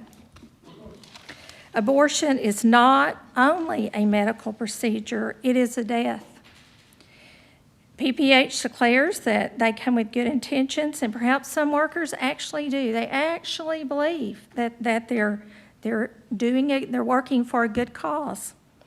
But what they do not provide are things like mammograms, prenatal care, hysterectomies, bone density, a lot of things that women need. Now, they might do a referral for a mammogram, but it's not something that they provide. And the list goes on from there. But for what they do not, but what they do provide is first and second term abortions. limited STD testing, Pap smears on women who are of childbearing age, and limited contraceptive methods. Now, money, we all can kind of figure this out. Their money is not coming from those last three listed. Their money is coming from abortions. And you know this. We all know this. That's where the money comes from. Now, Mayor, you were right on one point when you stated the following. Telling Planned Parenthood they can't come to Lubbock would be in some ways like letting United, I'm sorry about my voice, telling United that they couldn't build another store, or telling the Southern Baptist Convention they couldn't do another church start in Lubbock. Really? You really believe that? It's astonishing. Yes, they are here to do business. That you were right on that. They are here to do business, to make money. But unlike United, United is here to sell food products, healthy products to make our bodies better. Churches are here to bring the good news of Jesus and that salvation is free. Churches are here to come alongside and nourish the soul with the Word of God, the same Word of God that we just discussed, who knew you in your mother's womb. There are things that God will not tolerate, and the shedding of blood is one of those. He will not tolerate that. So, Mayor, you also said that you are unequivocally pro-life, but you did refuse to commit to support the pro-life ordinance. No, those who are unequivocally pro-life are the ones who forced this city council and mayor by the petition to get this ordinance onto this agenda so we could come here and speak to you about it. You use the home rule city. You've used that in the past many times. It's available to the city, and this would be the most important way to use that, is by saving the lives of these sweet, precious babies that God did knit together. The quote from Representative Burrows recently, Lubbock is a state rural city with broad ordinance making authority. Last year, we, the state legislature, expressly gave cities the authority to pass this ordinance. And when we have people like Senator Charles Perry, who is due much credit for fighting every session for the unborn. So the fact of trying to use or hide behind the wording of the state overrides this city ordinance is just purely false. It is not true. State officials are telling you this is valid. You can use that. There are other cities that have done it. It has been mentioned, so I won't go into Jonathan Mitchell, but we all know he has offered free services if we were to be sued. So really, that's a moot point. We would be in very capable hands, and so there is no excuse not to protect and save lives. Women in liberal groups can go around all day long and say it's my body and it's my choice. Yes, they had the choice prior to the pregnancy. Their time for choice has passed. It said abortion is when the baby gets the death penalty for someone else's actions and choice, and that's true. So if this is about a woman's right to do with her body as she wants, why do we have laws against prostitution? Why do we have laws against illegal drugs and not wearing a seatbelt? So why do you think it's legal? Why should Lubbock take the chance? Why should we be the ones to declare that what is inside a woman's body, which is a baby, it is alive and growing? So that's life.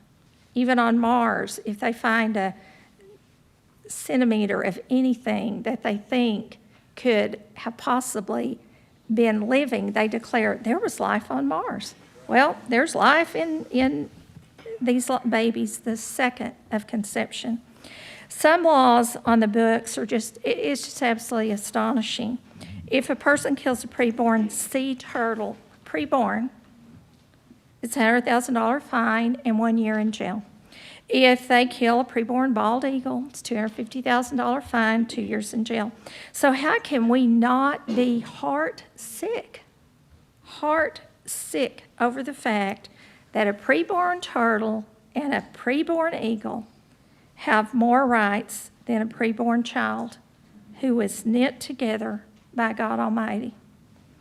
Have we absolutely lost our minds?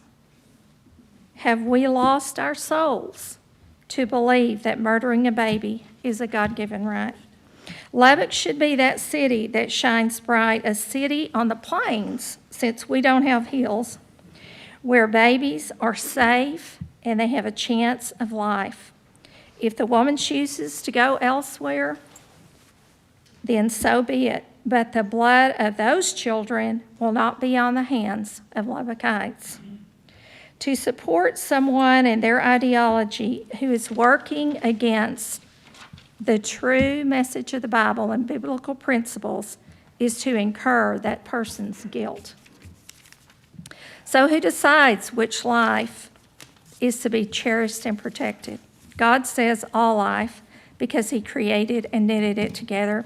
The ordinance brought before you, before this council, will do just that. Join us. Don't fight against us.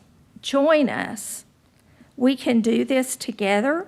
We can be that beacon for the hope for the hopeless, life for the vulnerable, and take the veil of darkness from this city.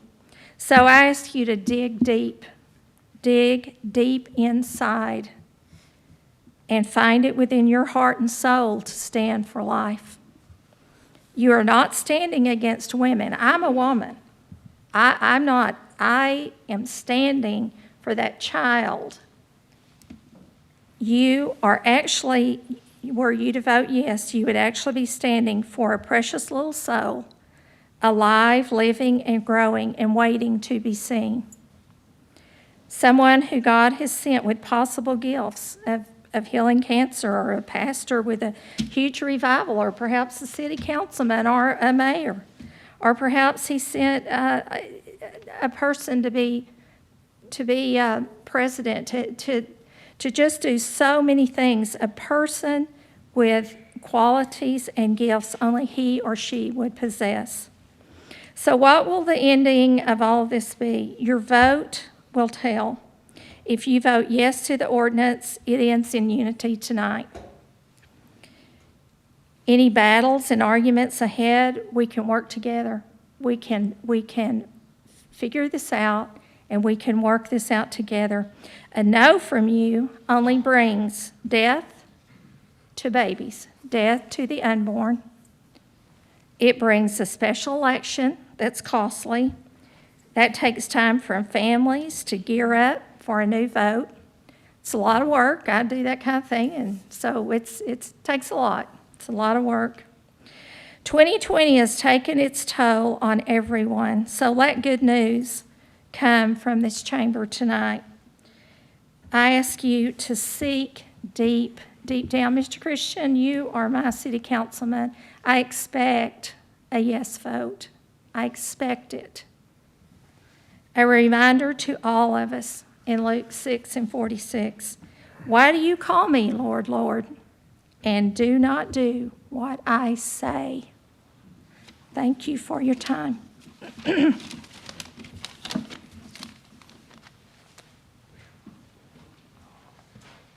My name's Eric Baker, 6403 32nd Street, Lubbock, Texas. I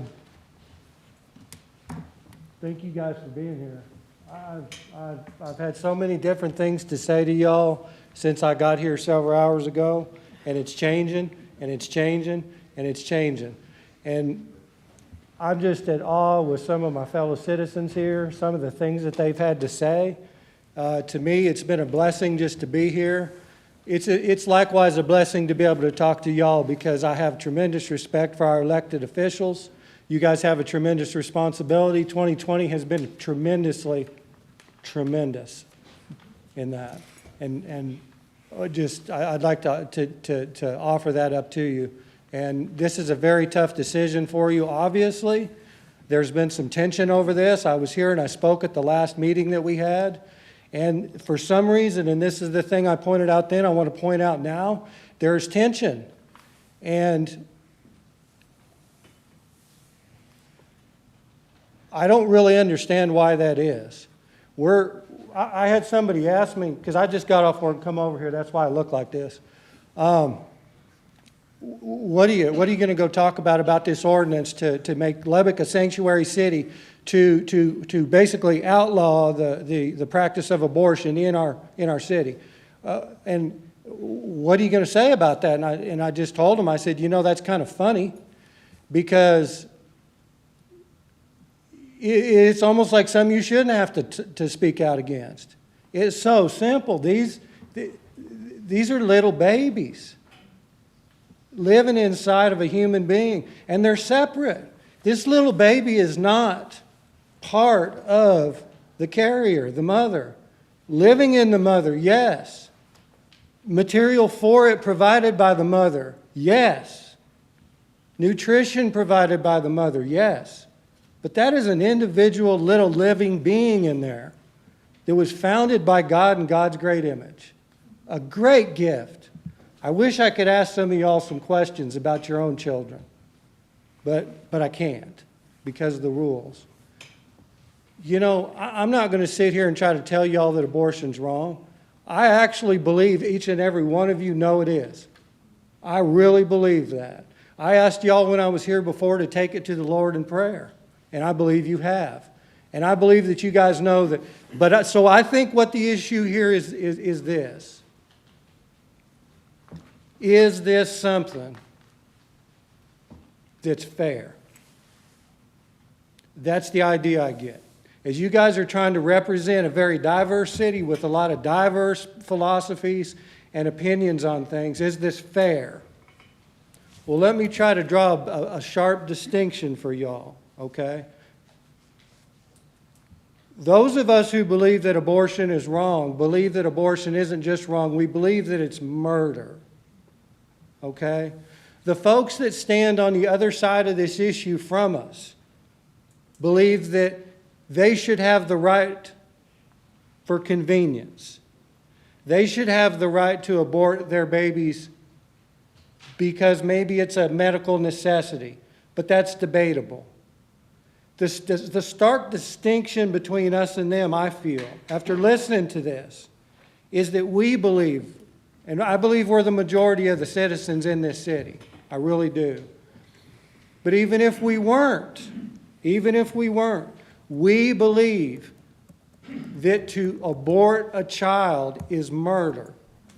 We also believe that that can bring great condemnation from our Creator, from our God.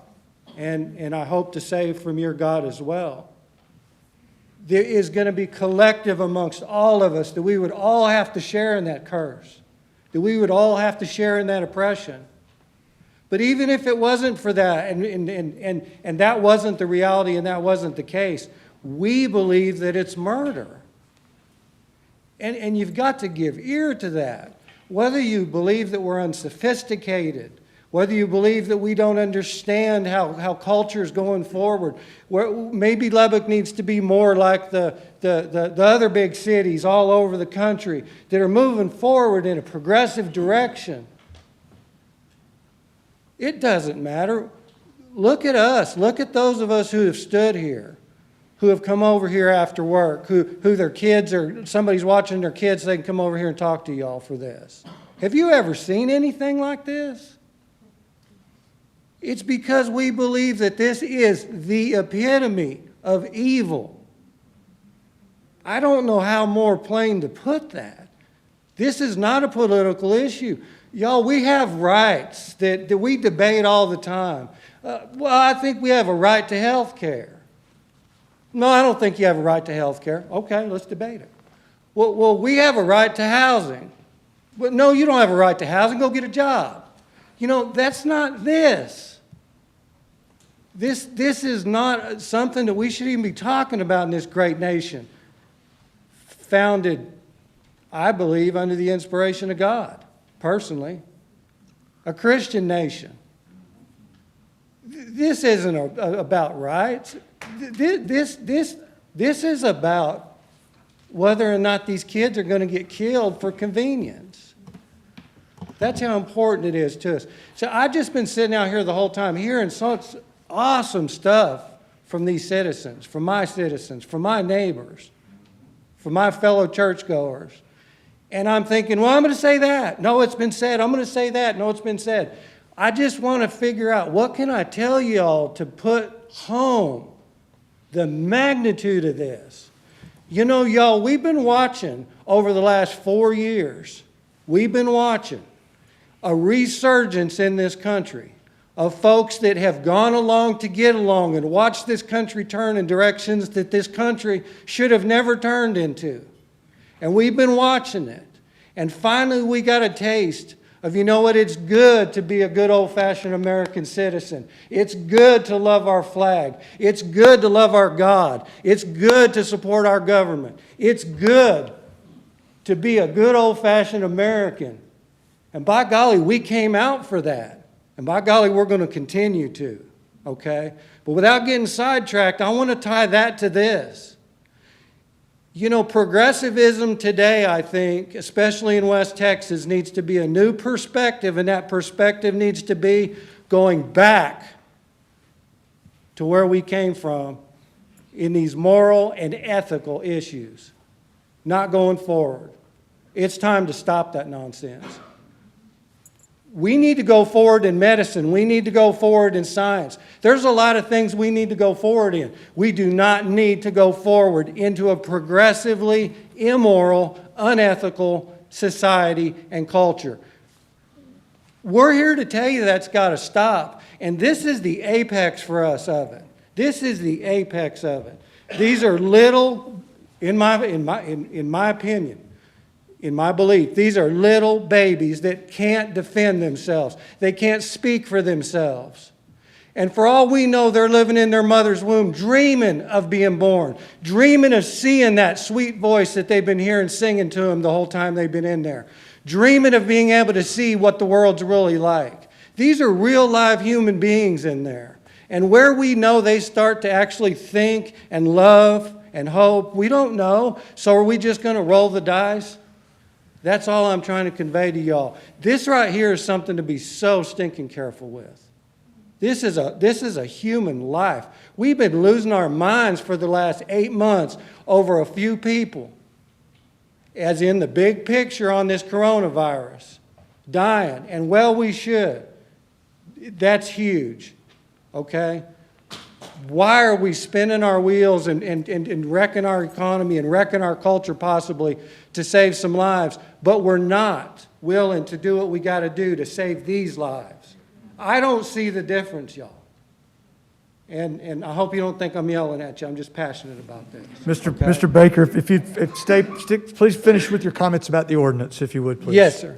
And in closing on that with the ordinance is I think this ordinance may be one of the most important things that this city council, that a mayor, any mayor that's ever sat in your chair, any city council person that's been here, this right here may be. Because I believe in a whole chunk of this nation is moving back, not forward, moving back to a good old-fashioned, moral, Christian, God-fearing set of rules. And this could be Lubbock's. This could be Lubbock's opportunity to stand up and say, we are going to go in that direction too. We will lead in that direction. There's been some smaller communities around us that have already done this. I'm not going to argue with you about the law of it. I'm saying that's leadership. We're going to step out there. We're going to stand up for this. We're going to start moving this boat into this different direction. We're going to lead in this. And let God protect us in this. Let this happen. And I appreciate y'all's time, and once again, I appreciate y'all. Thank you. Hi, my name is Sheila McKay. I live in Melanie Park, and I'm here to speak up for both the precious babies and the precious mamas. I was a pregnant teenager. I was 16 when I had my first daughter. Was it hard? Yes. Was it convenient? No. Would I make the same decision all over again? Absolutely. I know what it feels like to be scared, alone, panicked, and have your whole life change in a moment. I understand the inconvenience of an unplanned pregnancy. However, I have to say that being a mom and a grandma for 34 years now, being a mom is rarely convenient. Killing that little person who did not ask to be conceived in the first place, that's not the solution. As a 16-year-old mama, my baby would cry and keep me awake at night, and I had school the next day. She wasn't convenient when she was a baby either. Crazily enough, society and laws would agree that killing my little 2-month-old was murder, but killing my little baby that had been growing inside of me for 20 weeks in my womb wasn't. Both of those little people felt pain. Both have life. Both can hear the sound of their mama's voice. The biggest difference is one has a voice and one doesn't. You just can't hear the other voice. I'm so incredibly thankful that I chose life for my baby. She's one of my greatest gifts. I also cannot imagine the never-ending pain I would have experienced had I chosen to sacrifice her life on the altar of my convenience. Please vote to make Lubbock a sanctuary for the unborn. Will it end abortion? No. Will it give scared, panicked mamas some time and space to process their decision? Yes. Please protect both lives. Thank you. Thank you, Ms. McKay.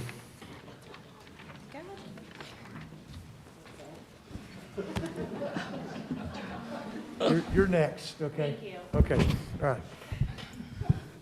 Good evening. Thank you for hearing all of us today. I couldn't be more proud right now. That was my mom. I was the second teen pregnancy that she had, and I hope we can all agree that my life and my sister's life, that they're both valuable and worth being here today. My name is Shonda McKay Rodriguez. I live at 3706 63rd Drive, and I was on the list 5 hours ago.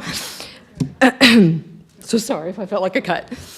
I was born and raised in Lubbock, and I earned my doctorate of pharmacy at the Texas Tech Health Sciences Center. Let me begin by briefly summarizing a piece of the Declaration of Independence. Since so many have, I won't actually read everything I wrote, but the very foundation of our country guarantees us the right to life. In the years since that initial document, those words have been repeatedly tested as human rights were violated. Before the Civil War, it was legal to own and physically beat fellow human beings because they had a different skin color. The unbelievable thing about that time in history is that those such as Harriet Tubman who participated in the Underground Railroad were breaking the law, while slave owners who were raping, harming, and even killing enslaved people were within their legal rights. An egregious injustice was happening in our nation, and there was a clear line between what was the law and what was morally right. Similarly, in the civil rights movement, Rosa Parks, Martin Luther King Jr., and others were imprisoned for standing up for their beliefs. What was socially acceptable and legal at the time was far removed from what is just. Again, people of noble character stood up for what was right, even when the law did not defend them. Today, we face many related human rights injustices. There are still lives that are not given equal value in our nation. One of those many injustices is the killing of our most innocent and voiceless citizens, babies who have not yet been born. As I mentioned before, I have a doctorate in the scientific field. There is no question when life begins from a scientific perspective. When sperm fertilizes an egg, DNA synthesis begins. This DNA is a new sequence independent of the mother or the father. A new human life has started in that instant. This is not just my personal opinion. This next quote is directly from the Princeton University website. Life begins at fertilization with the embryo's conception. Let me interrupt for 1 second. Yes, sir. We're not arguing that tonight. This is about the ordinance, and please. Yes, sir. I understand that, but you're telling me that Roe v. Wade is the law of the land and that we're sticking to the law of the land. Anything. I'm asking. All I'm saying is to keep I've heard you quote that in this argument, in this discussion. I'm not telling you anything. I'm asking you to keep your comments. Yes, sir. Not to. I don't think anybody up here would argue with what you just said. I don't know. I've never asked them about it. But we're talking about our ordinance, sanctuary city for the unborn. That's what the discussion needs to be about. Yes, sir. Okay? Please. okay? There's Yes, a lot of other people. but I'm that getting want- to the point Well, but that human my life is point- valuable, and but- I'm describing where that life but begins. That is heard- crucial to we've this heard argument. that. How many times have we heard that tonight? I've been stuck outside. then They you could- told me no, I'd get a you number, could- and you you could- cannot hear out there. Okay, You cannot. There are too many you've people been in the talking. room enough times to hear it, ma'am. Please, all what you're doing is creating an opportunity where other people are not going to be able to speak. Because at I'm some trying to point- get through this as quickly as Okay, but possible, and keep I'm it- just trying to finish. But you haven't talked about the ordinance yet.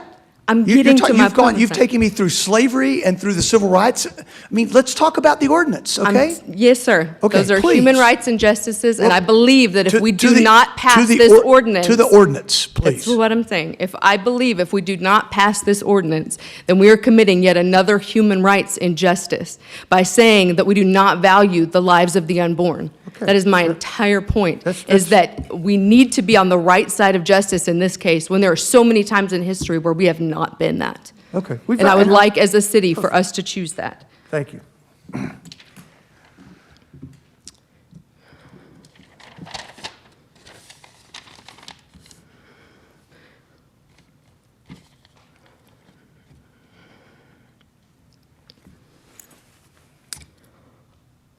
The citizens of Lubbock have made it glaringly obvious by the number of signatures we so quickly gathered that we as a city stand for life, and we hope you will stand with us. Thank you. Thank you very much. Okay, hold on. No. I was in line here. She No. stepped over from this side. I've got 4 I'm sorry, kids. I'm sorry. I recognize her next, okay? I'll make this quick. All right, I'm Amelia English. I've been waiting like everyone else. And I live off 134th Street. I'm here in honor of my mother who has passed. I'm a part of a pregnancy center, and if you were to see the saddening effects after an abortion, we wouldn't be here today discussing this.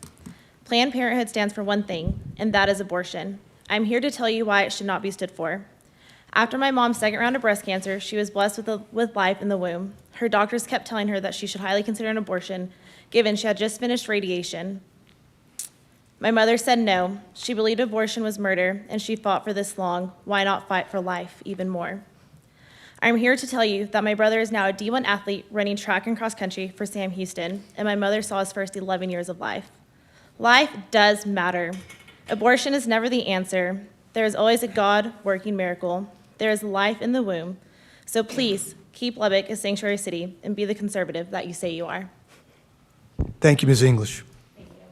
Okay, Hey, thanks. I'm Andrea MacArthur. I live at Ironton Avenue here in Lubbock.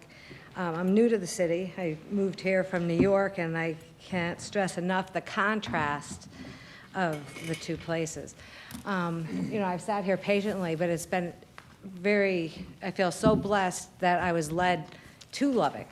And I'm here to beg you, do not take those blessings for granted. So just a little bit of my notes, because everybody has covered everything you could possibly have to say.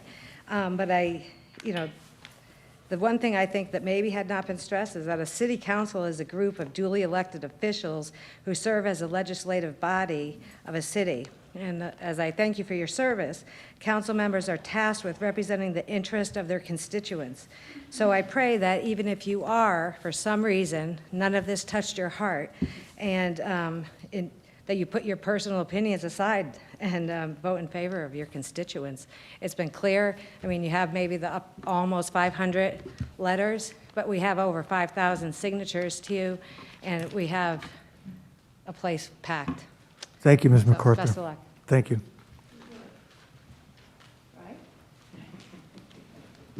Okay. My name is Heidi Thompson. I live at 8111 East County Road, 7300 Slayton, Texas. And I did sign up to speak tonight. And I'm here on behalf of my family. I was ready to leave earlier. It was a long night. I'm sure you guys feel that. And I walked out the door, and my 4 kids who are waiting on me said, "Mom, we're waiting on you to talk." So I'm here on behalf of my family. I have 7 children.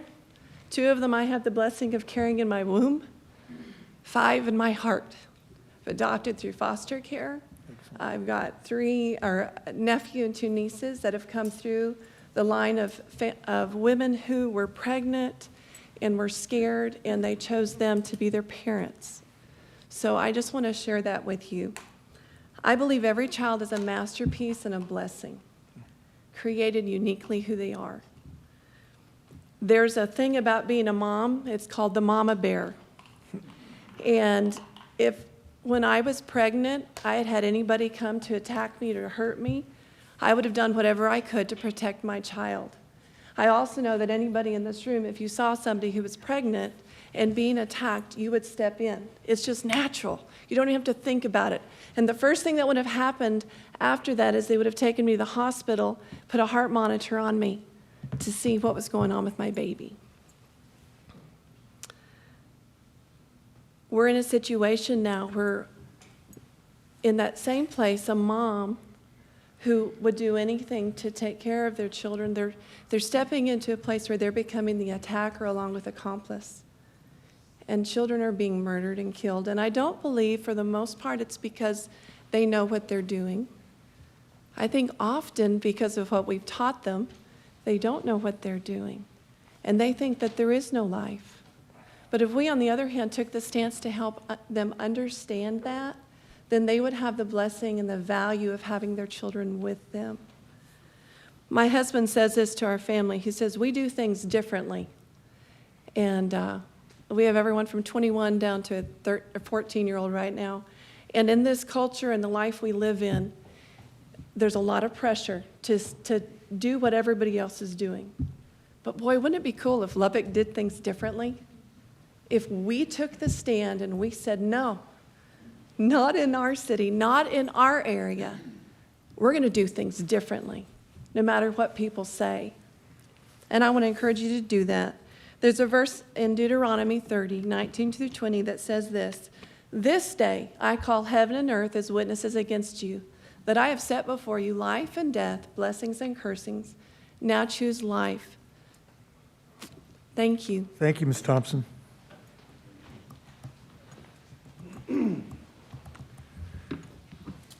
My name's Franklin Babb.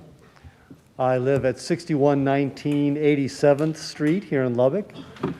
I've been a Lubbock resident for most of 30 years.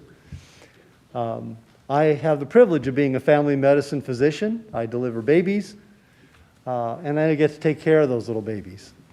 One of my privileges is getting to pray with my parents and over the gift of God that their babies are. One of the things that I would like to mention is that culture is belief lived out. And I stand in support of human life. I stand in support of the sanctuary city ordinance. When we are looking at the life of an unborn baby, and we're looking at the struggle that a woman has when she is carrying a child and she has concerns about that. I take care of those babies, I take care of those moms, and I've taken care of moms who have had abortions. And abortion regret is something we don't talk about very much. And women who have abortion regret often don't feel they have a good place to go. And so I stand in support of human life, babies and moms. And I ask you to support our sanctuary city ordinance. Thank you. Thank you, Dr. Babb.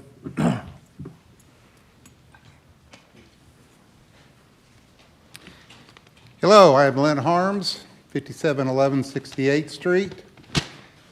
I lived in Lubbock a long time. I got to move to Lubbock right before my 8th birthday in 1959. I like this place. Grew up here, all except for 6 errant years in the 80s. I've lived here. Got to come back in 89, repented of my wayward ways, and have enjoyed getting to live in Lubbock. And I'm just here to tell you, I want you to hear my voice, that I want our city to be courageous enough to nail a stake in the ground that says we don't need abortion in this community. Abortion is a human rights issue, or at least one facet of the abortion issue is human rights. Mother Teresa said, human rights are not a privilege conferred by government, they are every human being's entitlement by virtue of his humanity. And these unborn babies are human, and it's a human rights issue. Who is going to speak for the unborn baby? I spent my career, 40 plus years, working with disenfranchised kids, abused, neglected, abandoned, at Children's Home of Lubbock, Texas Boys Ranch, and for the 6 years at 2 other facilities outside of Lubbock. And I worked with kids from pregnant young teen girls to their babies, placing those babies in adoptive homes that were prepared and waiting for them. And you see the impact and the need for these humans. One of the, there's a book that I truly have loved called Deuteronomy, and one of the texts in that book says that our God is a God who is God of gods, Lord of lords, powerful and amazing in every way. And yet, he defends the cause of the orphan, the widow, and the alien in the land. The unborn child would fit in that category. The orphan, the widow, and the alien in the land were people that were disenfranchised, whose rights were not being honored throughout their culture, their cities. And so I think very strongly that we could say our God executes justice for the unborn child, the orphan, the widow, the alien in the land. I want my city to be a city that executes justice for that unborn child. And so I want to be very clear and encouraging. Now I plead with you, pass this ordinance. Make Lubbock a sanctuary city for the unborn child. On another note, Mr. Mayor, you had began the session with reporting that 400 plus emails have been received in favor of Planned Parenthood and of abortion. I would challenge that the majority, if not all of those, have come from outside the city, are a form outline produced by Planned Parenthood. I have a copy of one right here from San Marcos, Texas. And I don't know, but I'm just would challenge and would love for somebody to look into the fact that, you know, is there credence of people outside the city, you know, trying to put their vote in this method. So thank you very much for your time. God bless you guys. Thank you, Mr. Harms.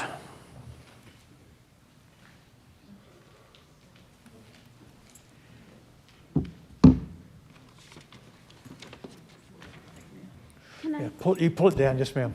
Thank you. Yes. Sorry, I'm short. Good evening, Lubbock City Council members. My name is Raven Martinez, and I live at 509 North Brentwood Avenue in Lubbock, Texas. And I am requesting that the City of Lubbock approve the ordinance of outlawing abortions within our community. To many, a baby is an inconvenience that threatens one's selfish activity or an accident that was never to have happened.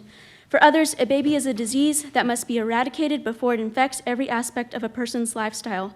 In either case, the baby is understood to be a product of waste that can be easily disposed by the means of abortion. This wicked deed is mass genocide that fails to acknowledge the innocent and violates the word of God. Abortion is an industry that generates large quantities of money by murdering children and selling their remains. It is a procedure used to target minorities and young women like myself. By legalizing abortion within our region, you jeopardize the emotional, spiritual, and physical care of women.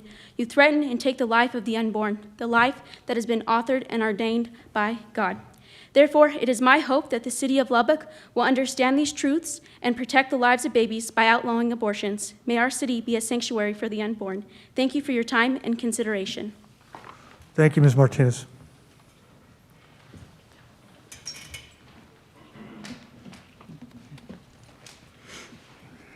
Good evening. Good evening. I'll adjust this a little bit. Thank you. Thanks. Since I'm a little taller.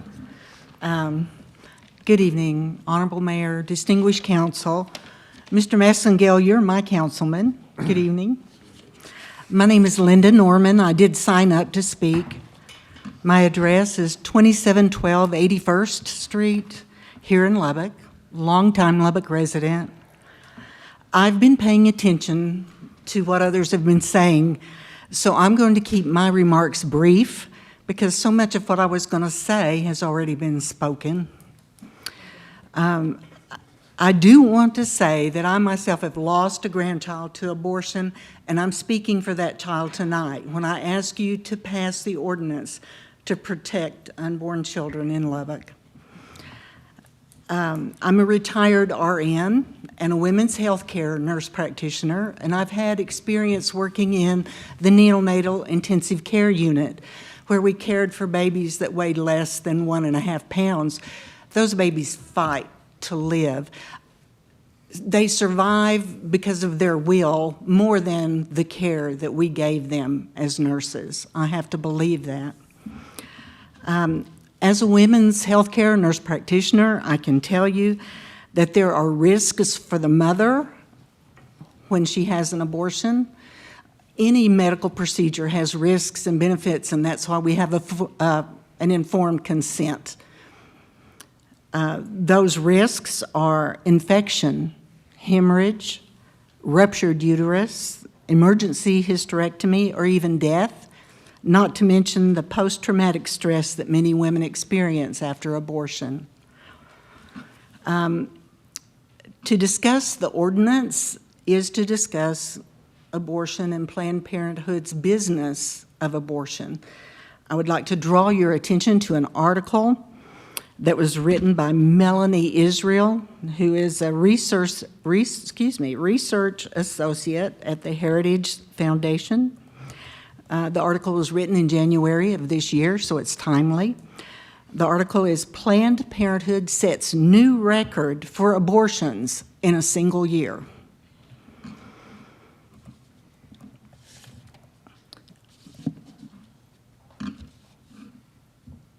Even as their other medical services declined, abortion numbers picked up. Planned Parenthood's annual report reveals that they will continue prioritizing abortion as their other services decline. Their report, released in January of this year, states that Planned Parenthood affiliates performed 345,672 abortions from October 1st of 2017 through September 30th of 2018, the highest number ever recorded in a single year. Meanwhile, other services declined, including breast exams, Pap tests, cancer screenings and prevention, well women exams, and provision of birth control. The Susan B. Anthony list has noted that abortions make up 95% of Planned Parenthood's pregnancy services. And for every adoption referral they make, they performed 81 abortions during the 2018-2019 reporting year. I know that you're aware there are other healthcare facilities here in town that offer services to women, affordable health care. They also offer free pregnancy tests, ultrasounds, baby care items, parenting classes, and financial assistance. And that brief list of services is just to counter the argument that we need Planned Parenthood here, who is offering abortion to our city. That is their chief aim and goal in coming to Lubbock. In conclusion, ladies and gentlemen, future generations are looking to this council to affirm life. Thank you for your consideration. Thank you, Ms. Norman. Mayor, they were gracious enough to let me cut in. Sure. Is that all right? Yeah, Senator, good I evening. appreciate it, and thank you guys for hearing this out. And I, as an elected official, as well as you, I know that 20's been hard, and this is not what we wanted to be talking about in Lubbock, Texas today. Specifically, I wanted to address a few of the false narratives that have been floated around regarding the ordinance specifically in itself. First of all, it's already been said, but any expenditure of taxpayers' dollars to defend this ordinance will be at the city's decision. There has been a pro bono, very experienced attorney on this issue provided, and contact was provided on the front end of when the letter requesting the ordinance was delivered. So to be clear, there is no taxpayer dollars needed to be spent on defense of this ordinance. It is y'all's decision if that occurs. There's another false narrative that moms are not protected under the ordinance. Specifically, moms are protected against lawsuit as well as the health and well-being of the mom. There are exceptions for an abortion when it implies or affects her health and well-being. The other narrative that's floating around is this is a political stunt by Charles Perry. Trust me, very much, I don't have time for political stunts. You guys have your jobs to do, and I have mine. An honest review of the timeline in which this sanctuary city came up would show that we're only here for one reason. Planned Parenthood showed back up in Lubbock. They did an announcement of August of 2020 that said, we're coming back to Lubbock and hiring for people. At that point, Sanctuary City was engaged. That was not available to us before mid-19. August 20th was well within a campaign season that I had nothing to do with. By all rights, y'all would have been voted in by May of that year. I didn't predict it. I didn't do it. I engaged it. My tenure in the legislature is clear where I stand on the protection of the unborn. So anything to the contrary is just basically crap. And I'll call it out for what it is. I sent a letter of support in January this year for Big Springs City, Sanctuary City ordinance that was ultimately passed in that community. So I don't have nothing to apologize for, but let's clear the air. It wasn't political. The unconstitutional issue, I think we've got plenty of support that says why we believe it is. I've heard that I took an oath is the reason that we can't vote for this. As city council, as senators, as elected officials, we all take the same oath. The last 4 words in that oath is an appeal to our sovereign Lord, Creator, and Redeemer, and Savior. So help me God.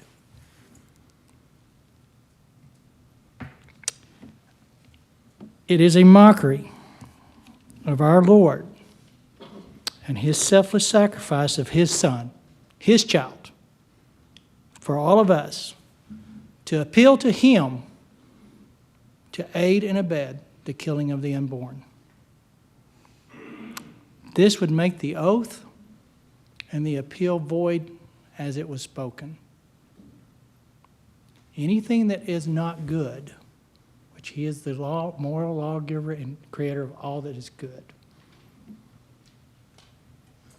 cannot be in conflict with the documents that we all subscribe to appeal to.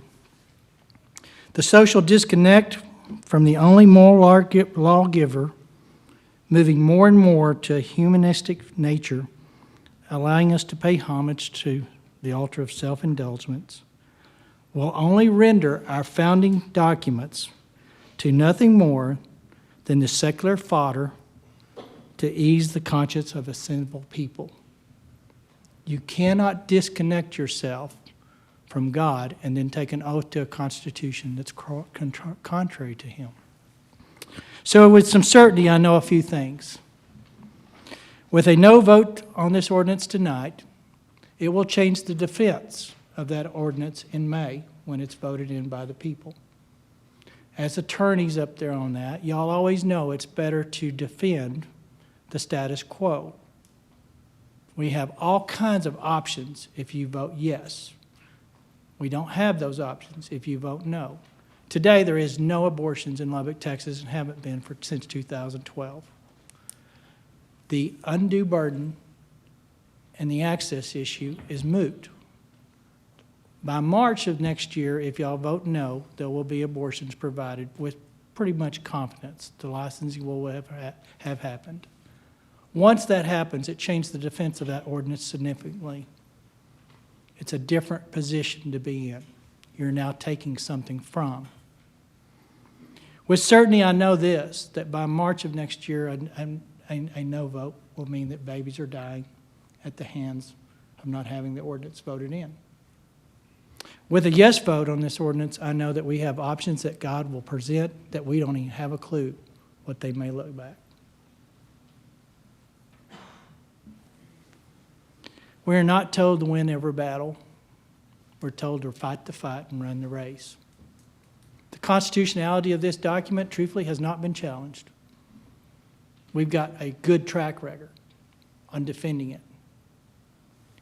It will be challenged. Lubbock is the coup de grace, so to speak. This is the beginning of an end for a long conversation about Roe v. Wade down the road. That's how big this issue could be. But let's let the judiciary figure that out. And I'm not going to try to predict what a secular judiciary might rule on this. It's not my job. I'm supposed to fight the fight and run the race. And that's what we're doing. We've employed the civil process. I thank you guys for allowing that to happen. It's the conscience of a city. It is no mistake that Planned Parenthood chose to come back to Lubbock. It is no mistake that Sanctuary Cities was made available. It's not a coincidence. This is our time. Do we take a stand? Do we do what's right? I've got a pair of empty shoes in my pocket. They're my 6-week-old grandbaby. She fills them with joy and love every day, beyond comprehensions. I've got 4 now, and I'm hoping for more. I hope that those are filled with babies after January 1st, but not filled because we didn't pass an ordinance that gives us a fighting chance to keep them alive. With that, I appreciate the time. I'm sorry for some of the duplications, but I can't stress enough, I'm guilty of it. I'm not a spiritual giant. We're all imperfect people. But as an elected official, somewhere along the lines, we have disconnected what we swear an oath to and the connection from the Creator that gave it to us to use. And any time we ask ourselves, my constitutional oath, it has to be secondary to the God that created the Constitution. And if you don't do that, we end up with 63 million and climbing deaths in this city, in this country. Thank you. Thank you, Senator. My name is Michael Walton, and I live at 3603 Elkhart Avenue here in Lubbock. And I've been a Lubbock citizen since 2006, where my wife and I started working at the Texas Boys Ranch, working with abused and neglected children. That's just the path God has had me on, and what I'm saying is relevant to why I am standing here today for life, because I have been in the very trenches of working with children and disadvantaged people who have struggled and who have suffered, and many whom at the school that I served at recently were having children at the age of 14 or 15. This is a real issue, and it's definitely something that we have to take into account. But the greatest thing that we can possibly do for the city of Lubbock and for this state and for this nation is to take a stand so that Lubbock will become a sanctuary city for the unborn, so that God's blessings can be released through this city as He would like to release them. Everything that you've heard tonight from some wonderful people is so incredibly important. The decision that you're about to make is of extreme precedence. You may not see that, you may not feel that way, but there is a God in heaven who is looking down, and He sees and hears everything that's taking place today. He is waiting to see if we will stand for the children that He alone created. He gave me something I'm going to share with you real quick, and I'm going to move on to my points. God has taken His place in the divine council. In the midst of the gods, He holds judgment. How long will you judge unjustly and show partiality to the wicked? Give justice to the weak and the fatherless. Maintain the right of the afflicted and the destitute.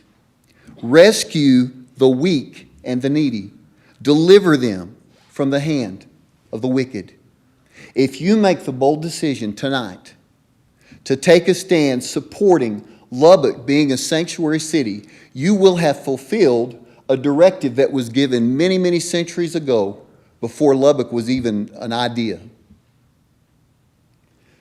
Everything that you do is so important. Everything that I do is important. We have a responsibility to God and to our fellow man to stand for life, because there's not a single one of us who has created it. There's not a single one of us who is authorized to say that a life doesn't matter or that it doesn't have purpose. I appreciate what you do. I understand you're in a place of great influence in this city.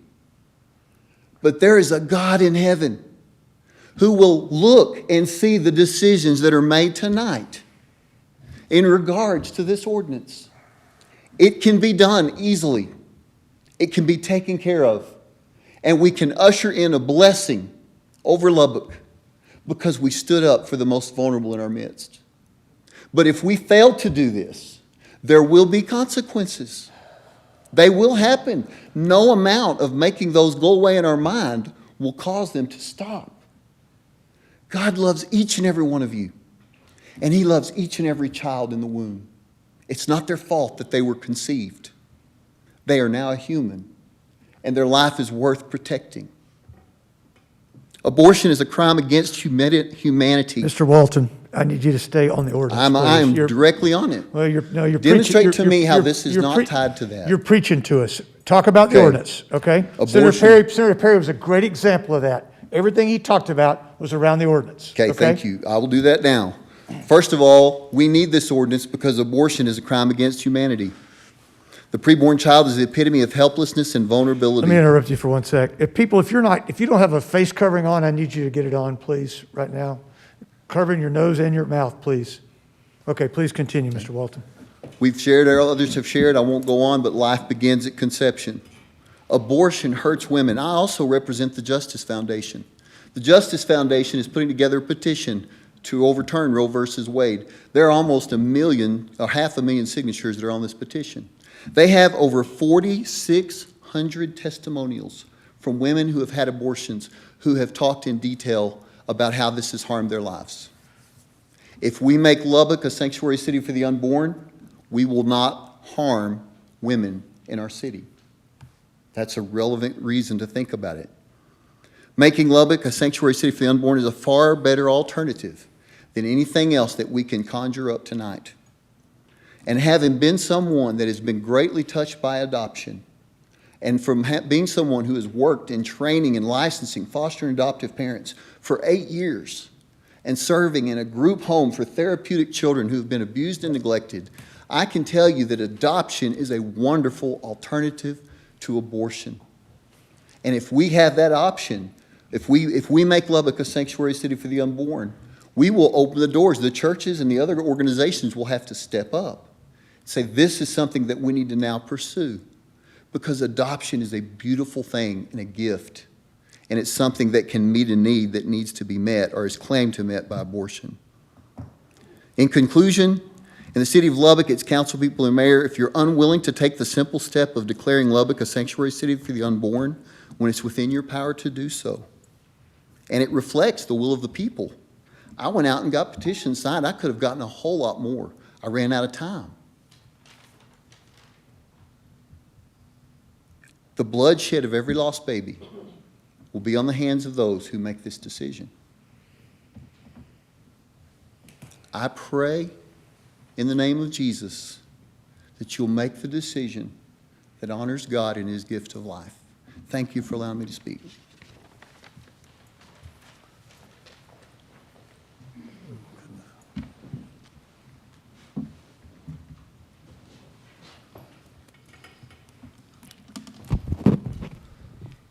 My name is Mark Lee Dixon, Director with Right to Life East Texas, and founder of the Sanctuary Cities for the Unborn Initiative.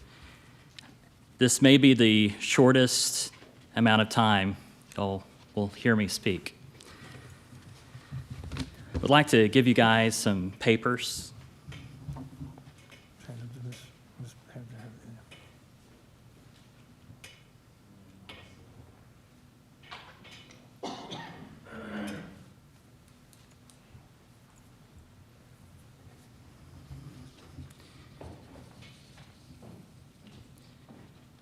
the papers that I've presented you guys with, it's a letter signed by attorneys across the great state of Texas, attorneys that are licensed here in Texas, completely in support of the passing of this ordinance. Attorneys that believe that this ordinance is 100% in line with the Constitution and the laws of the state of Texas. Guys, I think everyone in here knows that when it comes to attorneys, there are a lot of different opinions out there. And there are a number of different opinions on this ordinance. I'm not debating that. Earlier, Senator Perry mentioned a letter to Big Spring. And you guys have received that letter signed by lawmakers here in the state of Texas, completely in support of the passing of this ordinance. And the ordinance is what we're talking about here today. Is this something that the city of Lubbock should have on their books, or is it not? I've got to listen to a number of people here in the great city of Lubbock. As I've been here for months, I've really taken advantage of y'all's Lyft services. I've gotten to know a lot of the Lyft drivers, some great people, and I've asked them their beliefs on different things like this ordinance. Heard their heart. And I know that they believe you guys are good people, and I believe you guys are good people too. I know that you guys have families, and I believe with all my heart that you guys are good fathers and mothers to your kids. So I don't want y'all to think that just because I'm 100% behind this ordinance and you guys maybe oppose this ordinance, I don't hate you guys. I care about you guys. And I know that you guys are family people. Mayor Pope, I want you to hear this straight from me. I watched one of your videos online talking to some school students. Touched my heart. Really meant a lot to me. I know y'all love y'all's children, and I know y'all love the children of Lubbock, Texas. I've given you guys a 12-week fetal model. The majority of abortions that happen 14 weeks and less. This is 12 weeks. If abortions are allowed here in Lubbock, Texas, it's going to be a grave, grave situation. I'm asking you tonight to pass the Sanctuary Cities for the Unborn ordinance, to outlaw abortion within the city limits of Lubbock, Texas, to care about the posterity, to care about those unborn children just as much as you would your own children.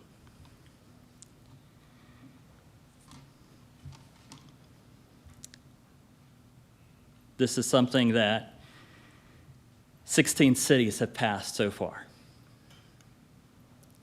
You guys are not breaking any new ground on that part. But what I will say in closing here, if y'all do pass this tonight, y'all will be making history as the first city to pass this ordinance with a Planned Parenthood set up within the city limits. The opportunity that you guys have before you is very historical. I'm not looking at you guys today as some ogres. I'm looking at you guys today as the people that are going to be in the history books, potentially, the Rosa Parks, the Martin Luther King Jr.'s. You guys have that ability to leave that kind of legacy for your children, that when it mattered the most important ordinance to ever come before you, yet you did the right thing, and that you outlawed the murder of innocent children within the city limits. Guys, I always say this, and it would be against my faith not to say it, I believe, at this point. But Amos 5:15 is what drove me here. And it says to hate evil, to love good, and to establish justice within the city gates. And perhaps the Lord, the God of hosts, will be gracious on the remnant of Joseph. I want the city of Lubbock to be a city where God is just massively pouring out his grace. I want to see every single one of you guys blessed so much with so many more grandchildren. Maybe they'll be sitting in these seats one day, passing good, righteous laws. And if this isn't voted on today, I'm thankful that it will go before the city of Lubbock. But I would hope that you guys would go down in the history books as people that actually stood up for life and said that babies will not be murdered in Lubbock, Texas. Guys, thank y'all so much for your time. And I want this to be on record that if anyone here wants to meet with me, breakfast, lunch, dinner, my treat, would love to connect with you guys anywhere, any place. Mayor Pope, if you want me to go running with you one morning, I'll go running with you. I don't know who would win in a race, but I can promise you one thing, it's not a race at my age, Mr. Dixon, but thanks for the offer. Thanks for being here. Appreciate it.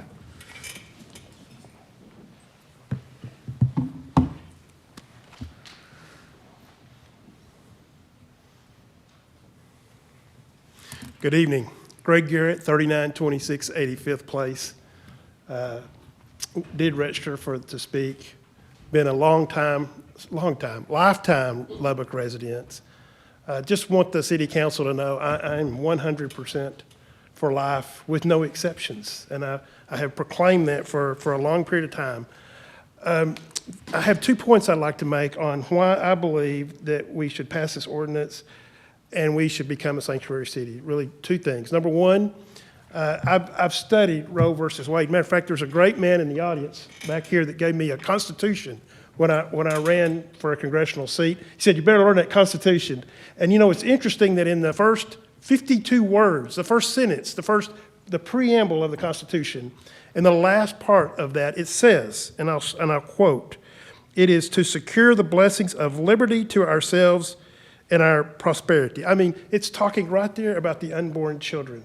And yet it's unfortunate that our Supreme Court has not diagnosed the word and the meaning and the intent of what the Constitution is about. And so for that reason, one, I want to be a sanctuary city. The second point I would make is all of you guys are good businessmen. You wouldn't be here if you weren't a good businessman. And you know, in running a business, the best way to run a business is for the long term. It's not for the short term. And I want this to be a sign for our children and our children's children. I think it's a great, what a greater investment that we could ever make than for our children. And so I know your children are a priority and an investment in your life. I believe the children of Lubbock should be also that type of investment. Thank you for your time. Thank you, Mr. Garrett. Appreciate you being here. Thanks for waiting around. Good evening. Evening. LJ Wright, New Home, Texas, 209 Stadium Drive.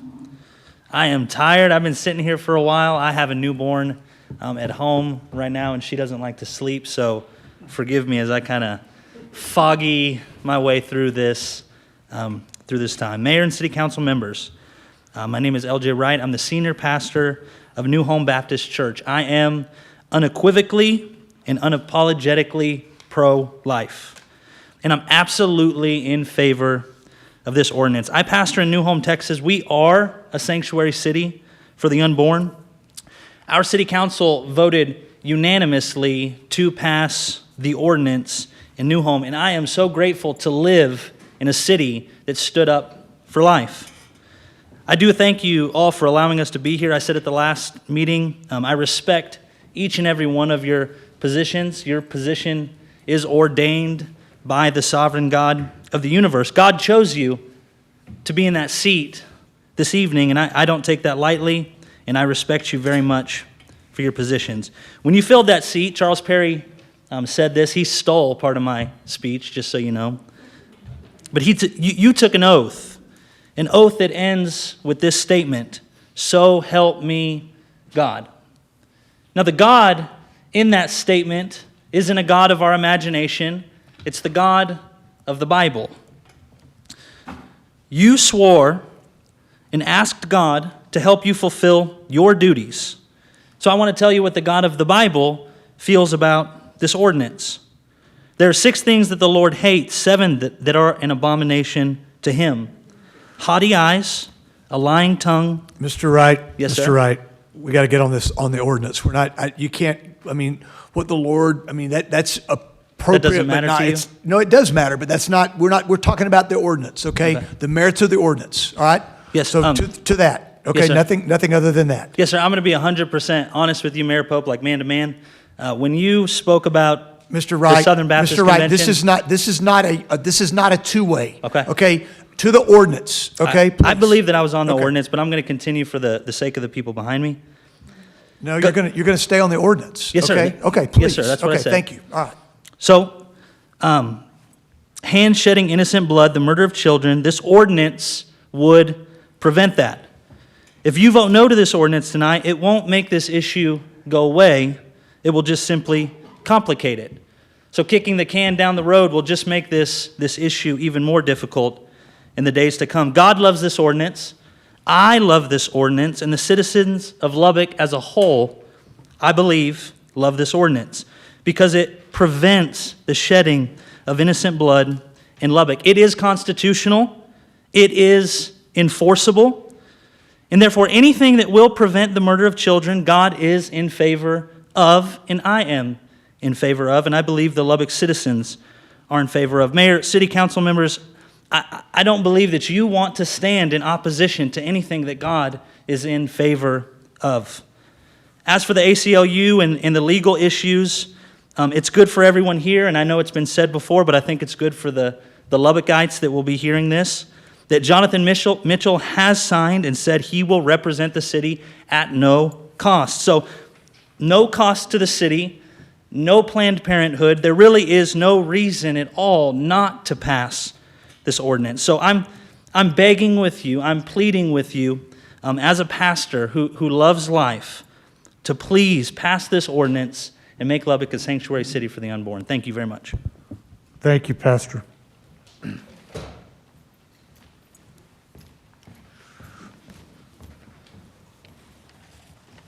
Sir, before you begin your comments, council, if you need to take a break, please do so. We're going to keep rolling through this, but if you do, we'll keep some of us. I know that just for the people out in the audience, that when you go stretch your legs in the conference room, you can hear what's being said, but we want to keep moving. So, okay, please, sir, please. I've been here 3 hours. I haven't had a break yet. Thank you. Oh, Been yeah. in this room 3 hours. Sir, my name's Herschel, like the Hershey bar. Last name Redding, like Otis Redding. I've never been a resident of the city of Lubbock. I am from Abilene, Texas at this point, but I lived on the South Plains for 32 years. Before I grew up in Brownfield, Texas. I graduated Brownfield High in '76. Lubbock is called the hub city. I assume so still, as this council is very aware of for a reason, the hub of the pride of the great South Plains. You're going to affect the entire South Plains with this decision tonight. I pray here tonight, keep that pride, doing what our Creator God desires for His blessing on the South Plains. We know that as the hub, great Americans will drive from Hobbs, New Mexico, Snyder, Texas, Brownfield, Texas, and all around to use your medical facilities, your services, and shop at the mall and this and that. Unfortunately, back in the mid-1970s, there was an abortuary here. You may allow the third one if you vote no to this. There was an abortuary here in the 1970s. It was one of the first. It was not Planned Parenthood. Down close to here. A number of folks that I knew in Brownfield, when I was in Brownfield that time, used that abortuary in this hub city out of convenience and distress. Not a good legacy for Lubbock then or now. I recall the heartbreak, the guilt, and deep, deep remorse of those that used that facility in the 1970s in Lubbock because they found that new service. Babies were killed. I have a very deep sorrow myself for knowing this back in my younger days. I do know there is forgiveness for any of those involved in that, in the name of Jesus. I have a great, yet deeper sorrow that Lubbock, the hub, may be allowing the baby killing to return again. Please glorify our Creator who formed all of us in His image, and do not continue with the atrocity of innocent unborn lives. Thank you, Mr. Redding.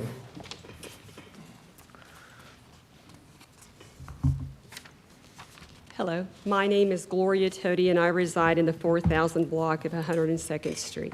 Good evening. Good evening. I came in the door nearly 6 hours ago, and I came in with great disdain for the word abortion and for Planned Parenthood. But I have listened for quite some time, as you all have as well, and I have greater disdain as I will walk out these doors today, because I've heard stats, and I've heard pleas, and I've heard reasoning why we should not allow this evil to come into our community.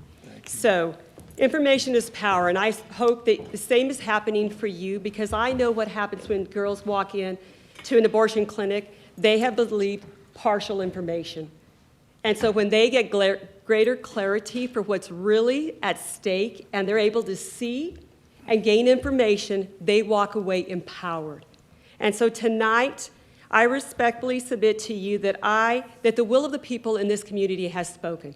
My signature personally is on that resolution, and I want to stand for life. Today, abortion is being called a woman's basic right to health care, and I stand perplexed at how that can be happening, because health care as we know it is to preserve and to heal an individual. And no one in this room would deny that abortion is taking a life. And so there's no hyperbole in abortion. We know the stats, 60-some million. We're not talking hundreds or thousands. We're talking a lot of innocent lives that have been taken, and they didn't have a vote in the matter. So Mayor and City Council, I would ask you for you all to reconsider. Perhaps you didn't have all of the information, just like these girls do not have all of the information when they walk in the doors of these centers. And perhaps this information has been a little bit riveting to you all, I pray. So many individuals in our community know that abortion is not the solution. And that is why they signed the resolution, to make our community a sanctuary city. And that's why many have spoken, and they're still waiting, and I know there are still probably a few others out there that are waiting on their loved ones to come through the door. So even when we try to dehumanize babies in the womb, they don't cease being made in the image and the likeness of God. I believe these unborn human lives would be begging us tonight to allow them to start out life like we started out life. We were given the chance to have a voice. Their lives do not have that choice, because it's being taken from them. You all hold in your hands the power to make that decision for them. And I pray that you make the right decision for life, because I believe that you will be held accountable. I do not want to preach to you. I believe these babies have a heartbeat, a face, they have feelings, and they're not just clumps of tissue. They've been lied to. Our young girls in our society have been lied to. We already have basic health care, as it's been shared tonight, in our community. But what we do not have is we do not have abortion on demand. And I would ask you, for us as a community, let's keep it that way. Let's not allow that to happen. And so I would ask the council tonight to help us steer away from this slippery slope of sending more preborn babies to their death out of convenience. Staff members at Planned Parenthood cannot continue to be incentivized and receive bonuses for meeting their goals of taking human life, because that is what I believe is taking place, because I've heard someone from the inside tell that story. It's wrong to intentionally kill an innocent human being. It's the 6th commandment of the Bible, and I'm not going to preach to you. It says, do not murder. But James 4:17 also says this: anyone then who knows the right thing to do, yet fails to do it, is guilty of sin according to the Bible. But we as a church body at Trinity Church, let me say this, recognize it's not just enough to say no to abortions without providing resources for these young women to walk through an unexpected pregnancy. We stand ready to continue to work with the city in helping these women, but we ask you to consider allowing the plans to include the rights of the child in the womb as well. The last 6 words that we began to pledge as we all recited, it said, with liberty and justice for all, but that's not being honored if we vote to take the lives of innocent children without allowing them to have a voice in the matter. They are innocent. So I would ask you this day, beyond my wildest imagination, would I have ever thought that I would be here standing on behalf of life, giving voice to someone that has not been given that opportunity? Here I stand. Please vote for children to have life in our community. Thank you. Thank you.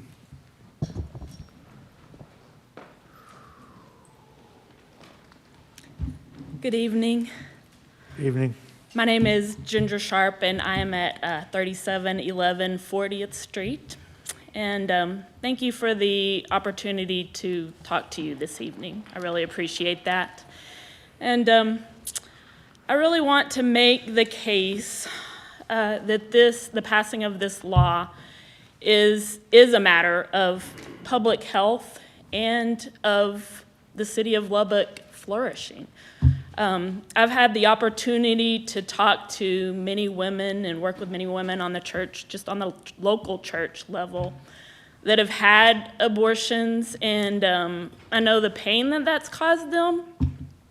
And one thing that I don't think a lot of people consider, I've heard the argument made that, if a child isn't aborted, then they go to a home that doesn't want them. But what a lot of people don't understand is that women who have abortions sometimes already have children, or they will go on to have other children. And women who kill their children through abortion are affected greatly. Their mental health is affected, and then that in turn affects the way that they relate to their children. And so it may seem like we are attempting to solve a problem and prevent a problem, but we're not. We're actually communicating to women that it's okay to kill your children, and then they go and they kill their children, and then it affects them, and then it affects the way they relate to their children. It affects the way their mental health is. It affects the people around them. And so I just want you guys to consider that when you're thinking about this law. It does affect more than just unborn children. It affects more than just the women. It affects our entire community and how we are approaching things. And so please consider that. And thank you for Ms. Sharp. listening to me. Thank you. Good evening. My name is David Ridley. I did sign up on the list. My address is 5503 County Road 7520. I'm here tonight to ask you to approve the Sanctuary City proposal. I've lived in Lubbock County for 41 years. I'm a businessman that has my own business here. In those 41 years, I've never attended a city council meeting. That tells you how important I think this is. I have, like many other people, I've been here for 6 hours. I closed my business 2 hours early to make it here. I consider this the most important thing that has happened in the 41 years that I've lived here. I did a little research before I came and discovered that 15 cities in the state of Texas has already passed this Sanctuary City ordinance. When Big Spring passed their ordinance, the Big Spring Herald newspaper wrote an article November 13, 2019, and I quote, "And this is a new ordinance that is gaining steam across the state." The Texan, also another newspaper, reported November 12, 22nd, 2019, "This is a sign that the movement is gaining traction in new areas of Texas." My question would be, does the city of Lubbock want to be on the cutting edge of what is taking place in our state? Or do we want to be a drag, something that is passé, something that's old, nothing new? This is something that is it's going across our state, it's happening in other cities. Do we want to be a part on the cutting edge or not? The question really is, do we value babies? Mayor Pope, I saw when you were running for election, you had posters up around the city, said Dan Pope, the conservative choice. My question is, this sanctuary city proposal is the conservative choice. The choice not to make this a sanctuary city is the liberal choice. When I was also thinking about this, came to my mind Nazi Germany, which we've heard some people talk about. But their legacy, Nazi Germany, when you think of Nazi Germany, what do you think of? They are remembered because of their lack of respect as they unabashedly killed those who were in their mind unwanted. I do not want that to be Lubbock's legacy. That's why I'm here tonight asking you to vote for Sanctuary City. Please vote to deliver Lubbock from participating in that Nazi ideology. Thank you. Thank you, Mr. Ridley. Good evening, Council. Good evening, Mr. Hernandez. I'm Adam Hernandez, as you all know, 7400 block of Avenue X is where I currently live. I am the Communications Committee Chair for Lubbock Compact. I'm also a member of the Board of Laser. I have mine written out, so it shouldn't take too long here. I have some concerns about how this proposed ordinance may affect many women.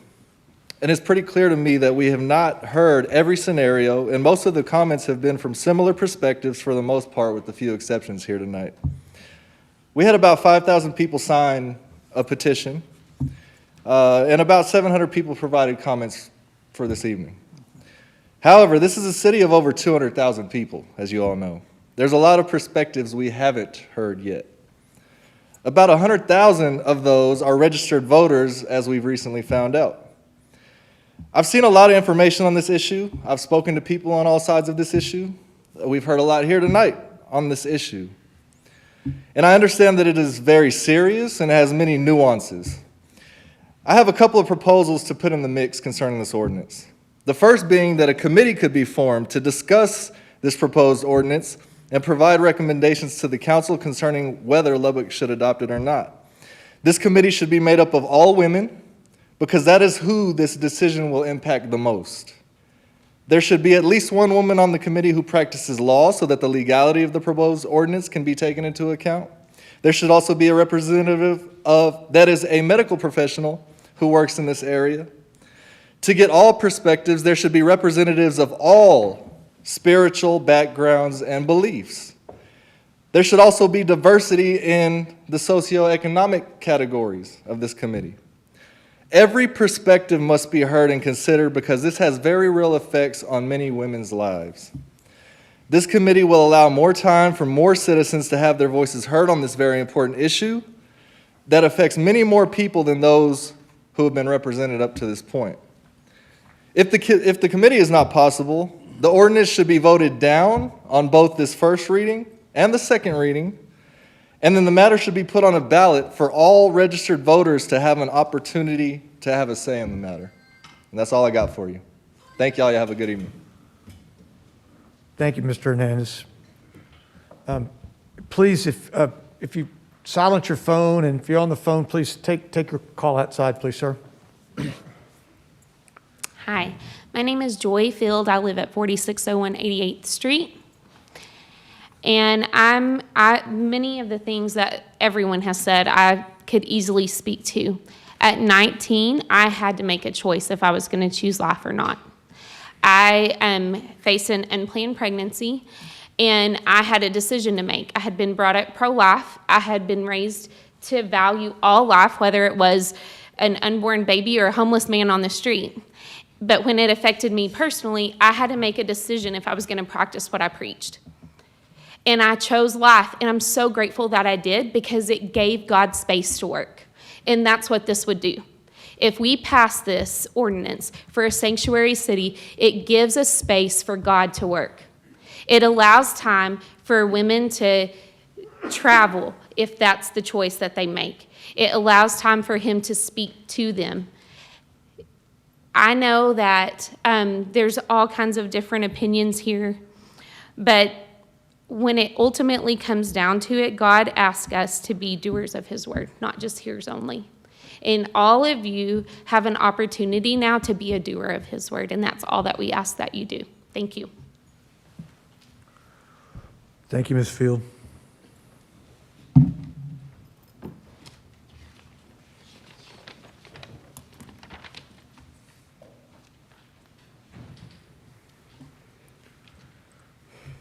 I am Melissa Pierce. I live on 89th Street, and I am a mother. Lubbock should put our efforts into being a sanctuary city for our residents. It is hypocritical to ask that we be a sanctuary city for the unborn and not actively do more to help our living citizens. I am opposed to this ordinance because ideally, a sanctuary city would not have a teen pregnancy rate almost 25% above the national average. It would not have more than 1,200 children in our area in conservatorship. It would not have nearly triple the rate, the state average for removal of children consistently. It would not have a domestic violence rate double the rest of the state. It would not have a 32% increase in homeless families. It would not have a 43% increase in homeless children under age 18. We would not have an STD named after our university.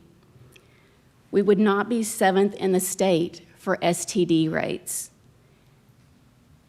A sanctuary city would not only teach the minimal sex education to students.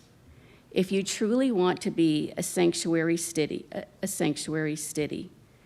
instead of merely pro-birth, consider doing what Colorado has done and provide increased access to birth control, where pharmacists can write prescriptions for birth control, and state and federal dollars are funding free and low-cost IUDs for low-income women and teens.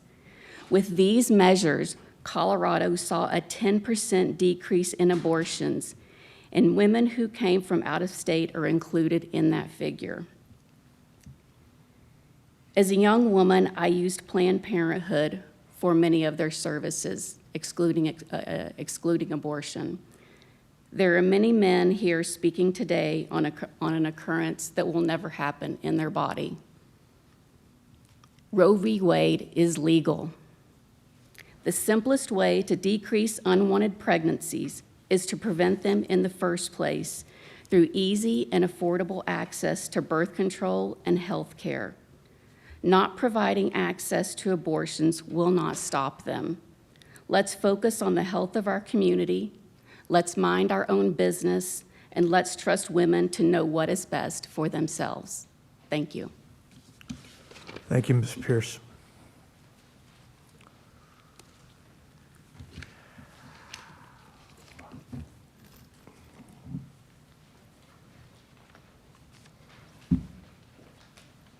Hi, I'm Cheryl Gonzalez. I live in Tech Terrace, Lubbock, Texas. I come to you on behalf of the citizens of Lubbock, both born and unborn. We are in a room right now where justice should be established for all people of this city, which includes the unborn. Each one of you has been called to represent us, and that includes all of us, even those who are smaller in size, but not in dignity, importance, or humanity. With that in mind, we ask that you would make a decision for life and not death. We're asking you to show the unborn that you believe in their humanity, that just like your mom gave you a chance to live, you will give the babies of Lubbock a chance to live. Thank you. Thank you, Ms. Gonzalez. My name is Trevor Cowan. My address is P.O. Box 88 in Tahoka, Texas. I'm here on behalf of myself and Crosswork Church in Tahoka. I think I was like 66 or 67, if those are even still in order. I thank you for the opportunity to speak today. I believe I know where most of you will vote in regards to the killing of unborn children. I believe you've been unjust all evening in regards to attempting to hush all pro-life speakers, as you've allowed baby killers to talk about masks, make jokes, and lie about Planned Parenthood. As you know, this ordinance is not against Planned Parenthood. It's an ordinance to protect the life of unborn children. Under this ordinance, Planned Parenthood can be in Lubbock, but they won't be allowed to kill babies. This is a gospel issue, and we have a right as Americans to address it as such. Furthermore, this is a matter of safety of the people of Lubbock and West Texas. I'm here today to warn the City Council and the City of Lubbock, should you allow innocent babies to be murdered here, God's judgment will come on this city, eventually on this state, and ultimately on this nation. Revelation 18, 1-3 says, "After these things, I heard something like a loud voice of a great multitude in heaven saying, 'Hallelujah! Salvation and glory and power belong to our God, because his judgments are true and righteous. For he has judged the great harlot who was corrupting the earth with their immorality, and has avenged the blood of his bondservants on her.' And a second time they said, 'Hallelujah! Her smoke rises up forever and ever.'" Should you allow the murder of unborn children, God's people will not weep for the destruction of you, the city, this state, or this nation. We will raise a hallelujah because God's judgments are true and righteous, and he will avenge the deaths of these unborn. May you vote with this warning in mind. Thank you.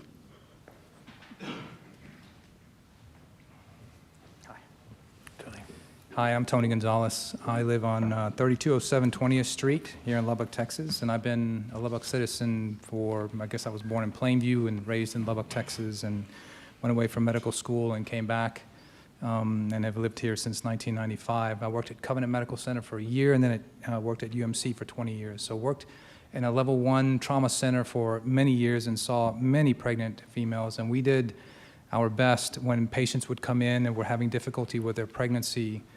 It was amazing to watch so many people work so hard to take care of these patients, not only the mom, but also the baby. So I would ask the council members and the mayor to continue to protect these babies. From the time that they're conceived until they're born, as hard as we work to try to save these lives and keep them healthy and keep mom healthy, I would urge this council and this mayor to help to keep our patients healthy. And I just wanted to say one last thing. As a citizen who believes in God and his Son and who has instructed us to choose life and not death, I leave you with these verses that indicate God is creating little human beings and mothers every day. Let's not be those who destroy what he's creating. Psalm 139, 13-16 says, "You created me. You created my inmost being. You knit me together in my mother's womb. I praise you because I'm fearfully and wonderfully made. Your works are wonderful. I know that full well. My frame was not hidden from you when I was made in the secret place, when I was woven together in the depths of the earth. Your eyes saw my unformed body. All the days ordained for me were written in your book before one of them came to be." We ask that our mayor and council members choose life today and help make Lubbock a sanctuary city for the unborn. Thank you. Thank you, Dr. Gonzalez.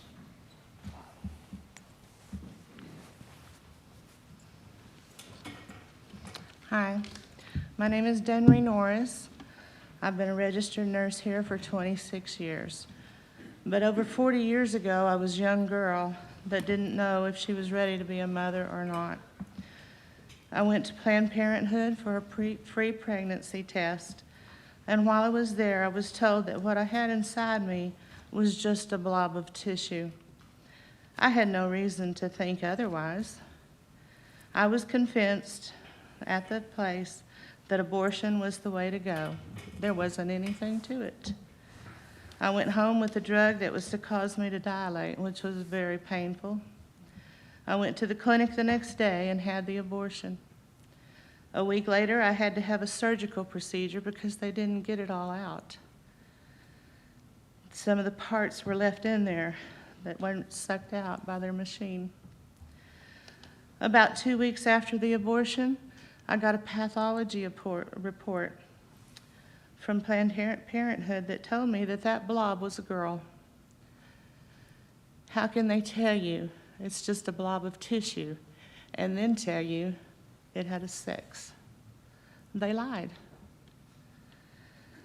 For 40 years, I've carried the shame and the guilt of an abortion. Had I known what was really inside me, I could never have done it. And I think that could be the case with a lot of women who have had an abortion. They didn't really know. I have cried over and mourned the loss of that little girl for 40 years. My mother had me out of wedlock. She told me so many times over my lifetime that was what was supposed to have been her biggest mistake turned out to be the biggest blessing of her life. I want more women to know and experience the biggest blessing of a child, not the biggest mistake of an abortion, mourning, shame, and guilt. Please keep abortion out of Lubbock and make Lubbock a sanctuary city for the unborn. Thank you. Thank you, Ms. Norris.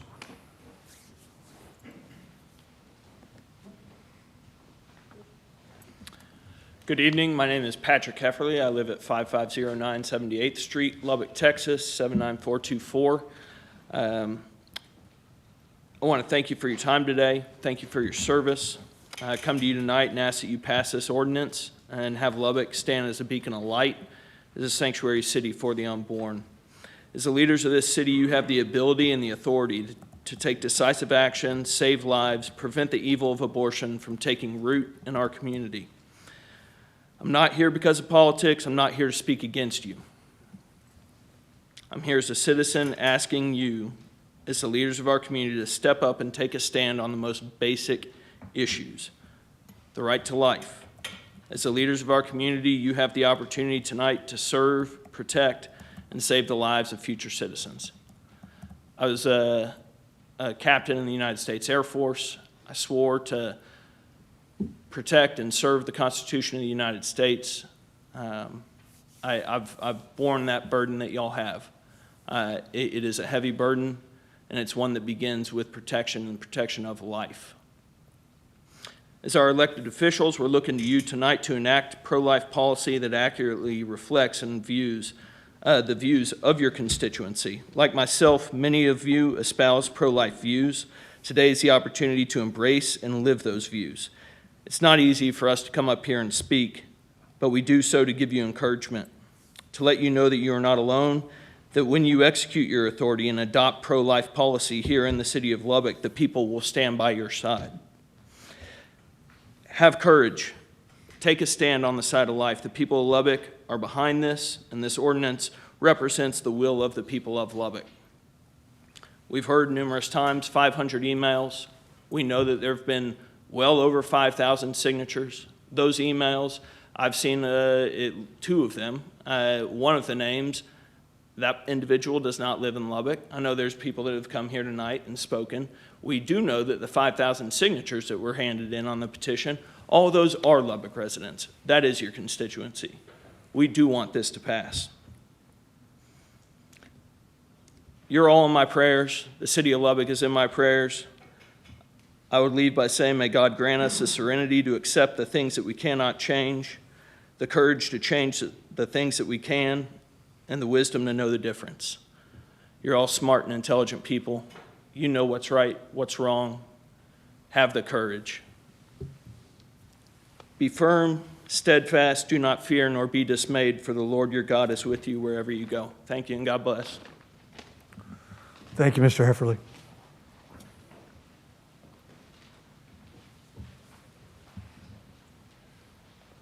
Mr. Mayor, members of the council, my name is Wilson Perry. I reside at 2816 62nd Street here in Lubbock. I signed up to speak here tonight. I am pastor of Lakeside Church in Spur, Texas. I've resided here in Lubbock for 20 years. And as you know, we live in tumultuous times. Probably the most troubling times in the history, but especially this nation and maybe the world. I speak to you tonight, and I've come to speak on behalf or in favor of this ordinance. And I believe that you all know the value of human life. It's one of the things that we in this nation seem to have forgotten, even where church is concerned, that we have lost respect and the knowledge of the value of one human life. In Ephesians chapter 1 and verse 10, God says,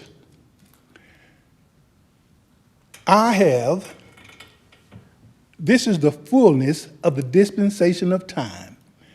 And in the fullness of the dispensation of time, I have gathered together all things in Christ, both which are in heaven and which are in the earth, even in him.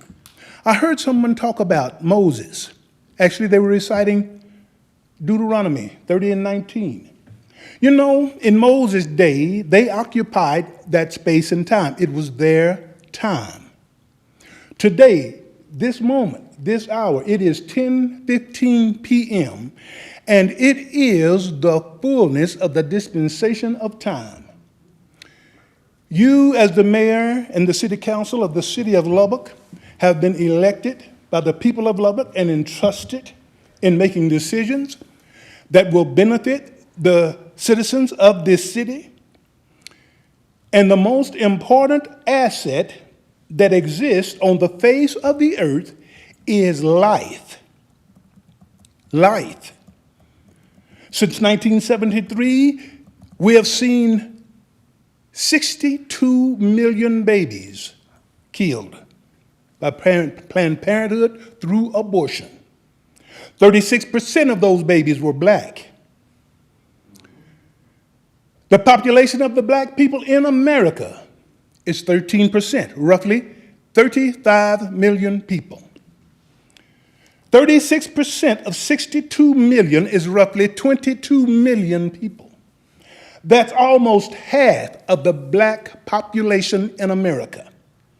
It is time that we, the people of the United States of America, and who call ourselves Christians and people of God, take a stand and put to the end of this travesty. So I ask you tonight and pray that you will choose life and make Lubbock, Texas, sanctuary city for unborn babies. Thank you. Thank you, Mr. Perry.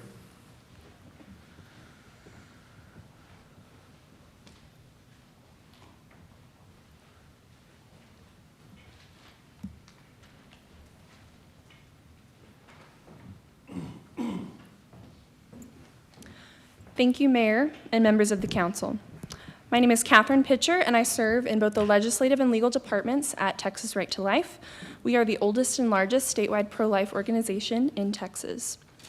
Today, I'm just here to briefly walk through a few common legal concerns regarding the proposed pro-life ordinance and to explain why Texas Right to Life believes that you will be on firm legal ground in passing this ordinance to declare Lubbock a sanctuary for the unborn.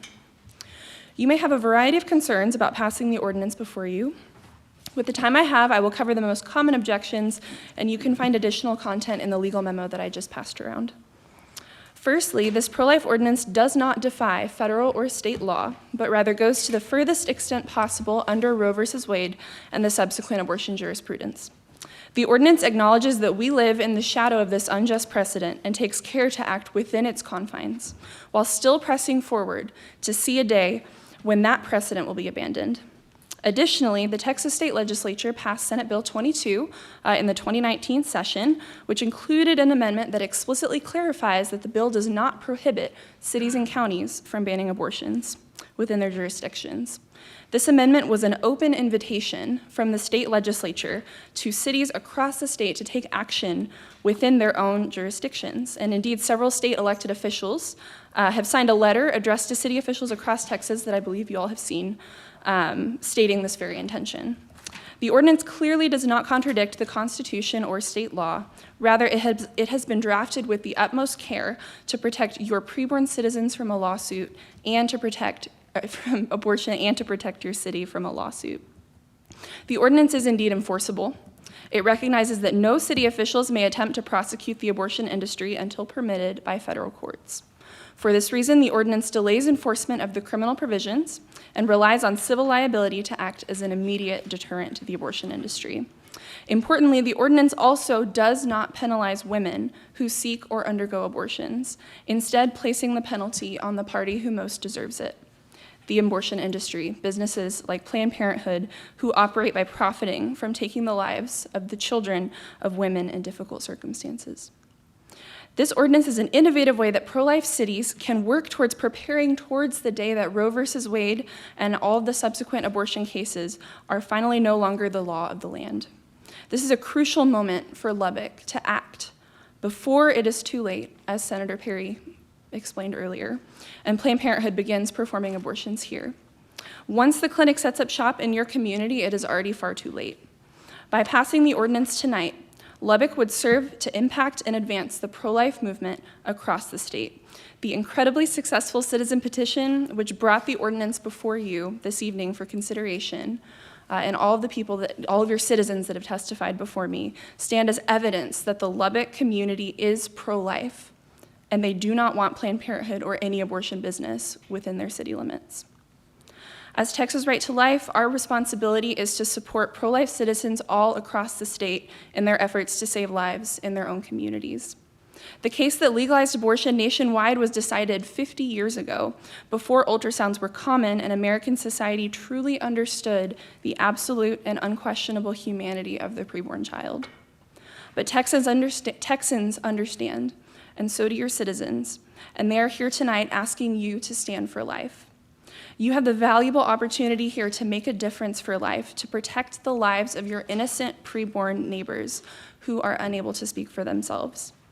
Texas Right to Life believes that while some risk is inevitable, Lubbock has a very strong legal foundation to pass this ordinance to protect your families and preborn children.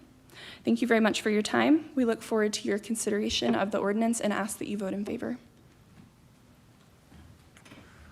Thank you, Ms. Pitcher. Ms. Pitcher, where do you live? I live in Austin. Okay, thank you. I'm Jim Brown. I live on 90th Street here in Lubbock. And I'm number 83 speaker, if that means anything. I'm not an eloquent speaker. I'm just an old farm boy. So you're probably glad to hear that. I know you're tired. Thank you for allowing us as citizens and as free people to express ourselves. I would disagree on one point. I believe these people's personal stories and their right of free speech is exactly what this ordinance is about, if it takes 30 minutes for someone to talk. I just want to say, I wouldn't want to be sitting where you're sitting, really, because you're at the Rubicon. As I understand that, you're standing in the river. Are you going to cross over, or are you going to stand on the side? And that is, are you going to stand for life, or are you going to stand for death? Are you going to stand for right, or are you going to stand for wrong? Are you going to stand for good, or are you going to stand for evil? Are you going to stand for political correctness or moral correctness?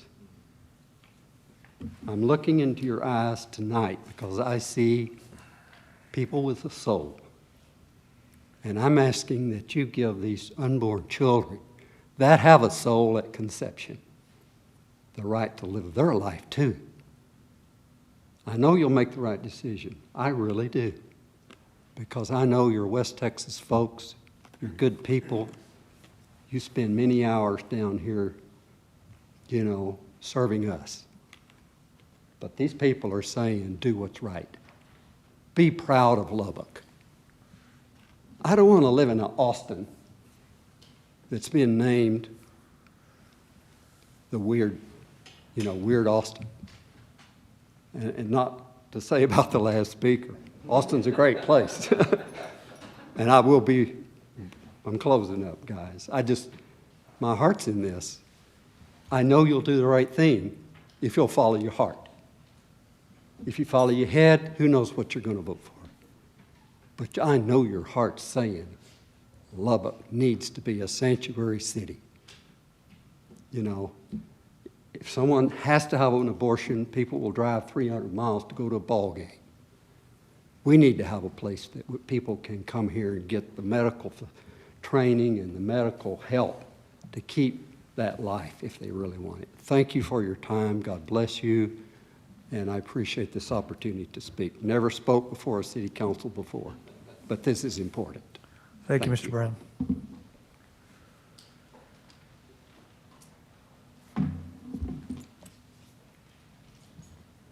Good evening. Can you hear me? Do I need to move this? You can pull that down. That'd be Pull it fine, down? please. Thank you. Okay. I guess I'm just the second short person tonight. My name is Kathy Whitley. I live at 6203 113th Street. I've lived here since 2012. We came here for children, but the best kind of children. We came here for grandchildren. So my husband had retired, and we came here to be with our grandchildren. Jeremiah 1:5, you've heard this before, but it's very short. Before I formed you in the womb, I knew you. God is all-knowing, omniscient. To safeguard his people, he gave to Moses the law, along with ordinances, to protect his people from evil pagan cultures surrounding them. One of the most detestable customs to God was that of the sacrifice of their children through fire to their god Moloch. This is a rhetorical question. Would an ordinance making Lubbock a sanctuary city for the unborn put a hedge of protection around this city? I think it would. There is so much turmoil going on, not just in this city, but throughout the world, with everything that's going on. And if God just granted a little bit of grace, how great that would be.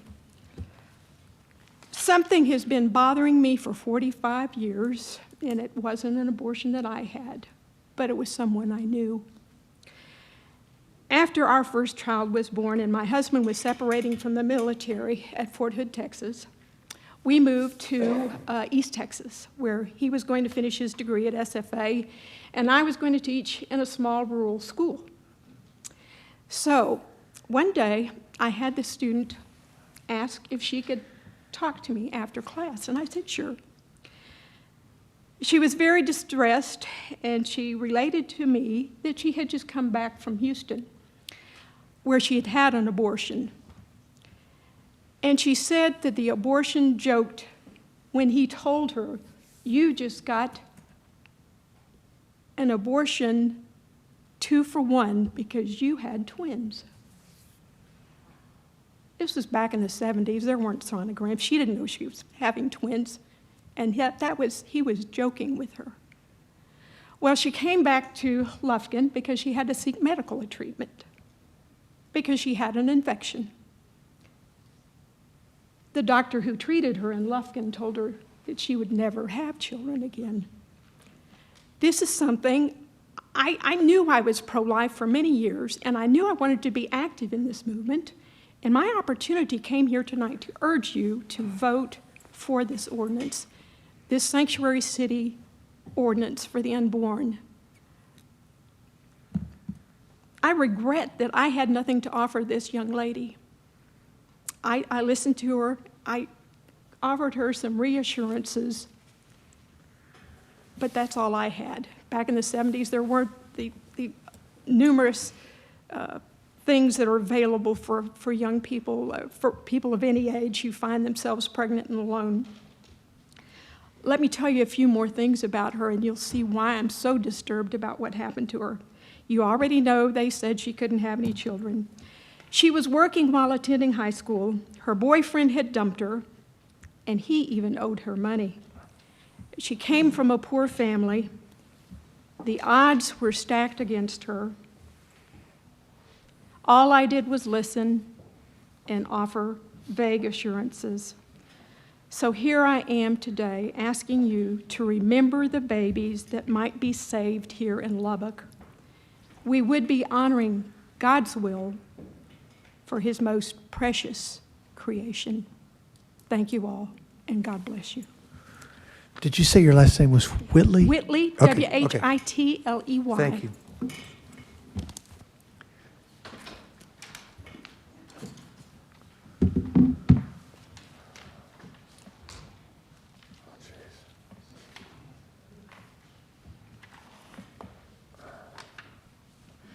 Thank you.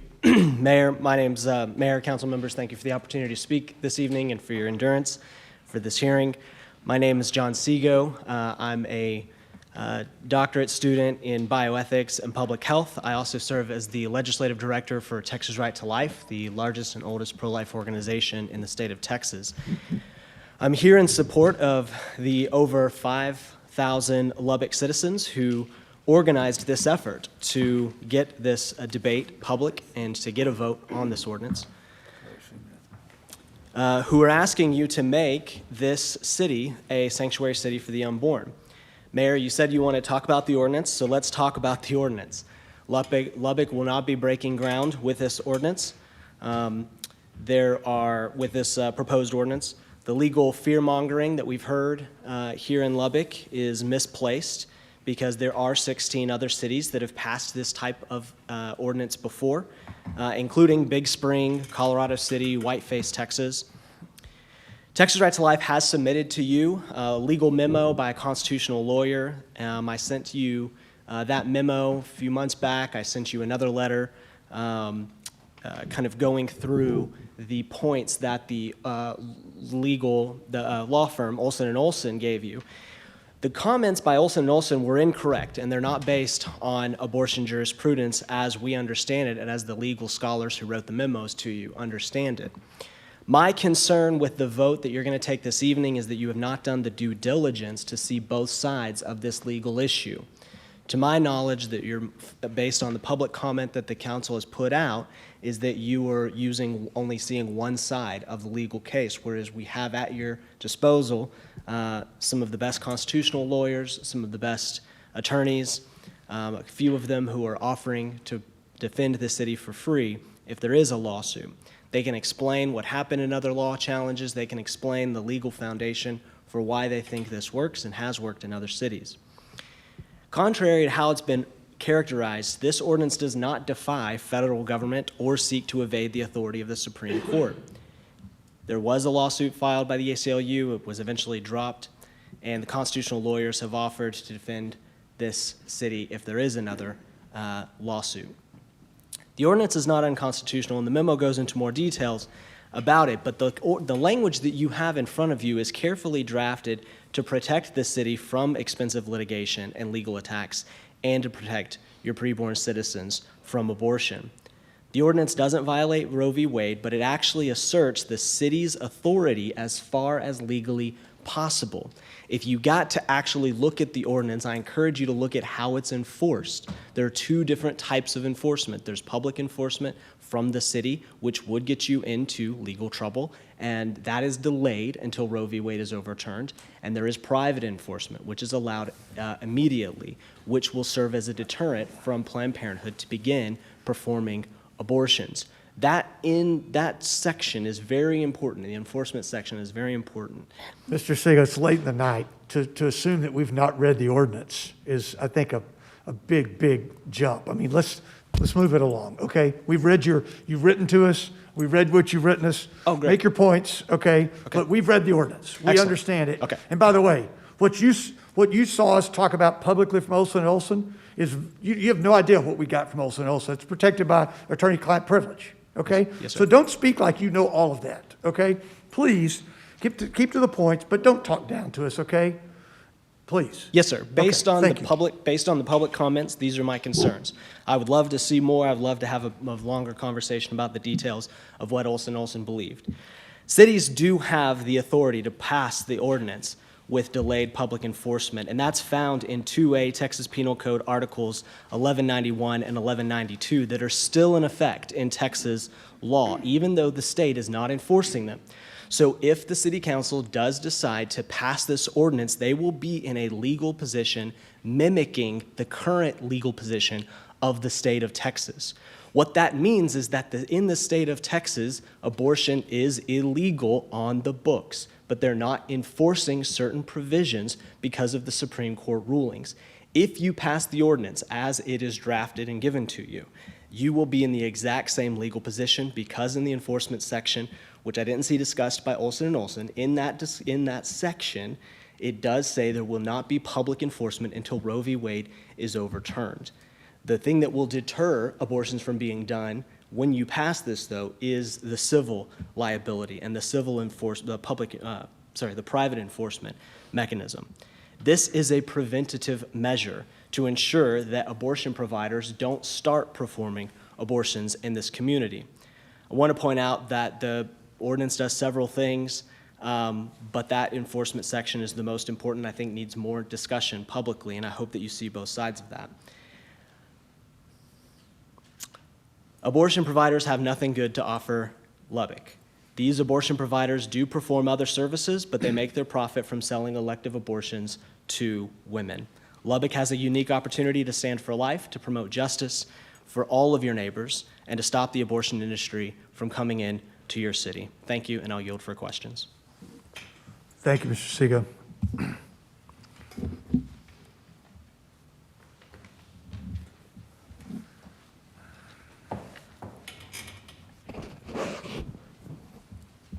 Good evening, very late evening.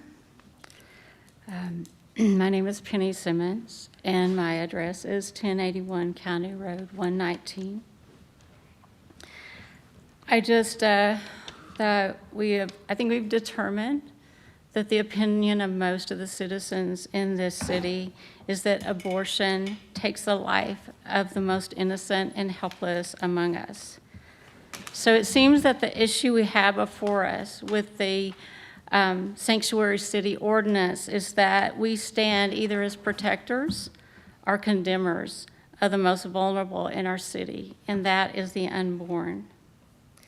But abortion is not only takes innocent life, and we've heard much of that, so I folded my paper a couple of times. So I want to address one other thing, is that abortion not only takes innocent life, but in recent years, it has come to the attention of even those that are on the fence in this issue, that the abortion industry is corrupt, and a racist institution, and that it preys on the economically disadvantaged, the young, and the uninformed. The fallout of abortion is devastating to the mother, the father, and the community. The citizens of Lubbock, we understand that we are overwhelmingly pro-life, as evidenced by the petitions that were circulated and this late night that you're experiencing right now with so many people speaking for life. Lubbock is truly the hub of the plains. So what we do or not do will affect not only our city, but the surrounding communities in all of West Texas. I feel like we have an obligation to our children and our future children to provide an atmosphere of life, that life is valued. Our children and young people are looking to us not only for protection, but they're looking to us for guidance. What heritage will we leave our children? A heritage of life, of the value of life, or will we leave our children just the latest, greatest progressive ideas that do not value life? Yes, it will cost us something, but innocent life is worth any sacrifice that we might be called to bear. I'm asking you to do the right thing, the higher thing, and I'm asking you to choose life. I would say one last thing, is that I'm very connected to many groups within the state of Texas. And there are many, many cities that have actually contacted me and said, we are looking at Lubbock as our guide. Many cities larger than us are looking at us.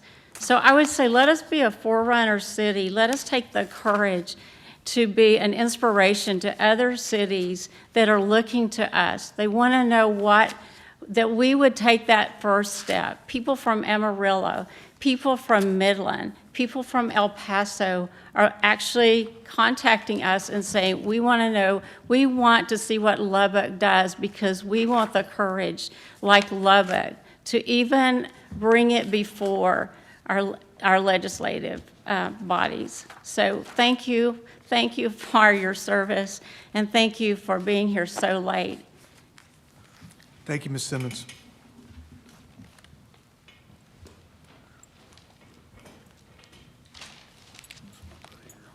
Thank you also. My name is Mark Punzo. I'm 66 in Huron, and thank you for your endurance to hang in here.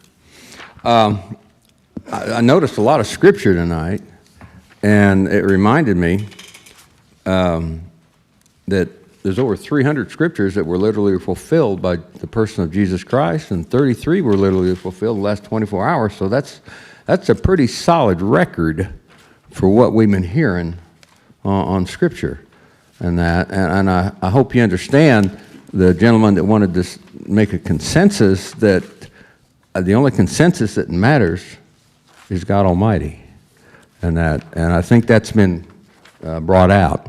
But I was interested because I'm for this ordinance, but I don't hear a whole lot like about Planned Parenthood. Okay. Okay, we wouldn't be here if they hadn't set up something here. And then they come out and say, well, we're going to start abortions, eventually, and that. So I ran across something years ago, and I happened to save it. And this was when AIDS, HIVs put out by Planned Parenthood, okay? This was the revision. It started in 1986, and December of 89 is the revision.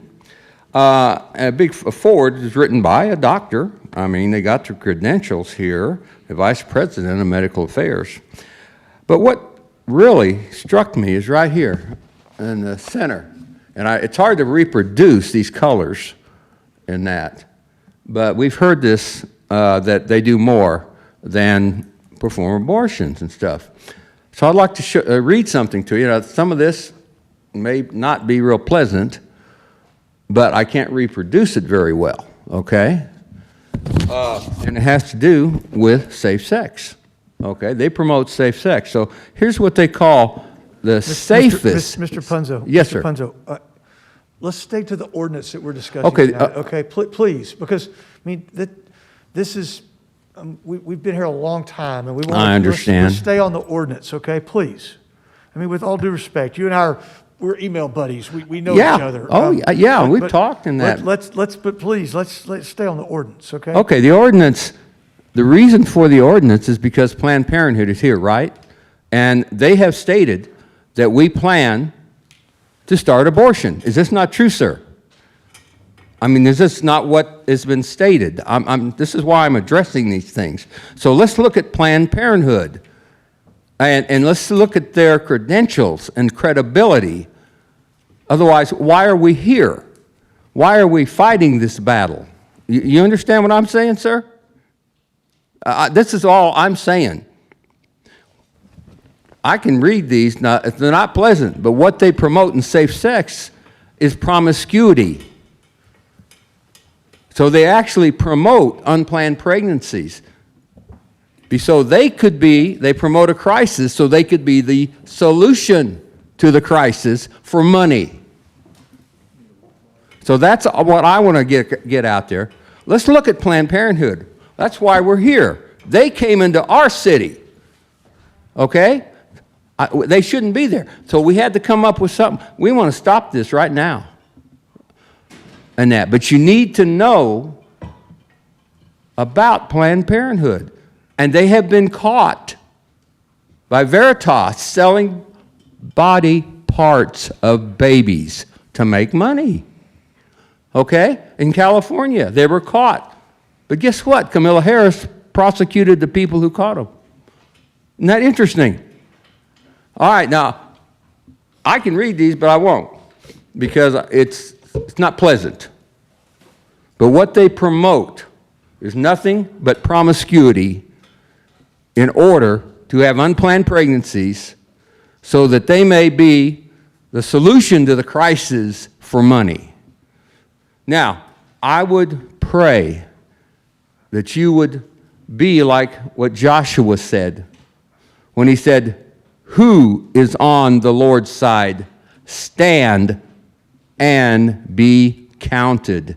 And I'm praying that you will all stand and be counted for the Lord's side, because he's the only one that matters. Thank you. Thank you, Mr. Punzo.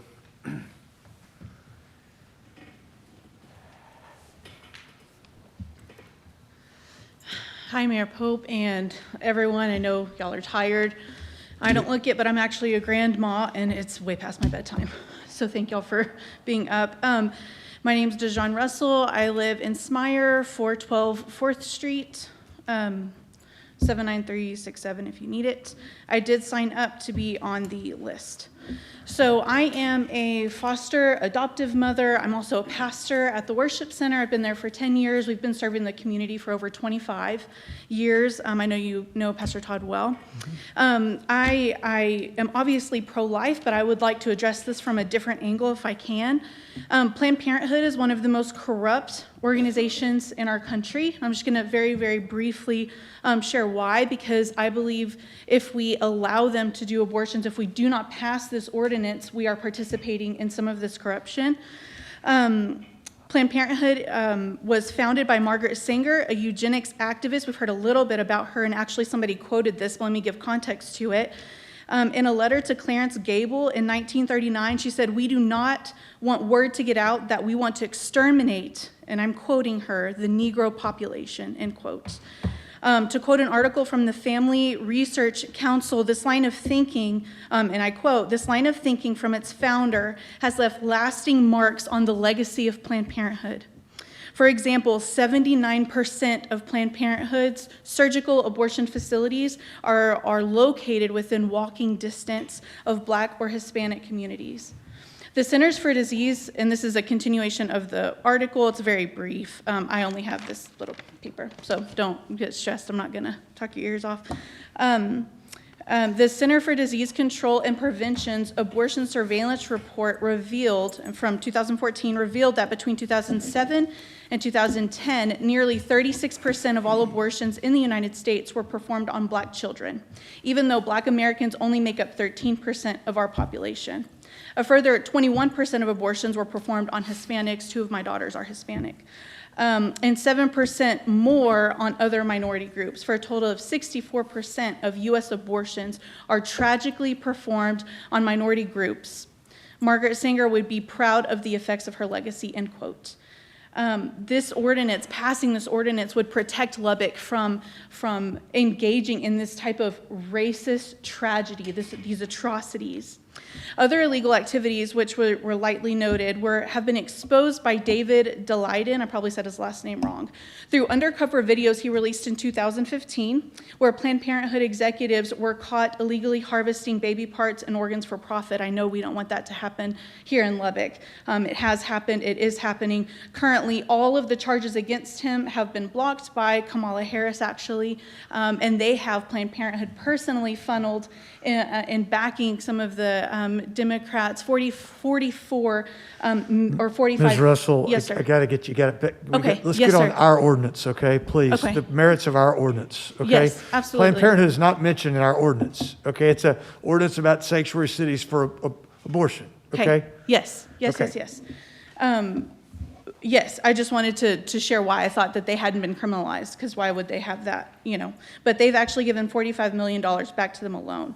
One last note that it has also been exposed that children as young as 13 have been given abortions. Actually, 40% of minority abortions the parents do not know about. Neither parent knows about the abortion. Do we want that to happen here? One last note that I just want to leave you with. I'm speaking not only on behalf of myself, but also my father, who was conceived in rape.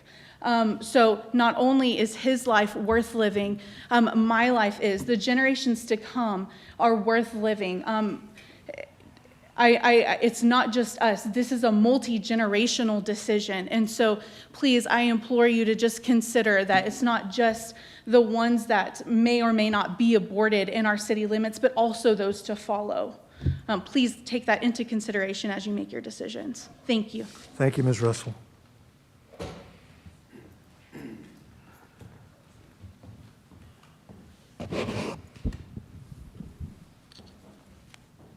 I promise this isn't going to take a long time. Good evening. Hi, my name is Ellie Contreras, and I actually live at 5214 17th Street here in Lubbock. And all I have to say tonight is, one, thank you for listening to us, and two, that words of wisdom that were given to me is life decisions require life support. And everybody has said so much stuff, but I just want to add that Lubbock has 3 pregnancy centers here in town, and I actually work at one of those. Just to the point is that there is a lot of people here in Lubbock that already support pro-life issues, right? And there's a lot of people that put money into these pro-life pregnancy resource centers. They've already told you, we're pro-life, we're pro-baby, we're pro-love, we're pro-family, we're pro for existence of why we are here. We are created in God's image and likeness, and Lubbock has already started this pro-life work. I just want to ask that you consider it as putting this ordinance on and just making it happen. Excuse me, because I feel like we've already started the work. We just need to continue it, especially with these pregnancy resource centers that we already have here. We are doing this already as citizens, so we ask you as a council and as a mayor to please consider this an ordinance. And I hope you can take a deep breath and rest tonight. God bless you. Thank you, Ms. Contreras. Thank you very much. Good evening, Mayor, council members. Thank you for your time. My name is Kirk Abadica. I'm here at 190 180th Street, Lubbock, Texas. A lot's been said. I'm not going to beat a dead horse. I'm just going to state a couple of facts that I feel are important. Abortion is murder, and it's taken at the fact that Planned Parenthood is providing these services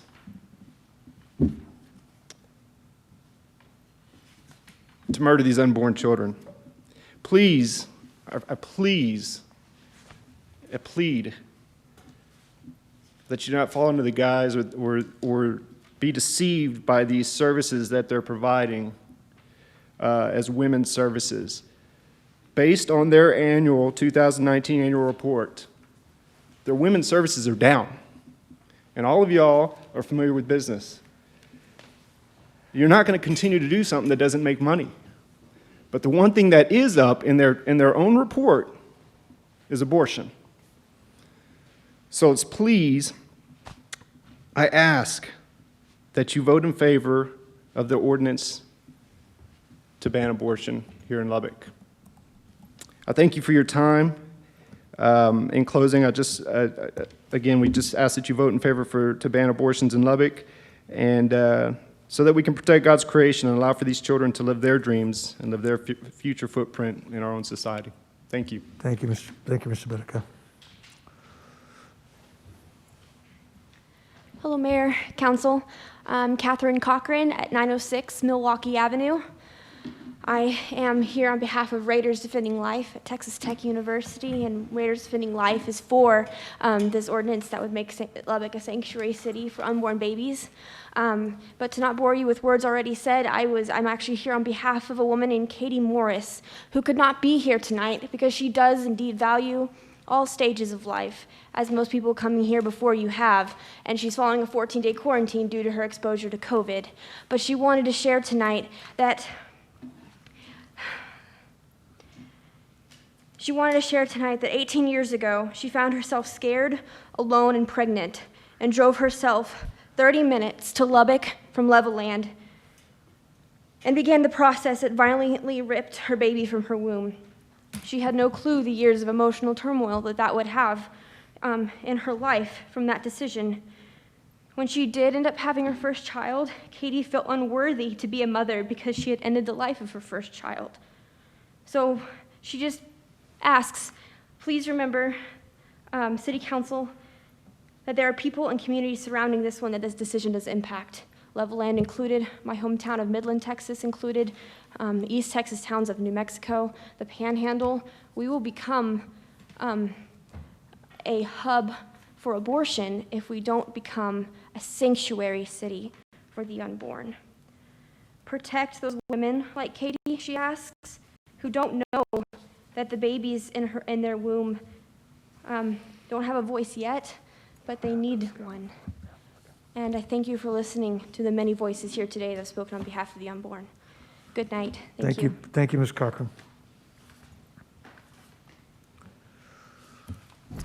Jim Baxa, 5711 North I-27, Lubbock, Texas. Representative government is an amazing thing, even when it's almost 11 o'clock, and it sometimes goes too long. But it's a great thing to have representatives who take votes instead of the average person taking a vote on every single issue.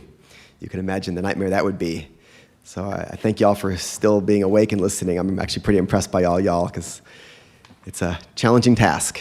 So there's an old saying in politics that for every email you get represents, and these numbers are fungible, but about 10 voters, 10 constituents. And for every phone call you get, it's about 100.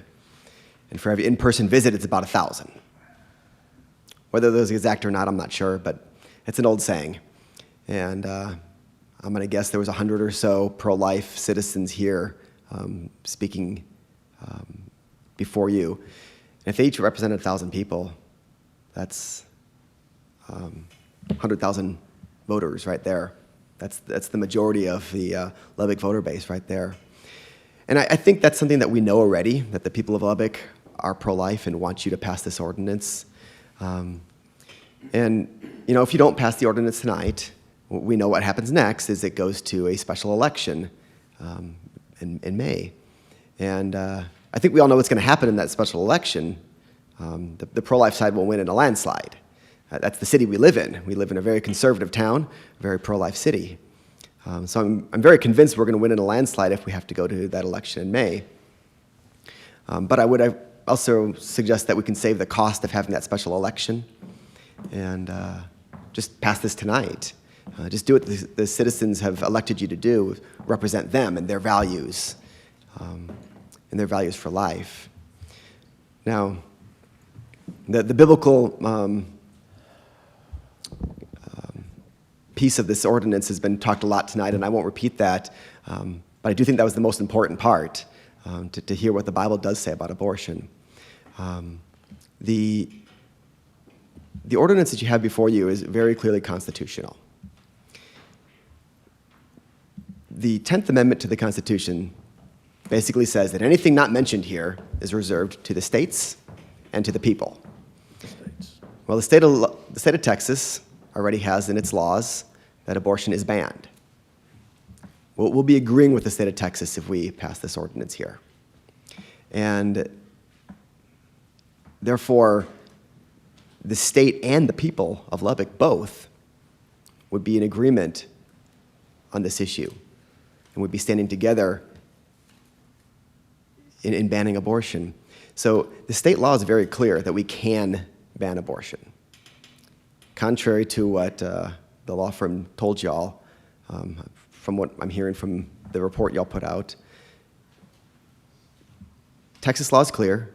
Senate Bill 22 made it even more clear, just in case anybody was wondering, that yes, we can do this as a city. And the fact that many cities before you have done this is another good indicator. So I'd ask you to pass this law today. Do what's right. let's get this over with and let's move on to the next issue in Lubbock, Texas. Thank you. Thank you, Mr. Baxter.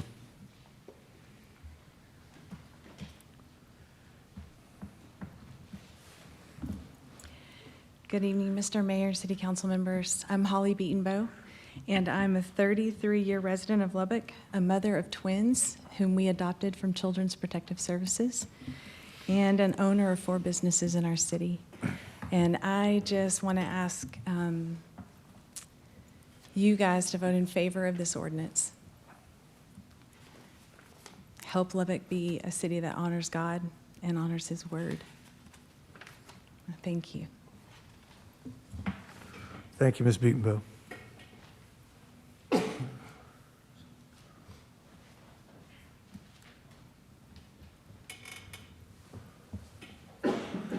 Good evening. My name is Kara Johnson. I live on Dover Avenue in Lubbock, Texas. My first question to you would be, does Planned Parenthood pay you to come in? Did they tell you that they were coming? Did they ask to come into our town? Or is it like a business that they just come in and they buy property and they do business as usual? That's my question to you. With no answer, there's an answer. But I've come before you saying you're responsible to the people and the unborn and the elderly of this town. And you answer to us, and you answer to the Lord most of all. So, with every life that's taken, if you vote against this, you're responsible to the Lord first, and then this community. Planned Parenthood is known for taking lives, taking more lives, and selling those lives. We all know this. It's not a new thing, but we can stop it here. We're a city on a hill. We've been called to a higher duty, to be an oasis in the South Plains, in the hub, and to have a responsibility to the citizens in the state of Texas. I implore you today that you would go with being a sanctuary city. Thank you. Thank you, Ms. Johnson.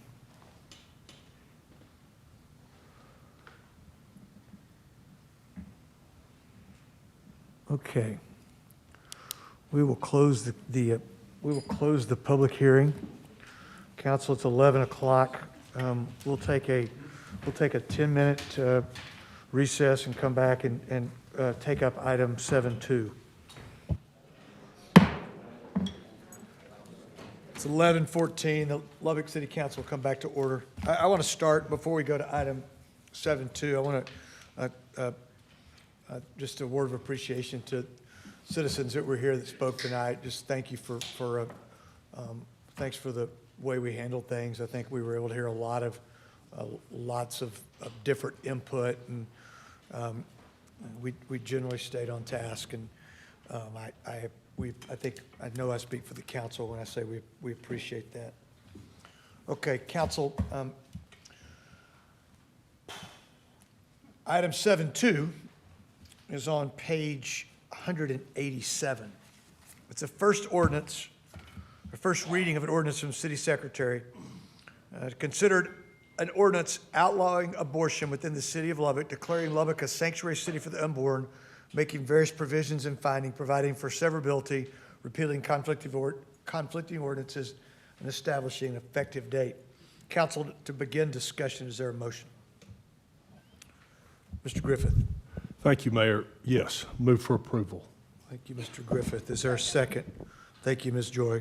The chair opened the floor to comments.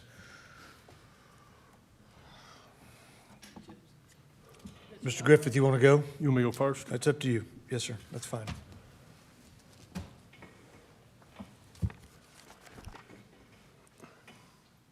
I would like to reiterate, first of all, what the mayor's comments were. Obviously, this is a very passionate topic. I've been on the city council for 7 years, and I only remember one other time that it was this passionate.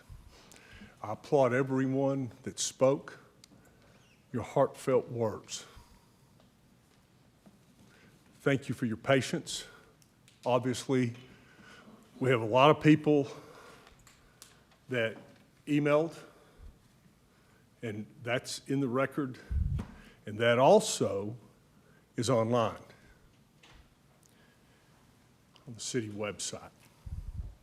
So those have been recorded.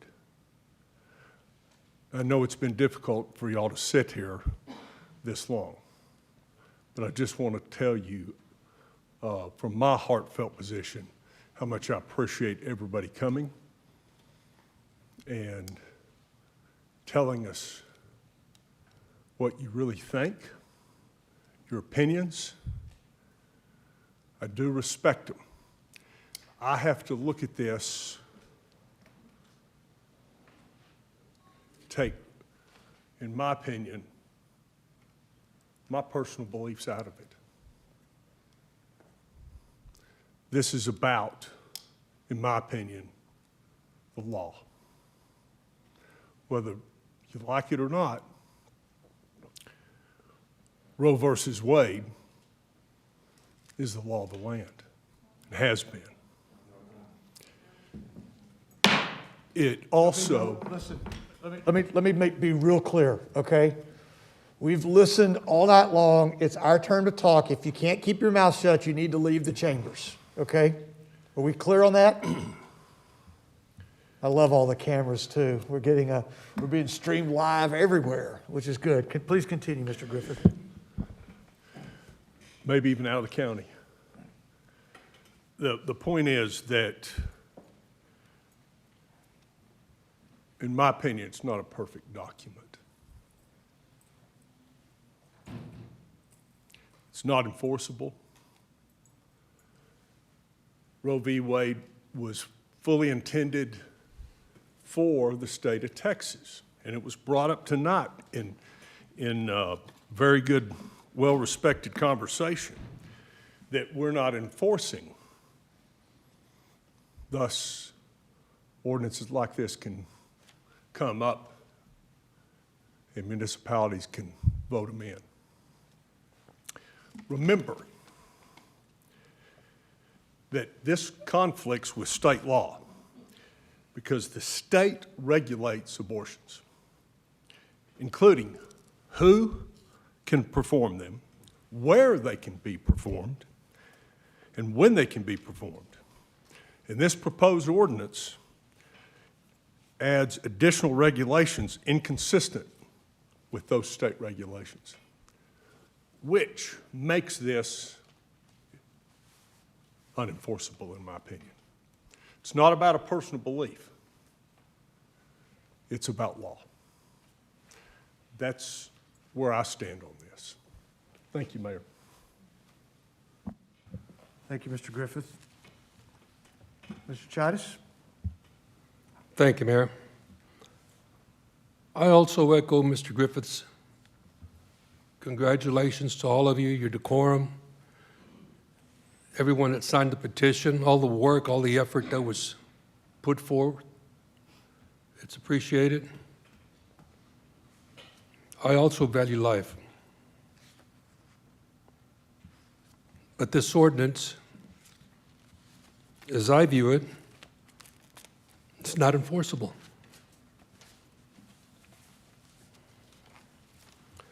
A few years ago, or actually just a few months ago, I took an oath of office. And it says to defend the Constitution and the laws of the United States and of this state. So help me God. And I take that seriously. Somebody mentioned home rule city. And it says we can take any action which is not prohibited by the state or federal laws and the Constitution of the United States and Texas. My concern is that if this ordinance were to pass, we as a city would be exposed to a costly legal battle. Now, the Supreme Court ruled on Roe v. Wade, 410 U.S. 113, 1973. As you all are aware, that access to abortion is a fundamental right guaranteed by the Constitution. And until the Supreme Court changes opinion on Roe v. Wade, I personally cannot support and will not support the sanctuary for the unborn in the city of Lubbock. Thank you, Mayor. Thank you, Mr. Chattis. Mr. Christian. Thank you, Mr. Mayor. And I want to reiterate the thoughts that some of my fellow council members have expressed about all of y'all coming here tonight. There was a lot of very passionate, heartfelt, sincere feelings and beliefs about a very anguishing matter, which is abortion. I personally abhor it, the thought of it, and most certainly the act of it. My personal belief is that birth is God's miraculous way of beginning this precious gift called life. This earthly journey that He and He alone has mapped out for each one of us. And the direction of and the duration of this gift is in His hands. I suspect that everyone here tonight agrees life is the core of this public hearing, the life of the unborn and the life of this ordinance, Sanctuary City. Over the last few weeks, I have carefully studied as well as prayed about this ordinance and the vote I'll be casting. I've read information offered by both the for and against, and I've read them numerous times, as well as Senate Bill 22. During my deliberation and my study, I also leaned on relationships I built over my 30-plus year career in advertising, marketing, public relations, and yes, political consultation. I had the great privilege of working on many political campaigns for mayors, city council members, school board members, state reps, state senators, DAs, local and regional state judges, sheriffs, and even a congressional campaign. I also worked with several well-respected law firms and highly regarded regional and national political consultants. With that in mind, Mr. Mayor and fellow council members, I sought out some of my previous clients' expertise and advice on this matter. Folks who have dealt with issues similar to the one that we face tonight. And may I point out first that none of those folks that I talked to currently serve as elected officials. I didn't want to compromise anything in regards to their position that they serve now, so no one is currently elected official. I also reached out to several political and legal university scholars regarding this issue. All graciously offered me guidance, wisdom, and their opinion regarding the Sanctuary City ordinance. After reviewing the ordinance, every one of them emphatically stated that it was unconstitutional, and if enacted, prepare for legal action to be taken against our city that well could cost the taxpayers hundreds and thousands of dollars. Let me repeat: unconstitutional, unenforceable, and costly. Regarding enforcement, the correspondence I received from the Texas Right to Life tried its best to wordsmith around the ordinance's enforceability, but failed, in my opinion. Let me read from a letter from Texas Right to Life dated October 29th, 2020. The ordinance recognizes that no city official may attempt to prosecute the abortion industry until permitted by federal law. For this reason, the ordinance language delays enforcement of criminal provisions and relies on civil liabilities as to deter the abortion. Delay enforcement, of course, as long as Roe v. Wade exists. Let me point out the word deter. Why not use the word stop?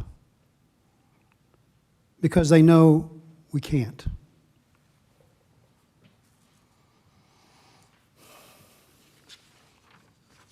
Let me read more from the same letter. We continually work with legal experts to carefully examine the legal consequences of cities passing this ordinance, because we do not take these consequences lightly. However, we believe that while risk is inevitable, your city has firm ground on which to stand in taking this action to protect the unborn in your community. Inevitable. Would you like me to read the definition of inevitable? Certain, unavoidable. Also, if Lubbock, Texas, USA is standing on such firm ground, why include this veiled disclaimer like I just read? Let me tell you the reasons why I think that disclaimer is there. They know this ordinance is unconstitutional, they know it's unenforceable, and they know that the battleground for the life of the unborn is not in these council chambers or other Texas cities. The real battlefield for the legislation that can save lives of the unborn is in Austin, Texas, and Washington, D.C. My good, God-fearing, passionate, pro-life fellow citizens of our great city, if there was a constitutional pro-life ordinance, my fellow citizens, I would not hesitate but to sign it immediately. But that's not the case as long as Roe v. Wade is the law of the land. In closing, I believe as long as Roe v. Wade is in place, this ordinance is unconstitutional, unenforceable, and costly to our city. If the citizens want this ordinance on the books, then let's take it to the vote. Let's take it to the ballot in May. We have 260,000 plus other citizens that should have the opportunity to cast a vote up or down on this issue. Ultimately, the will of the people will decide this issue. Lastly, I am pro-life, but I also have a sworn duty to follow the law. That's important for all of us to follow the law. Thank you, Mr. Mayor.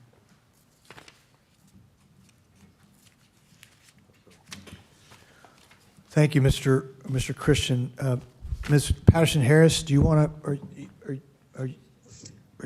my understanding she's still with us. Would you like to weigh in, Sheila? I don't have much to weigh in, Mr. Mayor. I've been doing my best to hang in here. It's been kind of difficult, but with that being said, I agree with the statements of the other council members. My concern with this has been the fact that the ordinance in itself is void based on the law of the land. I made sure that I took time myself to really look at this and pull up information, even while we've been here this evening. as different points were made and brought up, making sure that I pulled those things up, and the information that was given did not hold true. I think Mr. Hernandez, when he came forth, made a two valid points. And Mr. Christian just himself also addressed the second point that Mr. Hernandez was making. I've talked with numerous people within the district that I serve, and because so many of them have felt excluded from even being given a voice regarding this ordinance. None of them were called upon. None of them received the petition or even were invited to be on it. So my stance, and I will make it short, I believe that it is up to us to make sure that we adhere to the laws that are in place at this moment. I would not begin to put something in place that we could not enforce and just have people sitting and while things happen and be bothered because we cannot enforce them. So I cannot support the ordinance on this evening. And I think that's all I have to say. Thank you, Ms. Patterson-Harris. Mr. Massengill? Thank you, Mayor. First of all, just let me thank everybody that came and participated tonight. We all agree that there's a lot of passion on both sides of this issue, but our best government is the government where we can participate in together and hear feedback, and you can see us and we can see you, and that's what happened tonight. And so I appreciate everybody that's participated and how you participated. Maybe I'll tackle this from a little bit different issue. I think we all know how we feel about abortion, and there's a lot of talk about Planned Parenthood, but we didn't talk about the mechanism, and we've mentioned the ordinance. I'm not so sure that there wasn't some political stunting involved in this. The claim was that there wasn't, but there was certainly political. So there were people that took political advantage of this. I think it's disingenuous of our state lawmakers to get involved in this in the way that they got involved. There are other ways to tackle this. Puts this council in a really, really bad spot. There could have easily been a bill presented at the state legislature that communities could have gotten behind, but that didn't happen. It's odd to me that our state legislature works so hard to take local power away, but when they need to get something done that they can't get done in Austin, they lean on local government.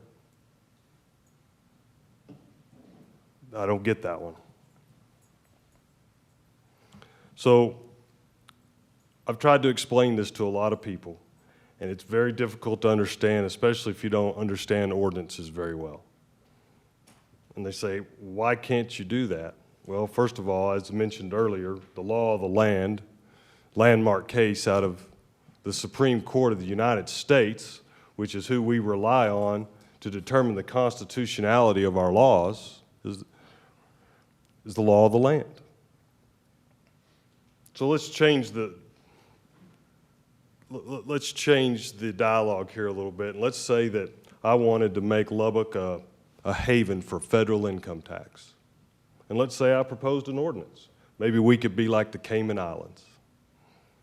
And let's say it passed. Would anybody in here believe that they weren't responsible for their federal income taxes? No.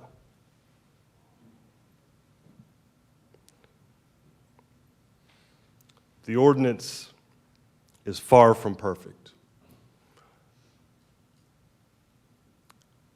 It was originally alleged that we couldn't even allow our own city attorney to look at it because they deliver a biased opinion. So we got an outside firm to look at it, and that still wasn't good enough.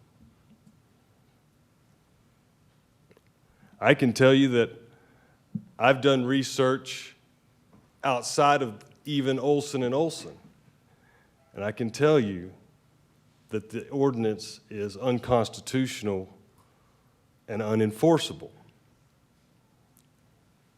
You know, there's this offer of free legal help. But I find it interesting that Jonathan Mitchell has not rendered an opinion of constitutionality on this ordinance. That stuck out in a couple of the attorneys' minds that I spoke with. I believe all lives matter. I believe young and old. I believe the unborn, sick, homeless, fostered. They're all important. I believe that we have to fight for those that can't fight for themselves. But this is not the way to tackle this one. This ordinance is unenforceable. It's unconstitutional. I can't support it.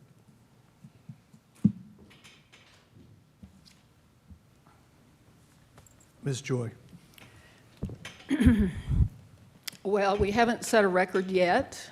We did have a public hearing one time that went till about 2 o'clock in the morning. So I hope we get out of here before then and you don't become the new record.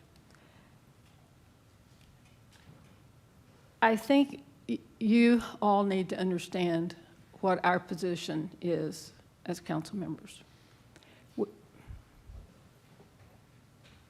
Is your head loose or what? Mr. Cowboy Hat? My name is Skylar Waxman. Well, stop shaking your head. I'll do what I want. Oh, I get that. This is my city. I get that. It's mine too. It's mine too. Yeah, I elected you. Good. You represent me. We You're out of are, order. okay. Please continue. Please We- continue, Ms. Joy. Control what I Okay. can do here in the chamber. We are nonpartisan. This is not a political body.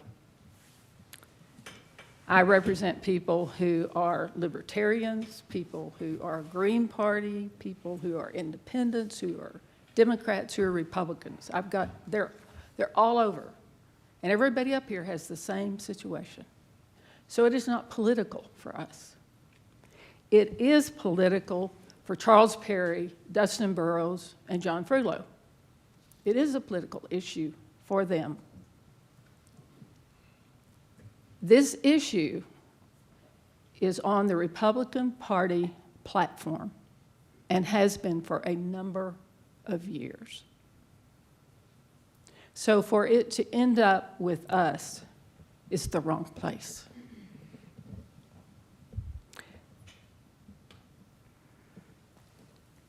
About 95% of what I heard tonight really didn't have anything to do with the ordinance. It had to do with how people feel about abortion, or about Planned Parenthood, or a family member who's had an issue. And I get that, and that's part of it for you all. But it doesn't have to do with the ordinance. It just has to do with your passion one way or the other. And it really doesn't matter how we feel about abortion.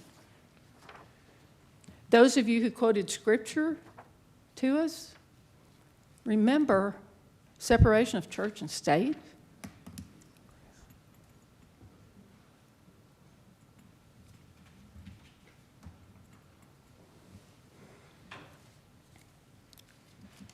I sometimes had a hard time following people because they wanted to talk about Planned Parenthood and us keeping them out of Lubbock, which has nothing to do with the ordinance.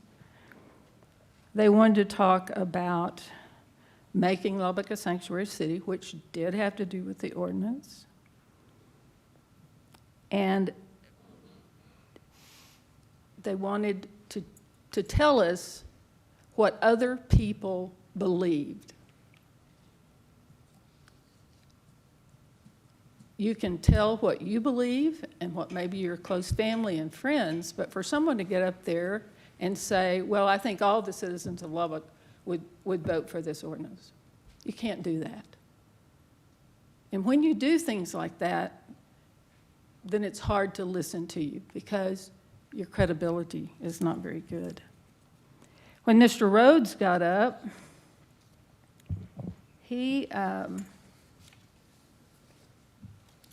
He said that the state law was that abortion was murder.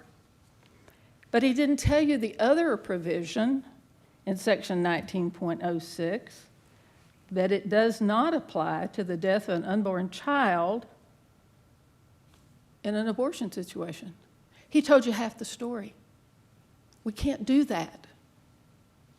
That's not being open and honest about what's going on. Many of you warned us, passed judgment on us, and I'm a firm believer that the only judgment that's going to be passed on me is by my Maker. Not you, not Charles Perry, or anybody else. I'm not sure some of you have read the ordinance all the way through. Because if you had, there are some provisions that would be very scary if you really thought about them and walked them through. There was a statement made, I believe, by several of you that those Article 191, 192, 193, 194, and 196 were still the law. If you look at Roe versus Wade, and on my copy, it's on page 23, Article 196 is unconstitutional. And that means, of course, that the Texas abortion statutes as a unit must fall. That's the Supreme Court, United States Supreme Court speaking. And they are the law of the land. There have been some reports that Mr. Perry indicated that the U.S. Supreme Court was really not making law, it was just opinions. Well, you go back to Marbury versus Madison, which is an 1803 case, and that case decided the principle of judicial review. And they gave it to the United States Supreme Court, and that is the ultimate law of this land. Several people have talked about Roe versus Wade, and I think it's interesting that the ordinance, even though this law is 47 years old, it was actually decided in 1973. That was when the decision was rendered. But in the ordinance, it says the state's temporary inability to prosecute or punish those who violate its abortion statutes on account of Roe versus Wade does not change the fact that abortion is still defined as a criminal act under Texas law. None of that's true. And if 47 years is temporary, I'd hate to see something that's really, really long.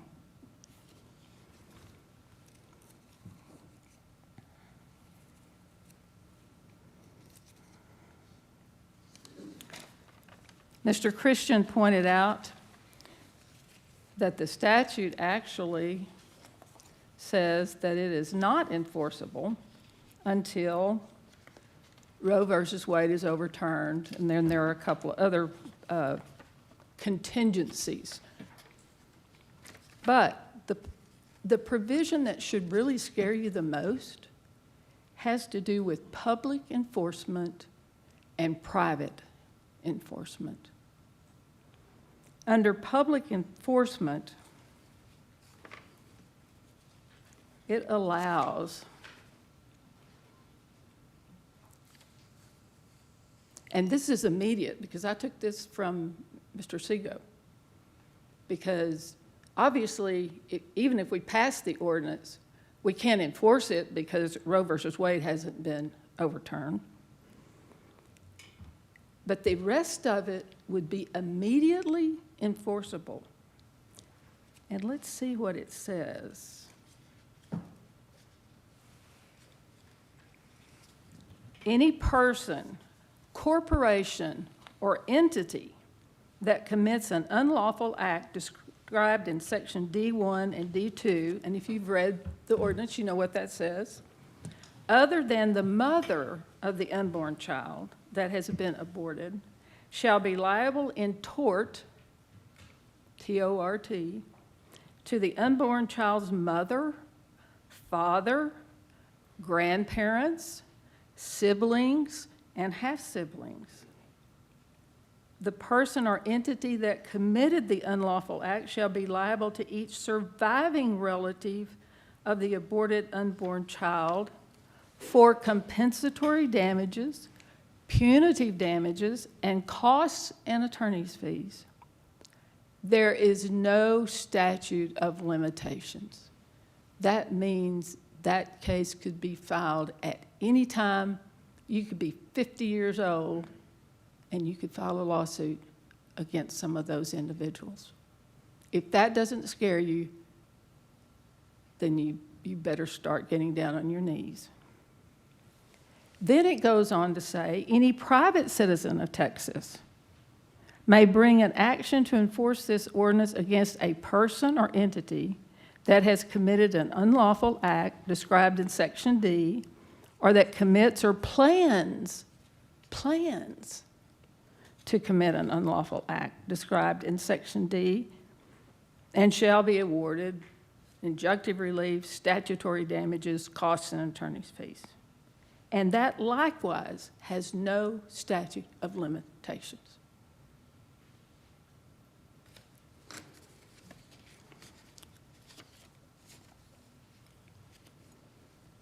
I guess if you're going to try to do what is attempting to be done here this evening, you just put it all, everything you want, into an ordinance. It's what it sounds like to me.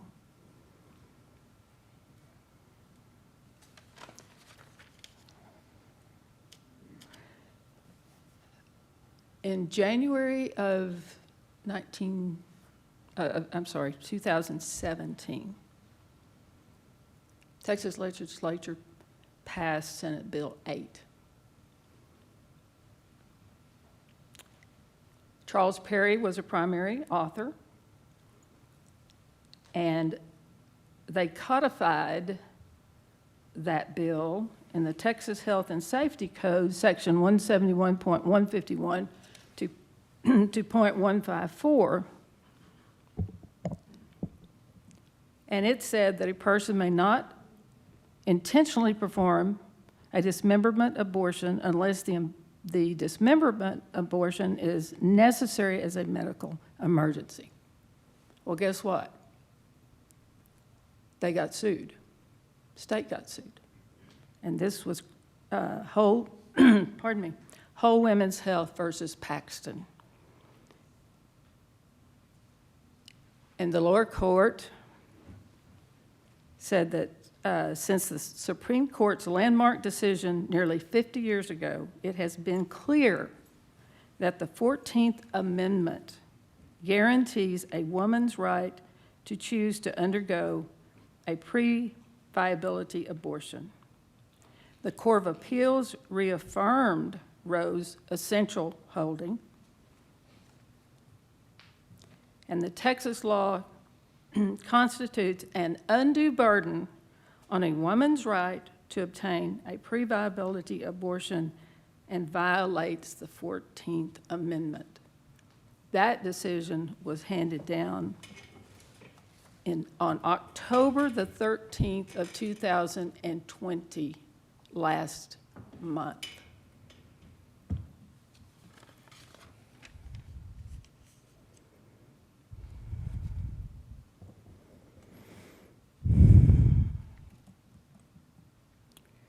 Our oaths have been mentioned several times.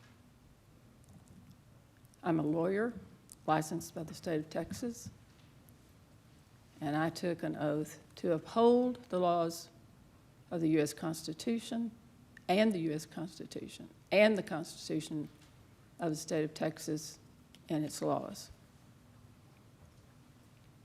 That's important to me.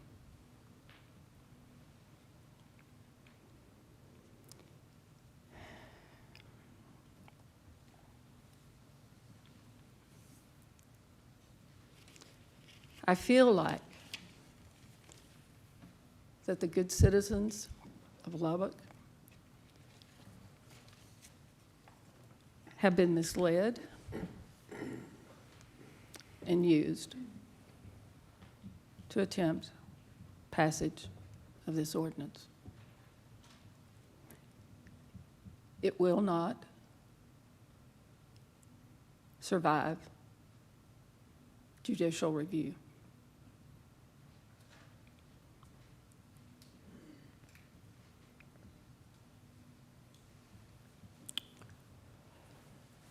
You know, when they talked about private enforcement and public enforcement, this is the same legislature that passed laws that said grandparents don't have any rights to their grandchildren. That if their children get into a divorce, the only way a grandparent's ever going to have any rights to that grandchild, if the parents won't agree, is if the parents are just really, really bad. But yet, on this issue, they wanted to make it wide open, lawsuit, damages, punitive damages, and attorney's fees.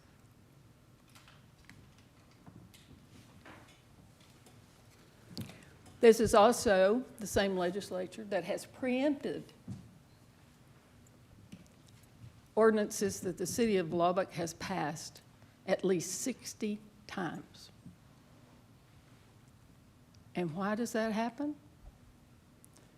Well, we passed an ordinance that a business didn't like, a lobbyist didn't like, a special interest didn't like, so they went to Austin and they got our ordinance preempted.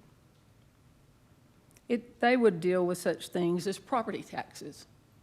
Just last session, they did that.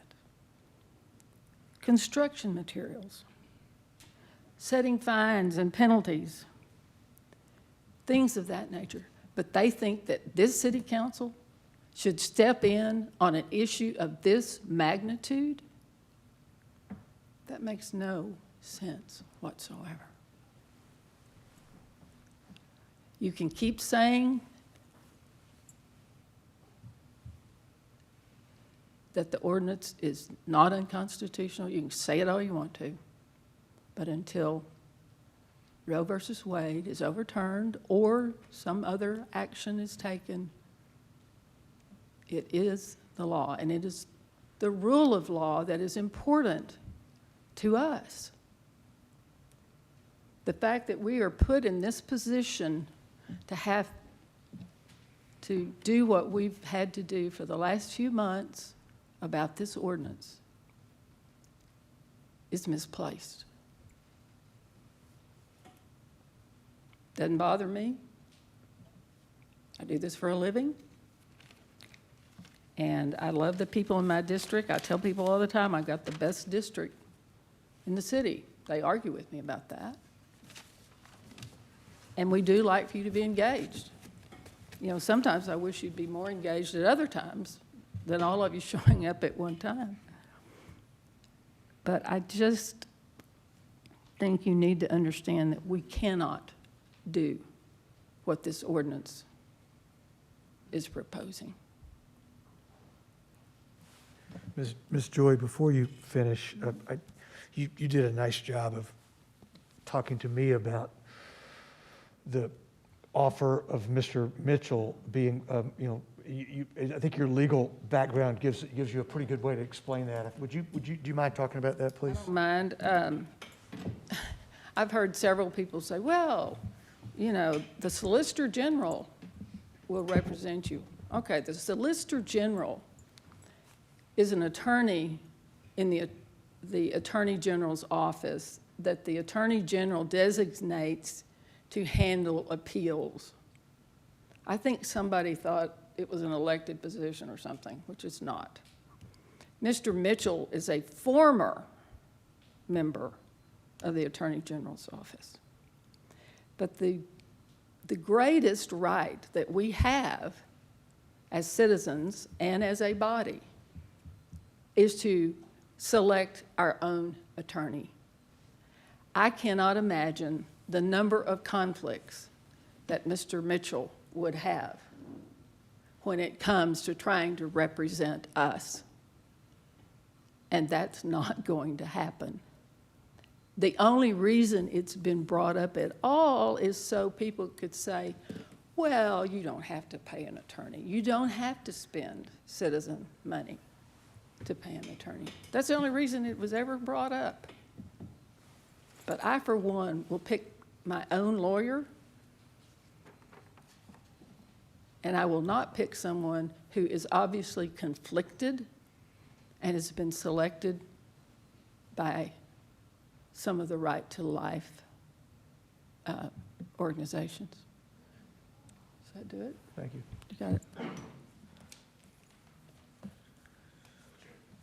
So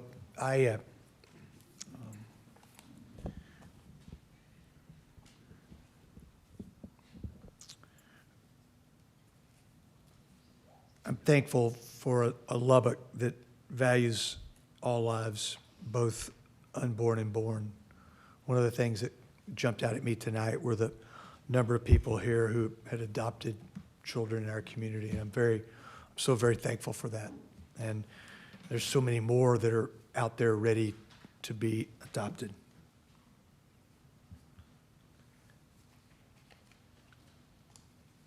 I'm not going to delve into the legal part of this. I think Ms. Joy did a nice job of talking about it. I'll make a couple comments about it. I don't believe that the regulation of abortion is a municipal issue. If Roe versus Wade were to be overturned, and hopefully it will be overturned, the 10th Amendment, as was pointed out earlier this evening, the 10th Amendment would then dictate that abortion would be regulated at the state level, as it was prior to 1973. I think it's very interesting that Texas has always found itself on the leading edge of the abortion discussion in our community, in our country. Wade, as many of you know, is Henry Wade, the then district attorney of Dallas County. It's a fascinating understanding of both what happened in '73 and then what happened with the Attorney General Hill in '74, and some of why some of the state, the documents or some of the state provisions that are still on the books. But if it were overturned and the state then said this is a municipal issue, then this body could within 72 hours bring up, and I think probably would bring up legislation to deal with abortion in our community. It takes us 72 hours to post something to take action based on state law once again.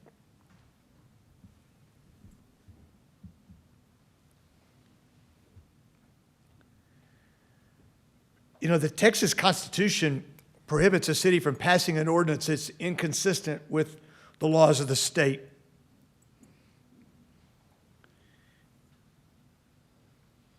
It goes on to dictate that this ordinance conflicts with state law because it creates offenses that are the same as existing state law, but with different penalties. This is prohibited by both the Texas Penal Code and the Texas Constitution.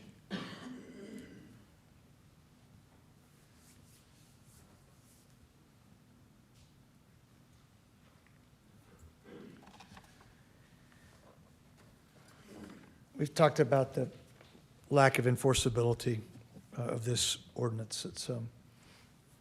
I've stood several times or sat several times on this dais and after long discussions with many citizens, sided on not supporting an ordinance because of the fact that it was not enforceable.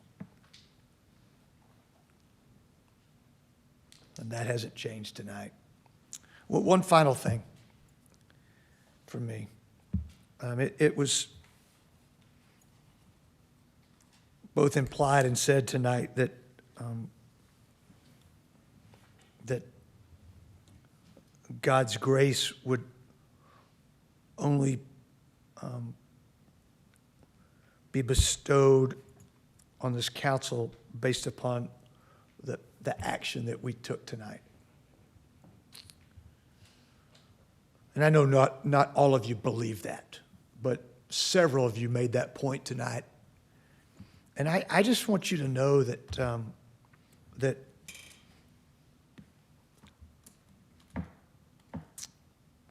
my God is a loving God, and that His grace drips all over me every day, and that His Son, who we have great record of the last 3 years of His life, was someone who set, I think, a great example for us.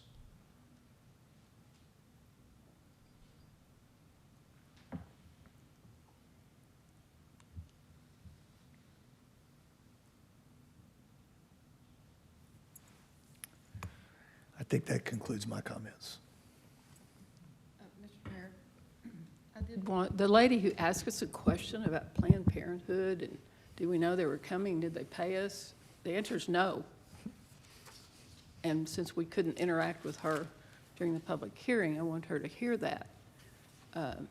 Didn't know that they were coming, probably after, we probably found out after y'all knew. And haven't paid us anything, nothing. So I want her to know that. It's a nice clarification, thanks. Council, any other comments?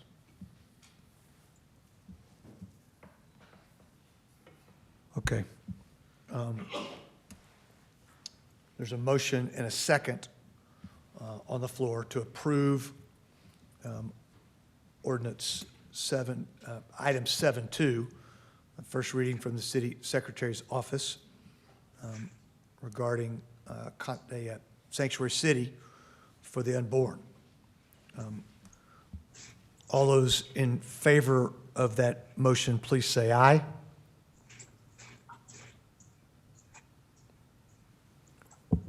All those opposed to that motion, please say aye.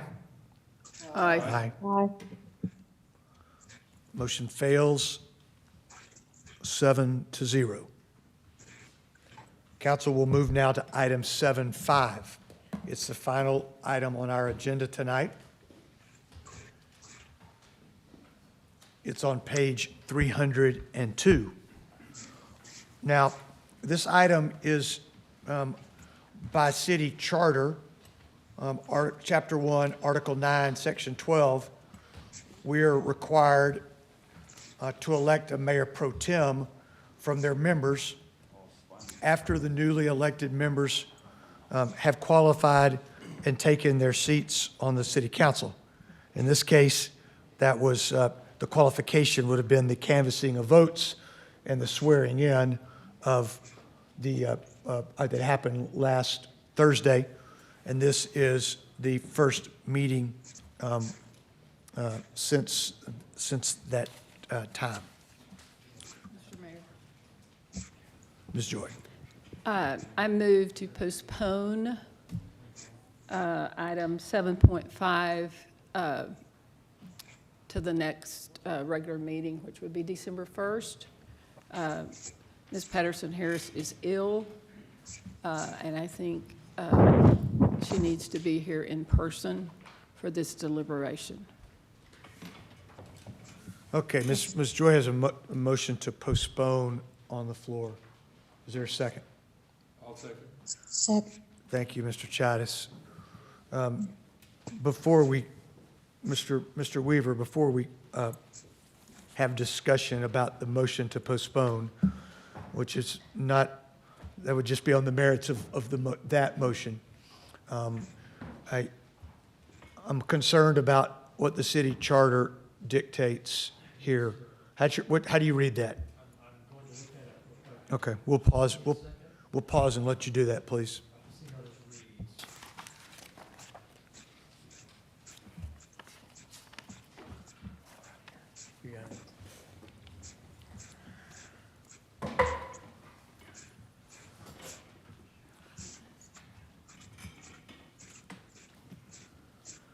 The language of the charter does not give much flexibility.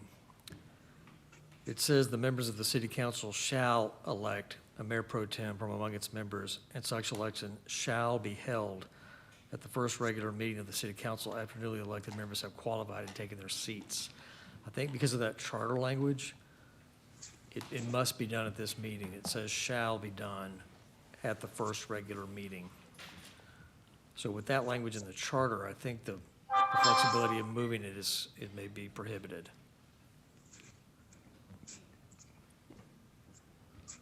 Ms. Joy, are you willing to withdraw your motion? Based on that representation, yes, I would withdraw that. Okay, we'll go back then to the previous discussion, which is to open the floor for nominations to consider a resolution. Mr. Griffith? Thank you, Mayor. I move to nominate Councilman Steve Massengill. Mr. Mayor, Ms. Joy? I move to nominate. We've got, hold on, we have a motion on the floor. Well, We have to. Are you going To nomination. is it a motion to, are you going to take nominations, I guess is what I'm Well, trying to clarify. I opened the floor for Nominations. a motion to, I didn't really open for nominations, but we can, I'm willing to do it in that way. That would be a acceptable way to do it, I believe. In that, Mr. Weaver, wouldn't that be acceptable? Yes, sir. Okay, so we have one nomination for Mr. Massengill. Ms. Joy? I move to nominate, I don't move, pardon me. I nominate Sheila Patterson Harris. Okay, there are two nominations for the role of Mayor Pro Tem. Are there other nominations? Okay, Council, I'll take that as seeing nothing, I'll take that as okay to cease the nominations. I'll pause for a minute and allow some discussion on this. Mr. Griffin, you made the first nomination. I'll go to you first. Thank you, Mayor. Historically, it is the most tenured member that is not served. And Mr. Massengill barely is that because Ms. Patterson Harris, her election was approximately a month later because of a runoff election. But I believe just in historical, the way it's been done, and I understand, just because we've always done it a certain way, doesn't mean you always have to do it that way. But I am ready to get this over with because I'm ready to concede my position as the former. You want to be the former Mayor Pro Tem? Yeah, so it's time to get down the road and get somebody new. And, but I think Mr. Massengill historically, because he is the most tenured, only by a month or two, but I believe it's his turn. Ms. Joy? Ms. Patterson Harris, are you still up with this? I am. I would like for you to speak to the reasons why you feel that you would be a good Mayor Pro Tem, setting aside the fact that you were both in the same election. You were just fortunate enough, or unfortunate enough to be in a runoff. So talk to us a little bit about what you see that position as Mayor Pro Tem and how you can perform. Sorry. Well, I like to say that I think that any member on the council at this time who has not previously served as a Mayor Pro Tem has the ability the knowledge and the heart to serve as Mayor Pro Tem. I think that it has been a situation where only certain people were allowed to serve in certain capacities over the past few years on the council. And I don't think that that is something that should be. I appreciate the fact and respect the fact that Mr. Massengale was elected, I believe, 25 days prior to myself. But in checking with the charter and checking with any of the ordinances, there is nothing that says that the most tenured individual must be placed as Mayor Pro Tem. I respect the wisdom of Mr. Massengale. However, over the past few years, Mr. Massengale has served in all capacities, and no one else was given that opportunity to use their talents, their skills, or even their heart in working on the council. And I just think that it's only be fair to give other individuals the opportunity to stand.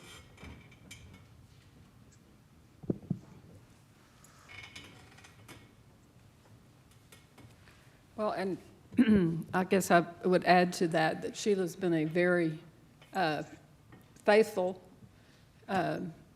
council member and worked really hard on some areas that some of us have almost been afraid to tackle. And she's done it with a lot of gusto, and sometimes she's had, it's been tough for her. But she's a good advocate, not only for her district, but also for the entire city. And every time she does a video, I'm just amazed at her enthusiasm that she has for this position and how she handles that. I think this is a time in the city of Lubbock that Sheila Patterson Harris would be a real asset to the entire city as the Mayor Pro Tem.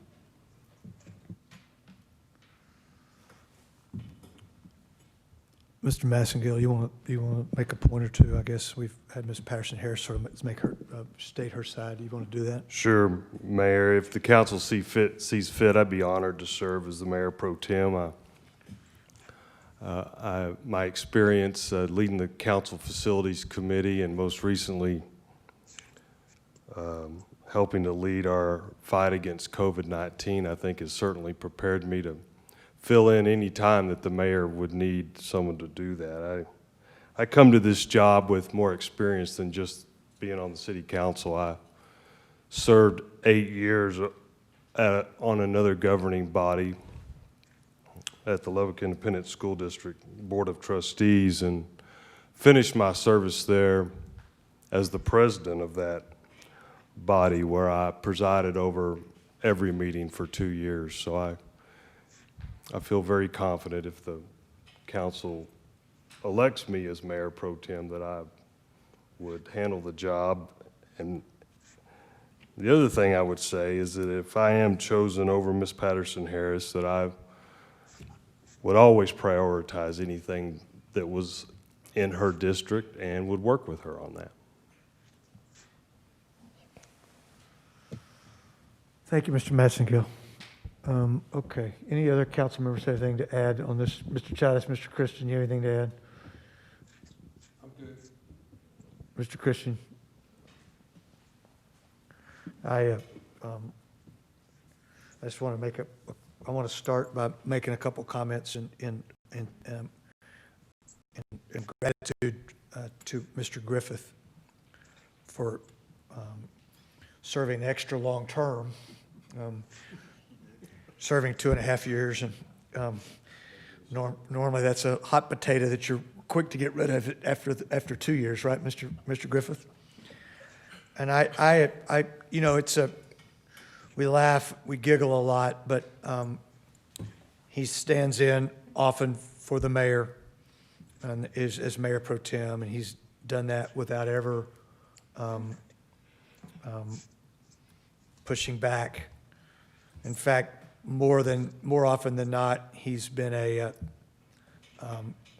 confidant So when I can't go talk to everyone because of the Open Meetings Act, but I'll call Mr. Griffith and say, hey, what do you think about this?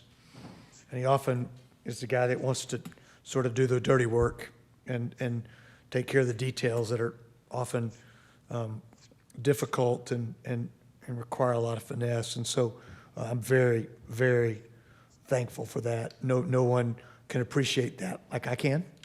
And I just want you to know, I think I probably speak on behalf of the council, but I want to make sure I start with making those comments. I think after we vote on this, if I tried to make those comments, I might have things thrown at me. I think I appreciate it. I have enjoyed it, and it is an honor.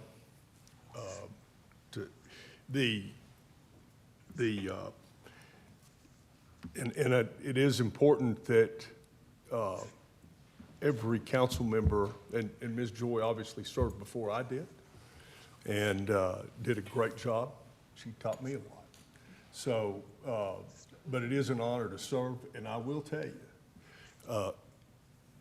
I definitely will concede as soon as we have this vote.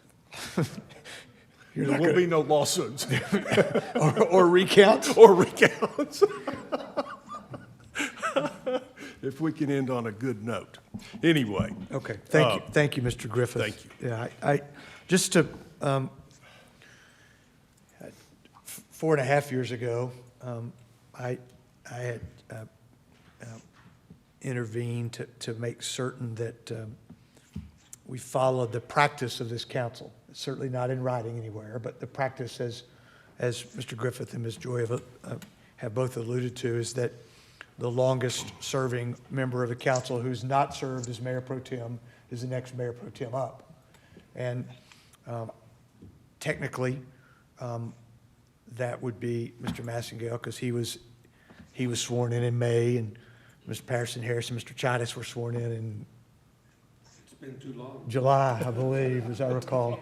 Yeah, because the election was late June and sworn in the first meeting in July. But, it's a little bit like picking between Steve and Sheila's like picking between children. I'm not going to, that's a difficult one to do. And since I have 2 children, I'd have a hard time picking, and much like, you understand that, Mr. Griffith. Yes, I do. I totally agree. So if there are no further comments, I think I'll give you guys one more chance. Okay, let's do this. Let's use our ability to vote here. And we'll start the vote.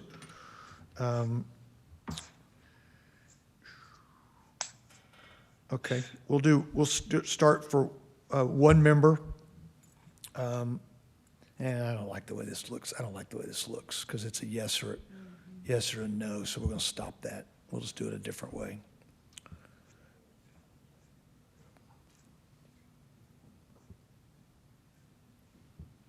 Okay.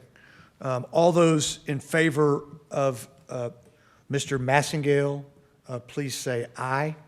Aye. Let's do a hand raise on that, please. There's 4 votes in favor of Mr. Massengale. And those in favor of Ms. Patterson Harris? My hand is up. Okay. I figured it might be. Okay. Okay, that's a 4-3 vote in favor of Mr. Massengale. He will become our mayor pro tem effective immediately after this meeting has concluded. Okay, council, I appreciate you guys tonight. Staff, I appreciate you. We had a lot of people working to move citizens in and out of here tonight. Thank you for all your work. Thanks for sticking with us tonight. I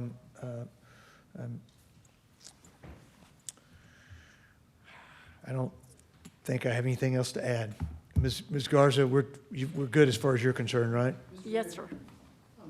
Please.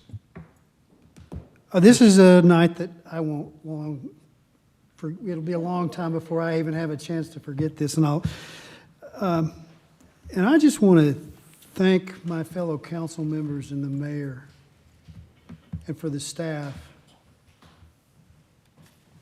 to doing their homework It was obvious that everybody did, and there was a couple of instances that I felt like there were some people at the dais that were suggesting that we had not.